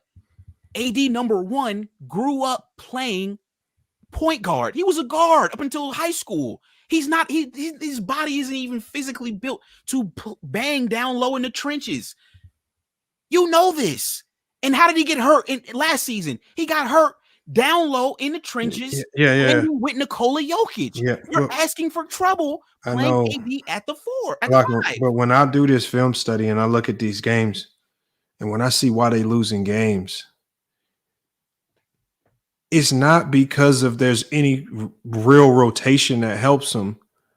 It's because I see a whole bunch of guys playing like they don't want to be there, including LeBron sometimes. Why would you want to be? I'm saying when I see complete plays that are solely just based on effort and it don't have nothing to do with size. Remember, I got on D-Lo about this. There was a game a few while back. I literally watched the ball just bounce a few feet away from D'Lo, and he just stares at it. The man flies right by him, gets the offensive rebound, they score. When I see this, and it doesn't just come from Bron, but when I see it from these guys, I'm just seeing too many guys just not play hard. Like, as a coach, I'm just sitting, I don't know. Like, I'm struggling to try to identify what Darvin Ham can do better other than tell these guys to play harder. I'll tell you right now, what Darvin can do is play to his team's strength. Everybody in the world can see the Lakers aren't a good shooting team. So why are you trying to be like the Golden State Warriors with this small ball bullshit? Right. But I told you. Hold on. You need to play big because that plays to your team's strength. You have a 6'9" point guard who weighs 250 pounds. You have a 6'11", damn near 7 foot AD, right? You got 6'10", 6'9", whatever Christian Wood. But the problem, but how do you solve it? Remember, the conundrum is you can play big all you want. If Bron keeps spamming that high pick and roll ball screen, how can they play this big style of basketball that you want when he keeps continuously goes to an offense that's designated for a 3-point shooting team? This is Bron doing that. Once again, you're not listening. Okay, but it doesn't matter if you go big. That means you have to run an offense like a 1-4 high set or a 1-4 flat set that's catered towards utilizing post players or looking to score on the inside, opening up the backside of the court for maybe backdoor cuts, post actions and things like that. If they continuously spam high ball screens, Spain pick and rolls, I don't know how playing big helps them. Lamont, just like in 2019, 2020. I mean, no, let's go back to 2018. You keep going to other years, man. No. I just want to bring this point up, right? So in 2018, when the Lakers acquired LeBron, they also acquired that summer Lance Stevenson, JaVale McGee, Rajon Rondo, blah, blah, blah. Niggas literally laughed. I remember watching The Jump. Dave McMenamin was on there. He was like, yo, this couldn't have been the plan for LeBron to come here and play with JaVale McGee. They laughed at it. They thought it was a joke. Rajon Rondo at that point in his career was a journeyman. It was a joke, Lamont. I know.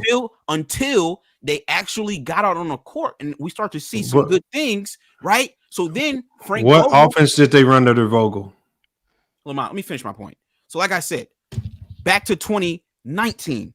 So now we got JaVale McGee in our starting lineup. Now, mind you, JaVale McGee is the Shaqting a Fool mascot. Dwight Howard was a journeyman. Nobody wanted Dwight Howard, Lamont. LeBron took those guys and won a title with them. So don't sit. I see we got True to Princess in the chat saying Woods is not the answer. Nigga, they said the same thing about JaVale and Dwight. Stop it. Okay. Y'all said the same thing about Tristan Thompson. Okay, so why are you playing Tristan Thompson? No. Well, why is Tristan in Cleveland playing? But see, what you're doing is Why is he playing in Cleveland? all of these guys. If he's no good, why is he playing? See, in Cleveland? what's happening is you want these guys to come in and only be effective and utilized defensively, but you don't want them to have any significant role in the offense. When did I say that? Because if you wanted them to have a real role in the offense, then you would criticize Bron for going away from their floppy actions and spamming that high pick and roll ball screen that stagnates everybody. Lamont. That's what stagnates everybody. And the thing is, Darvin Ham's problem is because he doesn't have the clout or cachet in this league built up to really check LeBron like he should, he just never says nothing about it. He lets Bron run this high pick and roll ball screen to death where it's so predictable. Guys are standing in the corner. They can't really do nothing else because that's what the offense calls for. I don't know what you want these guys to do. No, you want to blame LeBron. Okay, but for stuff that the coach should be doing. This is what's so irritating about talking to you sometimes. Okay, guys. but if blame LeBron, but if Darvin Ham calls the play, job. Okay, so there's been times where Darvin Ham, while LeBron has been in the game, and I'll do the film tomorrow. If he calls the floppy action and Bron checks it down and checks it off and then goes to the high pick and roll ball screen, what does Darvin Ham do? And what do those other players do? Did they just rebel and they don't run it? What are they supposed to do? Well, Lamont, you play basketball. You know that happens throughout the course of a game where you call a play and then the play just goes to shit and you just, you freestyle it. I mean, that's just how basketball works. No, the high pick and roll ball screen offense that they run is not freestyle. It's literally just the high pick and roll ball screen, and you flatten out your shooters in the corner, and it's read and react for LeBron. That offense calls for him to read and react, and it gives him the freedom to make whatever play he sees fit coming off that pick and roll. And he does it. He spams it over and wait till we watch him play tomorrow. I want you to just watch how many times they go to the 80 Bron pick and roll. And what the other guys are doing off ball as soon as Bron goes into this pick and roll. So what was the difference then when D'Lo was the point guard running his high screen and pick and roll with AD? What was the difference? Okay, so when D'Lo was in, if you look at some of the games where D'Lo had his most effective or efficient games, especially passing the ball, D'Lo was running the floppy or the flex action. I mean, sure about that? So the best thing about the flex action is, and I don't know why Bron doesn't run it more, it initially starts with the ball screen. But as opposed to getting downhill trying to attack the rim, your job is to space out to that wing as the roll guy rolls to the post. And your next pass would be to the wing or the top of the key, depending on how the defense rotates.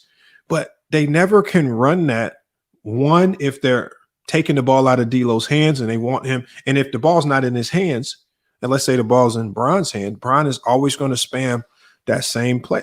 Just watch the game tomorrow and we'll see. Their offense is stagnant. Doc Rivers says it a million times every time they play. This offense is stagnant. Offense is stagnant. Offense is stagnant. What you've yet to acknowledge, though, is that when D'Lo was starting, what was our first quarter differential? It was the worst in NBA history. That's why we had to eventually bench Austin and then bench D'Lo. See, that's what I'm saying. You're not all you want to do is bring up the things that they do well, but you're not telling us the flaws in their game that caused them to be benched. If he was playing well, he wouldn't have gotten benched. Because the way you fix problems in basketball is you focus on what you can do well and you build around that. Every team has flaws. So why did he go away from doing what he did, what the team does well, bro? Who's that? Darvin Ham. Okay, what does this team do well? You have AD man in the paint, and you having everybody chase everybody off of the 3-point line like they did in the tournament. So you're talking about and defense. have them funnel them over to Anthony Davis. Why have they stopped and changed up their whole offensive and defensive scheme after they had a winning formula? They didn't change the defensive scheme up. It's the same. No, what? Why is Anthony Davis out of the paint? You just agreed with me yesterday. Just agreed with me yesterday, right? The only difference is, for whatever reason, guys have checked out on playing hard. There's no scheme right now. The coach's stupid schemes, bro. And look, Renegade. If you want to say that the players checked out because of the coach, I'm fine with that. And I would. Well, why are you acting like that's not? Why are you acting like that can't be a thing? What I'm saying is, once you check out on a coach to this degree, he got to get fired. Then it means you have to accept a lot of losing to follow if that's what you choose to do as players. Once you check out, so once the players actively check out on the coach from Bron on down, then you guys have bought into we're fine with losing. Because there's no way you're going to win with that type of mentality. Either you just say, we're just going to deal with it until the organization makes a change. We'll just buy in and play hard, or we're just going to stop playing and we're going to completely give up and pout until the organization gives us the replacements that we want. Okay, so listen. What are they going to do? Are they going to quit? Okay, look. They did that last season and made it all the way to the Western Conference. They didn't Finals. quit last year. Okay, thank you. And listen, and look at what happened. Now Darvin Ham he got an extension, and now they're using that Western Conference Finals berth as a way to be like Darvin Ham is a great coach. He's not. Well, nobody's saying he's a great coach. Well, you've been having a cap on for him all season. You thought he was going to be coach of the year this season because of the bullshit he had because they can't shoot. We thought he could shoot in the beginning, right? We thought they could shoot in the beginning, but they clearly cannot, right? Renegade. I don't care what coach you bring in right now. If they play with this effort, they're not beating nobody. Well, Lamont, will they play with more effort if they stick to a winning game plan, man? Okay, so didn't they play with effort when they had a winning game plan or not? No, they played with effort. Yes, they did. They played with effort when there was something at stake. They stopped playing with effort after the in-season tournament. They changed their whole defensive and offensive game. They didn't change anything, Renegade. Yes, they did. Yes, they. Why is Anthony Davis so much more outside of the paint now? Because you know why? They're switching. No, because they're switching. You know, they everything's so because they're switching. No, Renegade. It's because they're switching. Renegade, hold on. The reason why is because teams have, just like I showed in the film study, teams are starting to realize if we involve AD in the on-ball action, no matter if it's going downhill, driving at them, no matter if it's forcing them to the three-point line to guard defenders in the ISO, they said if we keep him active defending the ball, there's no way that he said the other four guys on the court are completely trash at rebounding and really don't care to go after the ball very hard. So all they're doing is occupying AD. They're missing the shot half the time. And that offensive rebound is just going to the other team because they just playing harder. And like the other game we just saw, Reeves, Ja Morant makes one move. Reeves just staring at him. Zaire Williams just running right behind him. No communication on defense, lob dunk right at the rim. And I can point to a number of plays like this where they are so disconnected, no talking, so lazy. Because they switched their defensive schemes, they did not man. Switch up anything. So why is that being reported by these reporters from the locker room? Okay, so what reporters are reporting they switched up their defensive scheme? Your boy. What scheme did they change? Joe Vaughn. He said they went from having AD in the paint to having everything switched. That's why they missing all of their defensive switch assignments and everything because they learning a new defensive scheme. But Renegade, they're just as bad even when AD goes in the drop. No, they're not. That is a lie. That is Yes, a they fucking are. lie. The video shows it. Bruh. AD had one of the most. He had one. No. He had one of the best defensive performances, man, in the paint last season. In the playoffs last season, and he is defensive player, one of the best defensive players in the league right now. Do you want to watch some film right now? What? Go ahead, put it on. What do that mean? What from last game? From the games from this end after this end season tournament when they changed up everything defensively. Problems are. Team, and Low, we still live. We're about to shut it down, Low. The problem is teams have identified that if we just occupy AD, it doesn't even matter how they occupy him. The other 4 guys on the court are not going to play very hard as far as getting this rebound. And now the one thing that I mentioned, and you remember this, Renegade, I said that the only guy that really had a nose for the ball when AD was forced into help action was Christian Wood. He was the only other guy that had a nose, and this is one of the reasons why the lineup with Woods has such a high net rating.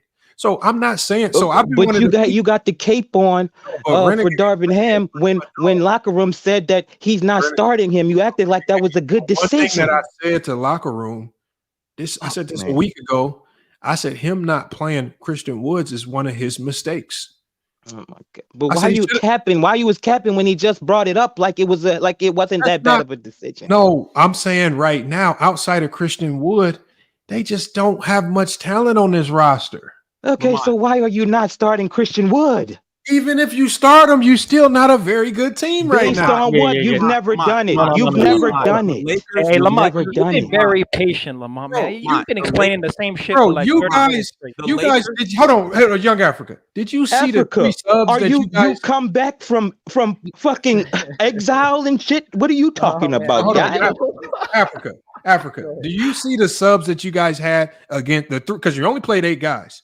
Can you tell me the 3 subs that you guys had coming in against Memphis? What do you mean we? His team is in Africa somewhere. Come on, man. It don't matter how you ass up, man. Lamont. The Lakers are. Hold on. Can I address Africa, y'all? Can I talk to Africa, man? We ain't seen him in a while. You gotta talk to niggas that know the game. Africa know the game, man. All right, let's hear it then. Let's hear it. Go ahead, man. Go ahead. No, go ahead, Africa. Go ahead. Like I said, the Lakers right now. I got the stats put up. The Lakers are 18th, Lamont, in rebounding. 18th. No. And there's a hey. Why do you think that's the case, locker room? Why is that the case? Because they play small. Exactly. No, that's not why. That is not the case, bro. Look. Let me explain my theory, right? As to why that's the case, right? Look. When you play 5-out basketball, right? First off, when you play 5-out basketball, you don't have the personnel to do that. But just 5-out, naturally, you're dependent on the 3. Offensive rebounds are gone. Okay. So you excluded from offensive rebounding. That's already going to make you middle of the pack, bottom 10 in offensive rebounding, right? Defensive rebounding, I'm assuming the Lakers are doing well on that. And if we looked up the rankings, they're probably high in the rankings in terms of defensive rebounding. Total rebounds, they'll be middle of the pack. What I'm trying to say is on defense, there hasn't been a major change outside of losing key personnel in the offseason. Who do we lose? A guy that I didn't think was that valuable, but has shown to be very valuable, and that's Dennis Schroeder. Why? He provided perimeter resistance on the point of attack defense, right? We don't have that no more. We don't have a perimeter defender on a guard as a guard level. Hold up, as a guard to defend the dribble penetration, which is why Anthony Davis isn't looking as good as he did last season, is because I feel the resistance on the perimeter. AD is one of the best defenders in the league still. He looks better than he did last season. This is he don't look good lately because they've been switching everything on defense, and he's been on the perimeter getting cooked. Because you're getting cooked off the first move, bro. So you got to bring your best Ham changed the defensive schemes. That's why. That's why they switching. Hey, Lamar, why would a coach that went to the Western Conference Finals change up? Because he's stupid. In the playoffs. Because he's stupid. Why would you do that? Because he wants to lose his job. Because he's dumb. No. The personnel change, which means the game plan's got to change, bro. Let me explain something. No, ain't nothing. Lamont. On, without Kawhi, hey, Lamont, no.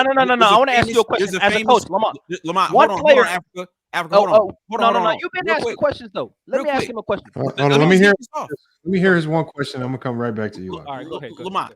Okay, so Kawhi Leonard, famous saying, right? Bored man gets paid, right? No rebounds, no rings.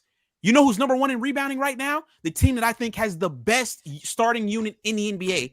the Boston Celtics. Like I said, the Lakers are not going to win a title, and you're 18th in the league in rebounding. Locker room. Now, this is okay. So you told me that rebounding is not just being tall. We've seen a lot of we've seen a lot of tall guys in this league not be able to get a rebound. Not when the Lakers play big. To rebound in this league, you gotta have a crazy nose for the ball, and there's a lot of stuff that goes on down there that a lot of people don't see. Like when you run down there to go grab a rebound, when you go box out, where you got guys elbowing you in your ribs, you got guys pushing you, throwing you, knocking you out of place. If you're not willing to go down there and fight for the rebound, you're not gonna rebound. Hold on. This is why a guy like Drew Holiday, Derek White, these are good rebounding guards. Not because they just taller than everybody, it's because they go and muck it up. And how many times have I said when I'm watching the film, I pause it, and when the shot goes up, I see only one guy rim running to the rim, but I see four guys just doing this.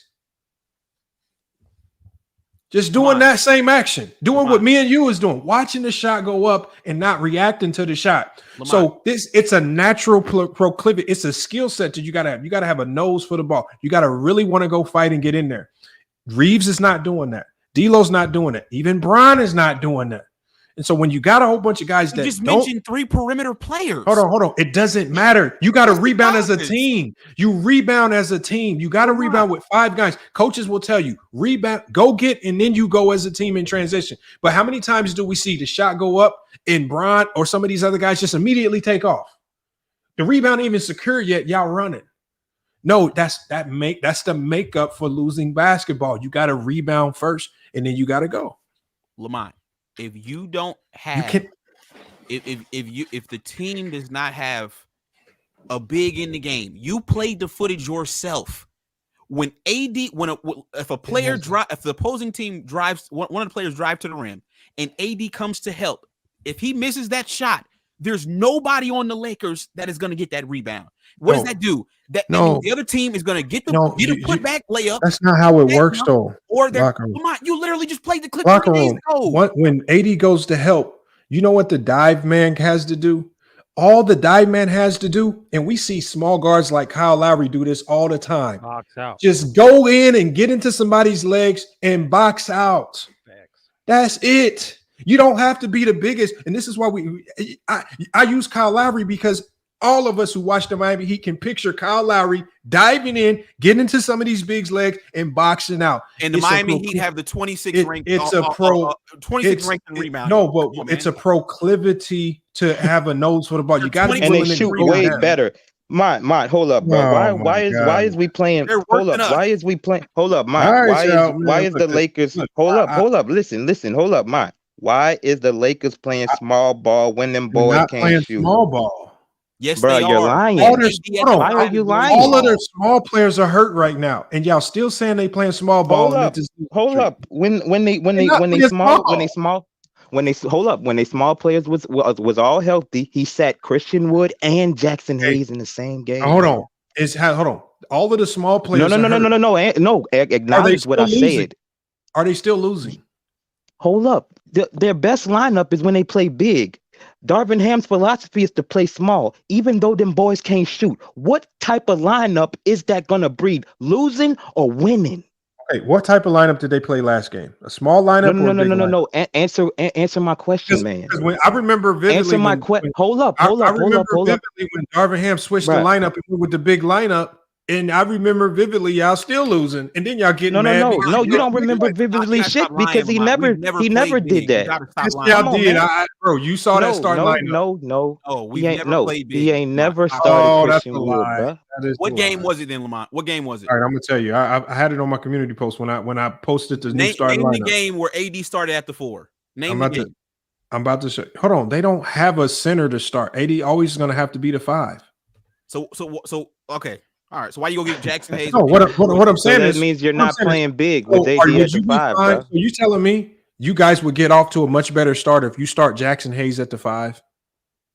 I'm saying if Who we said start Jackson Hayes Hayes? at the 5, we He's will the only probably other be in a true better center on this position team. to secure more rebounds and secure more. Christian Wood's not a true center. Is Christian? Vandy's He's not. He's not a. We don't have a true center. But I'm No, you saying, got who's a Jackson better Hayes. fit? Who's a But better Lamont, fit? No. Notice what you just did, No. right? You just said that Christian Woods is not a true center, but yet you okay AD, who's not a true center, playing center. You can't have it both ways. He's all you have. No, you can't have it both ways, Lamont. Well, You can't okay, have so it both ways. You can't tell us Christian Woods okay, not a so- true center, and then so- AD played the 4 his whole so- career pretty much. so hold on, and then locker put room. him at center. If you are the coach, who are you starting tomorrow that's going to give you the recipe for success? I already told you. LeBron Okay, let's at hear the it. point. LeBron. Hold on, let me write this down. LeBron. Are we factoring in all the injuries we got right now? Yeah, because remember you. Right now with all the injuries, I guess you have to do LeBron at the point. Yeah. Woods at the 5, AD at the 4. Okay, we could Woods do at the 5, we could do TP at the 3, and I guess I wouldn't want to see it, but I guess probably put Austin at the 2. Okay, that's kind of similar to the lineup they started last game, right? Yeah, the only thing I would change is putting a big out there. Like Okay. he's almost got it right. Like he's taken out D'Lo, he's took out Austin. The only thing he needs to do is play a big, All right. and All right. bring in another shooter, and we be straight. You don't have bigs though. Okay, But then we need why to bring one in, and play then when he gets why here, he play needs to play. smaller if you can't shoot, man? Lamont, do you think this team is playing with less effort because they don't have confidence in the coach that had 2 consecutive seasons that started off? Hold on. You know what? Boycott. That right there very well may be the case. But Okay. unfortunately, if the players choose to give less effort because of the coach, then that means they've resigned to the fact that we're just going to lose a lot of games, because there's no way you win in this league and you're not playing hard. So if they're resigned to losing and they're fine with it as long as Darvin Ham is there, well, maybe they just want to tank. That means they're fine with losing. So that's fine with me. So that means so are you saying that the Lakers are intentionally losing games because of Darvin Ham? This is the thing. It's a few things that come with playing with LeBron, right? First of all, you're going to get a lot more exposure, and you're going to have a different standard. Now, if you have a coach that has no real reputation, no real resume, he comes in, he has more to prove than if you would have hired a Doc Rivers, and he would have started off with 2 losing seasons back to back. You would have said, well, it's Doc Rivers, so let's give him a chance to correct it and fix it. Nobody has confidence in Darvin Ham to actually fix this. And the problem is that the whole world expects LeBron to win a championship. And when you losing with LeBron, the same over scrutiny that goes on LeBron, not the same, but a higher level of scrutiny goes on his teammates. And most of these NBA players are not built to handle that type of scrutiny. Oh, no, Laker fans expect them to win the championship. No, what I mean by that is that's his standard. Real basketball fans don't think they're good enough to win a championship. What I'm saying is that's LeBron's standard. If he loses, that's your standard as Laker fans. I'm a LeBron fan, and I know this team is not good enough to win a championship, which is why they were not my championship pick. Are they better than the I don't record think you understand what I'm saying. Laker fans, I don't think you understand what I'm saying. you guys think this team is good enough to win a championship? No, we don't. Okay, not true. Especially with the way that the team is coached. No, we don't. Okay, I mean, I know that you guys are not going to win. I think you guys can possibly make a run if you get favorable matchups. I don't think you're going to win it all. So you think the difference?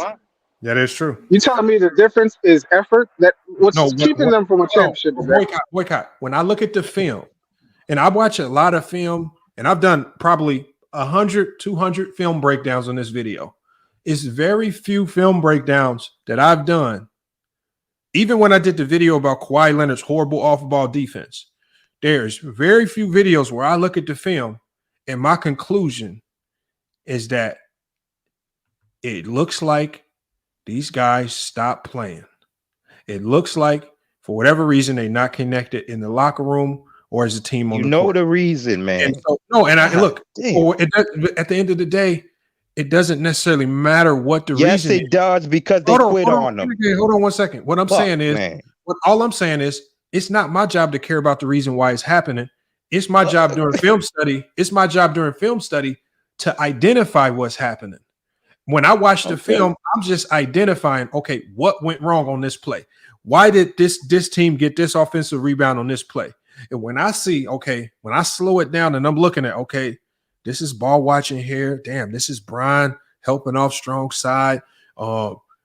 Instead, remember I talked about how Cam Reddish at the end of that game kept going under screens. Ja Morant, who had already made a few threes, starts making these top of the key threes because he's going under as opposed to chasing over when AD is in drop coverage. So you got two people on the road. Changed. No, the scheme didn't change. Yes, it did. That's Cam Reddish not paying attention to his assignment. Because the assignment was different earlier in the season, man. No, it wasn't, bro. Yes, it was. Hold on. So the Lakers are known. Anybody that's watched, especially Laker offseason videos, the Lakers made famous a strategy called icing the screen. This is something that Kobe popularized. This is something that they still do now. And it's similar to drop coverage, but it's not. There's no time when you can literally hear sometimes when the mics is live, you can hear Laker players yelling, ice, ice, ice. There's something that you're supposed to do when you ice. And one of the things that happens when you ice is you don't go under. You never go under. And when I see these Laker guys going under on a Ja Morant, when you got AD rim protecting, I'm thinking to myself, what? Darvin Ham said that was the game plan. No, he did not say that. That was a mistake. Bro. Oh my God. He said it was the game plan was to let him shoot, man. Okay. Like what he said. No, listen to what he said specifically. He said in certain situations. That's Ja because he's not a great shooter. Bro, but see, that would make the Grizzlies not great shooters. This would make sense if every team that the Lakers played didn't go ballistic from the 3-point line. Okay. And that's because of what the defensive scheme. Over the last 10 damn. Don't guard the 3-point line. Well, that's effort. That is not no scheme that protects the 3-point line. So they going under screens every time because Darvin Ham tells them to go over? Just because I say they gave up 1-3 off going under a screen, that's not how all this. So that's not the problem. So that's not the problem. Then. That's just an instance of a problem. So you capping. When I looked at the video, and what did I count? I counted 8 times where. So it's not just one. Renegade. I counted 8 times where one player, y'all favorite player, helped off strong side and gave up a 3. Now, Lakers in 5. I'm gonna ask you one question. Yes, when I pull up the film and I see one player on this Laker team, and I'm not gonna say that player's name, account for helping off strong side, which is helping off strong side is not a defensive strategy because you never help off strong side. When I see that happen and those defensive, and you account for 8 of 23s that are made, what else am I supposed to say? Who do I blame? How do I blame coaching for those types of mental lapses? Yeah, I don't think you could. I mean, because coaching, you're gonna tell the coach is gonna tell the players what to do, but if the players are not doing it, then that's not on the coach, right? I mean, and that one player you got. That one player against Memphis was by the name of LeBron James. So don't get mad at y'all. Can't get mad at me because when I watch the film, I just tell you what I see. I'm just watching the film and I say, this is what I'm seeing. And I've been saying since the start of the year, and everybody's been ignoring me. And even when I went on PC, I said the Lakers need to trade for a 3-and-D perimeter defender. And I've been saying it everywhere I go. I said they can't defend perimeter shooters. They don't defend with any effort. They got to get guys that can go out and go contest them threes, guys that's going to muck it up and go in and help AD on the glass, because until you replace D'Lo, he's going to get blown by. Until you replace Reeves, he's going to get blown by. AD's going to be helping every possession. Guys got to commit to going to help him rebound. I don't see that happening. So if the one guy that gives the effort on the rebounding and Darvin Ham don't want to play him, who are you blaming for that? Who are you blaming for that? No. Who the fuck are you blaming for that? Rebounding can't be solely relying on just that type of rebounding. How many times are you gonna move the goalpost, man? That type of rebounding, when your primary rebounder and AD has to go help, it's called gang rebounding. You got to go get in there and rebound as a team. And what I'm saying is I'm seeing perimeter guys stare and ball watch as opposed to diving in, helping the AD secure that rebound and then go. But you got guys too thirsty and worried about running out, getting fast break dunks as opposed to securing the ball so they can get the possession and go up the court. It's not that's again, this is what the film shows. Whether Darvin Ham cusses somebody out and goes to fix it, that's on Darvin Ham. I'm just telling you what the problem is. Y'all can accept it or not. But if this same problems, if they allow 15 plus threes tomorrow, they're going to lose again. Yeah, I mean, especially if they keep going under the screens, right? Okay, but most of the threes are not caused by that. Most of the threes are caused by people like LeBron James helping off strong side. And there's no game plan to fix that. That's just paying attention. This is why losing Dennis Schroeder was huge. I don't care what nobody say. Dennis Schroeder ran a lot of guys off the three-point line. That man contested the three-point line well. Yeah, Dennis that Schroeder man fought when he got screened. One thing I give him credit for, he always fought over. Always fought over and then chased. Because you can't just fight over and not chase. You have to go chase and then try to recover. I give him that's what, but you know, I mean, he chose not to come back. That was his choice. So they lost it. And they were hoping that Gabe Vincent would be that guy, which to me was a damn good choice to replace him.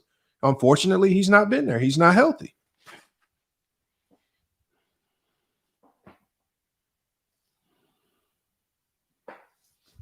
So, I mean, at the end of the day, whose job is on the line? It's Darvin Ham. So if he doesn't feel like he's going to, really put his foot on these guys to tell them to do, put more effort in, he's gonna go.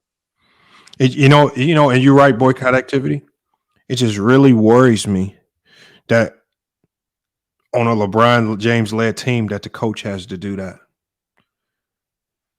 Why LeBron out of everybody else? Because I don't feel like anybody else. Because boycott activity. Unfortunately, I put a different level of expectation on LeBron James. This is arguably the GOAT.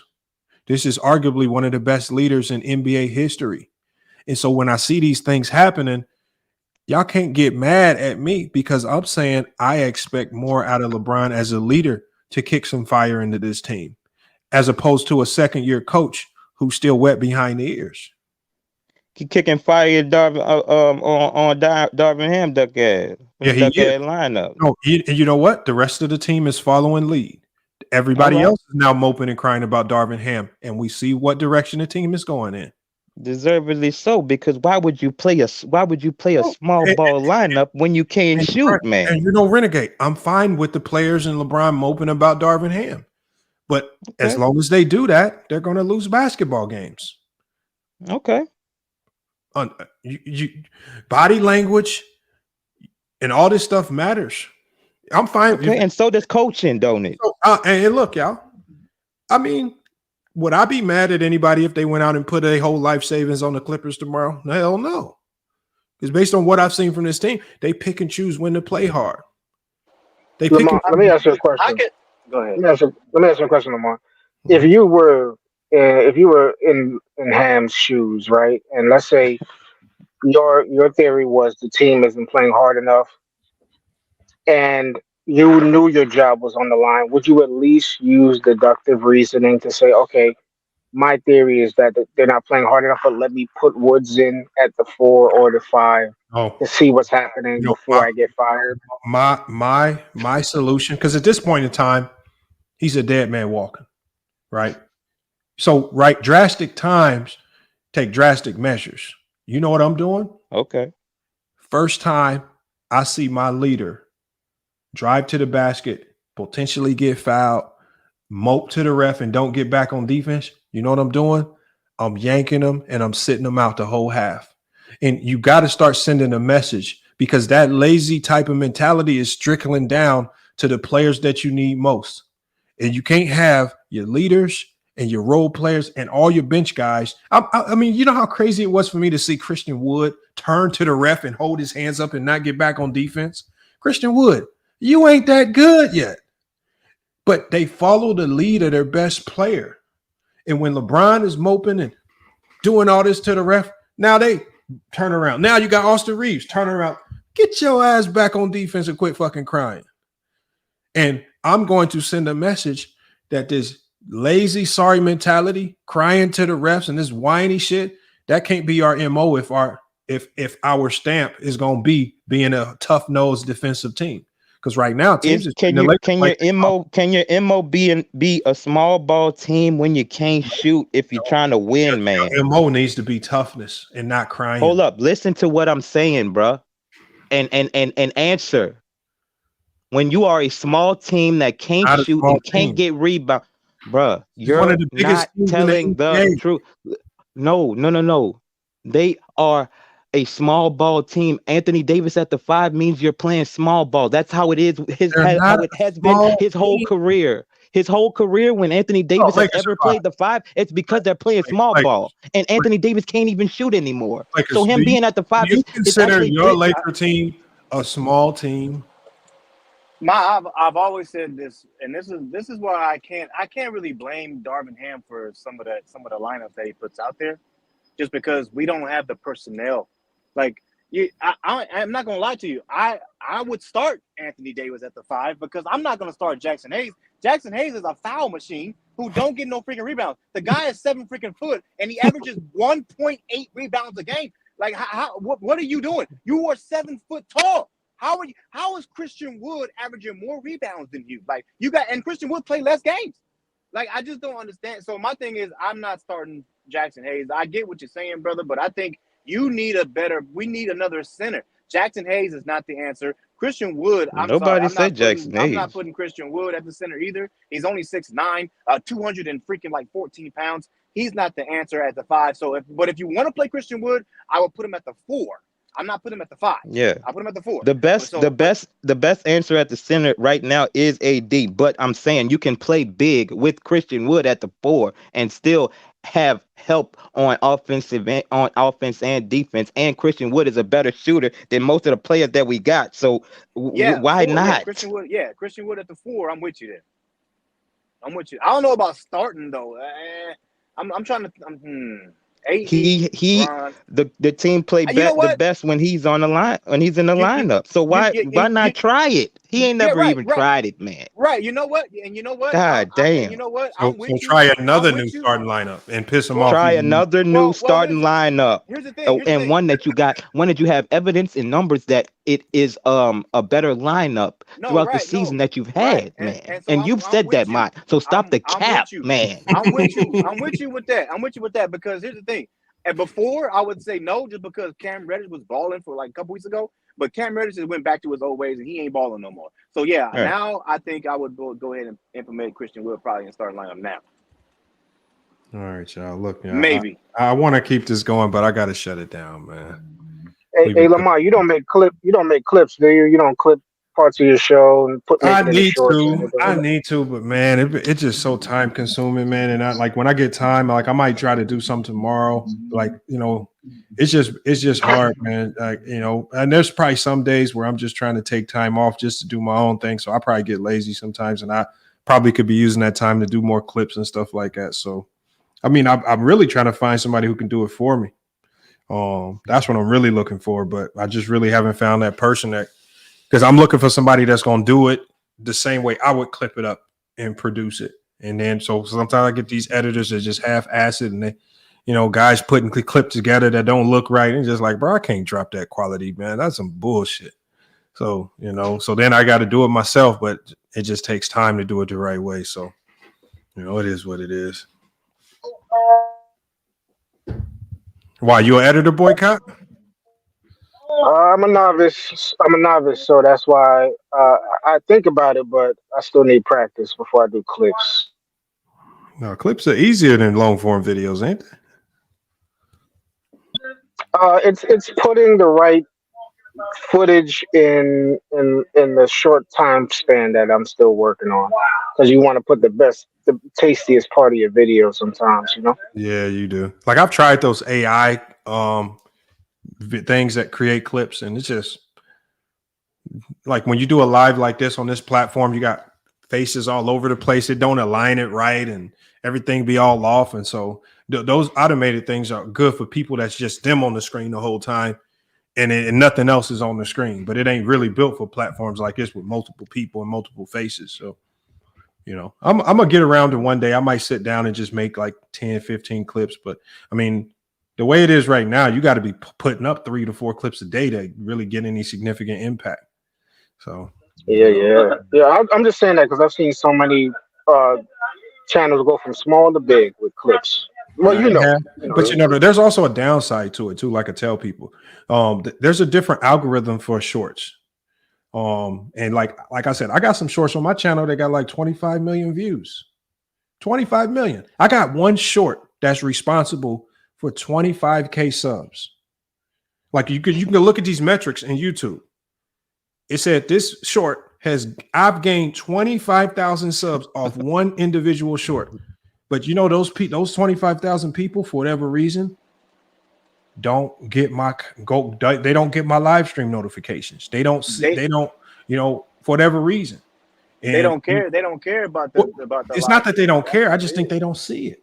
And so I've tried to tap into them.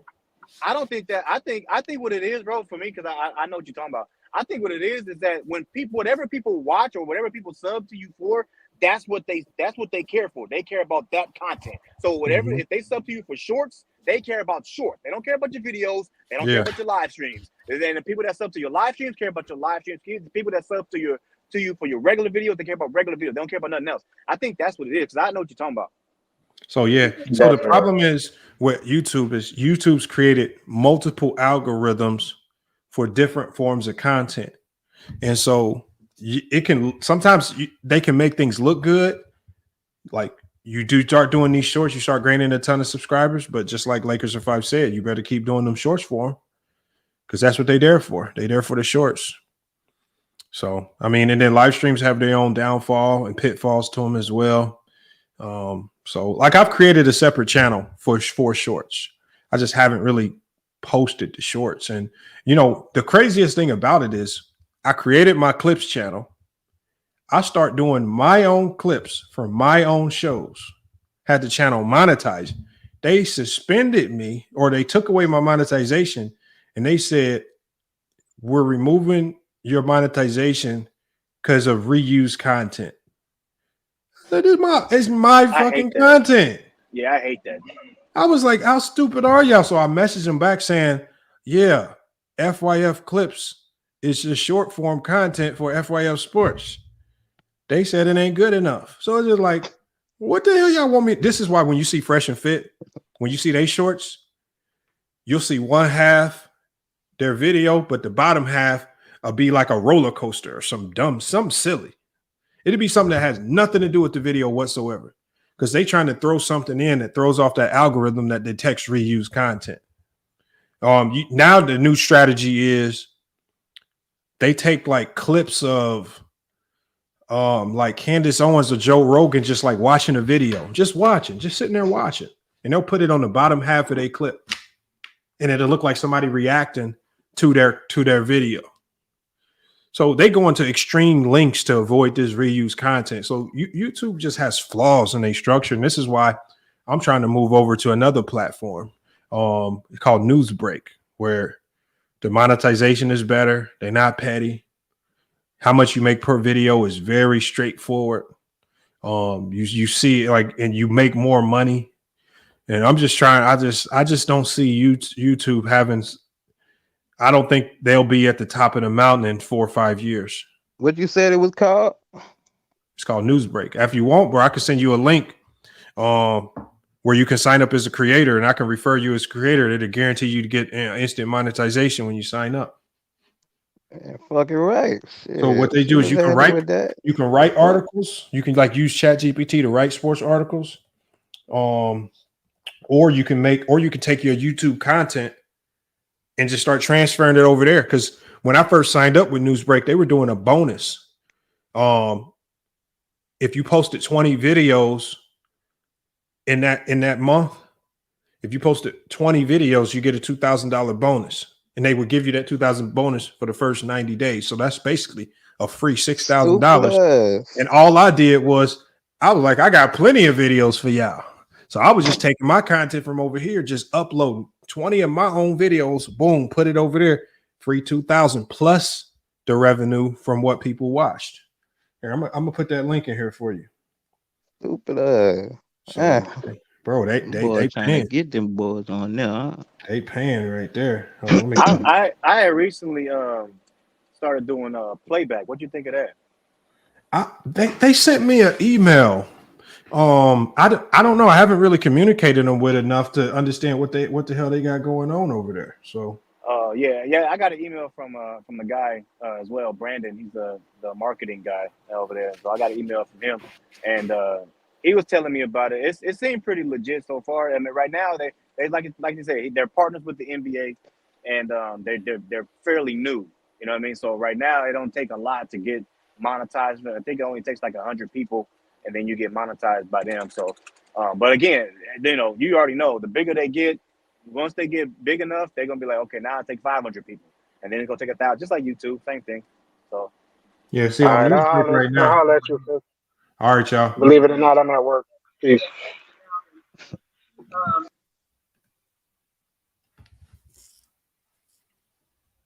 Oh, here it is right here. Renegade, I'm putting it in private chat for you. Here, I'll put it in the here it is right here. So get signed up.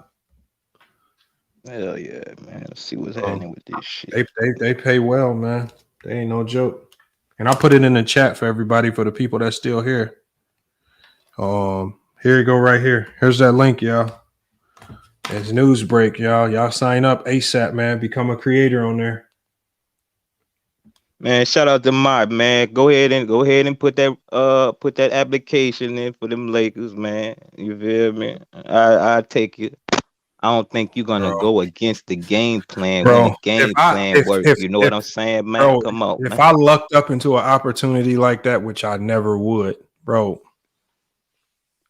I'm not a dummy, bro. I'm about to call the most elite coaches in the country to be my assistants, and I'm gonna say, look, y'all can have a quarter of my salary if you come help me out. I'm about to say shit. I'm not about to be a dummy and act like I'm gonna be able to walk in there and start cussing out LeBron and nobody know who I am, bro. I'm about to get Rasheed Wallace, somebody with some cachet. Nah, hey Rasheed, Right. can Somebody you that cuss LeBron's can do ass it. out for me?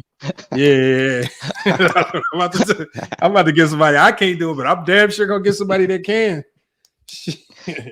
Shit, fuck that. We not losing. We are not losing. Shit, that's probably what Ty Lue was gonna do to Jenny Buss. Said he can't get his own coaching staff over there.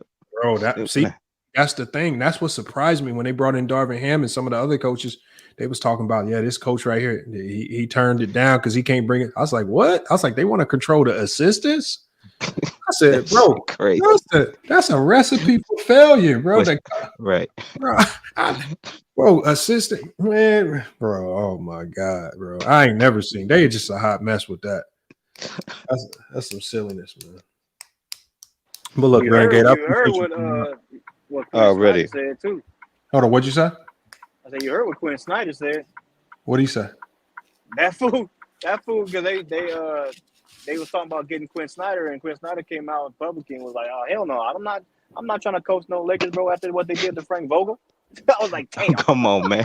Real talk, though. Bro, but coaches talk, though. Bro, I'm telling you, coaches, like, you think Frank Vogel and these coaches don't sit here and talk, or they know what's going on behind the scenes? Like, of course they had to go get a seedling coach that don't know what the hell is going on.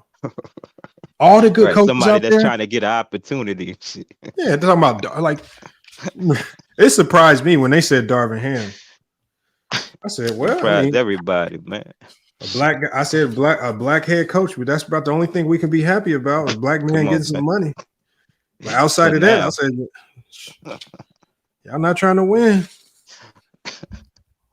Wow, they've been better off getting a college, like getting what's his name, the villain Jay Wright from Villanova. Man, get somebody with some cachet. See if a nigga could go get David Black duck ass again, stupid man. No, they like David Black because them international coaches, bro, they'll cuss you out faster than anybody. If you go watch some of the international coaches, you see how he did Dennis Schroeder? He yanked him in the huddle. Man, get over here, man. They don't be playing no games. Yeah, I saw that. Them international coaches don't be playing no. They will cuss you out in a heartbeat. So, hey, it is what it is. Hey, look, y'all, I got to shut this one down, though. We've been live crazy amount of time. This is crazy right here. This is already. So yeah, shout out to Lakers in 5, man.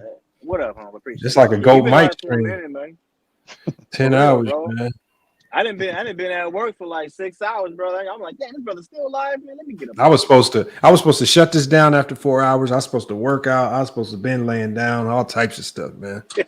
Messed up my workout, all types of crazy stuff. He said, no nose Curry. He said, Lakers, are you unserious? What are you talking about, man? Boy, be late night, boy. You be seeing the weirdest profiles come pull up saying the craziest stuff, man. Man, no nose Curry. Make sure you subscribe, man. I want to see you back here, man. All right, Lakers in 5. I'm gonna go ahead and drop you down. I appreciate you pulling up, though, man. All right, brother. Yep. Look, y'all, FYF Sports, man. Another great podcast episode, man. It's a crazy show, man. Crazy show. Great debates, man. You know, a lot of people didn't like the results, but look, it is what it is, man. 10-hour live stream. Wish it wasn't so long, but you know, sometimes it be like that. It was crazy, man. 10 hours, man. Simply, he said, yeah, look, it's not my fault. But like, simply ball dropping. You need to blame PP. Like, locker room came in here just capping about the Lakers. Locker room was, we spent another hour. He was mad because he lost the debate today, man. So we spent another hour talking about his debate. Man, there's just been so much stuff that went on today. I'm probably not even about to go to sleep, Reg. That's the crazy thing. I mean, it's 3 a.m, so I still got to wind down. I still got to do some type of workout. Man, I don't know whether it's my push-ups. Something in my workout regimen got to get done. So, I mean, we got to do something. And then what else? I'm going to lay down. I'm going to lay it down from here. But I definitely appreciate y'all sticking in. Salute to everybody that hit the Cash App to support, man. I'm going to drop it one more time. If the last few remnants of y'all that stuck around all this time, if the last few remnants of y'all, man, if anybody wants to support and donate, or anybody that's late night watching, man, and we help occupy some of your time while you was working the night shift, man, support the channel, man. Like I said, man, YouTube did already killed some of our monetization, man. Yellow flagging over 500 of our videos, just doing all types of silly stuff, man, just to take away from our ability to monetize over here. So whenever you guys support, man, like I said, it goes right back into the channel, man. It's definitely much appreciated when you guys help us out. But look, y'all, salute Goat James, Reg Dog, and everybody else, man. I appreciate you guys. It's FYF Sports, man. Another great podcast episode, man. We're going to be back with more sports and news, y'all. Till then, it's FYF Sports. And we out.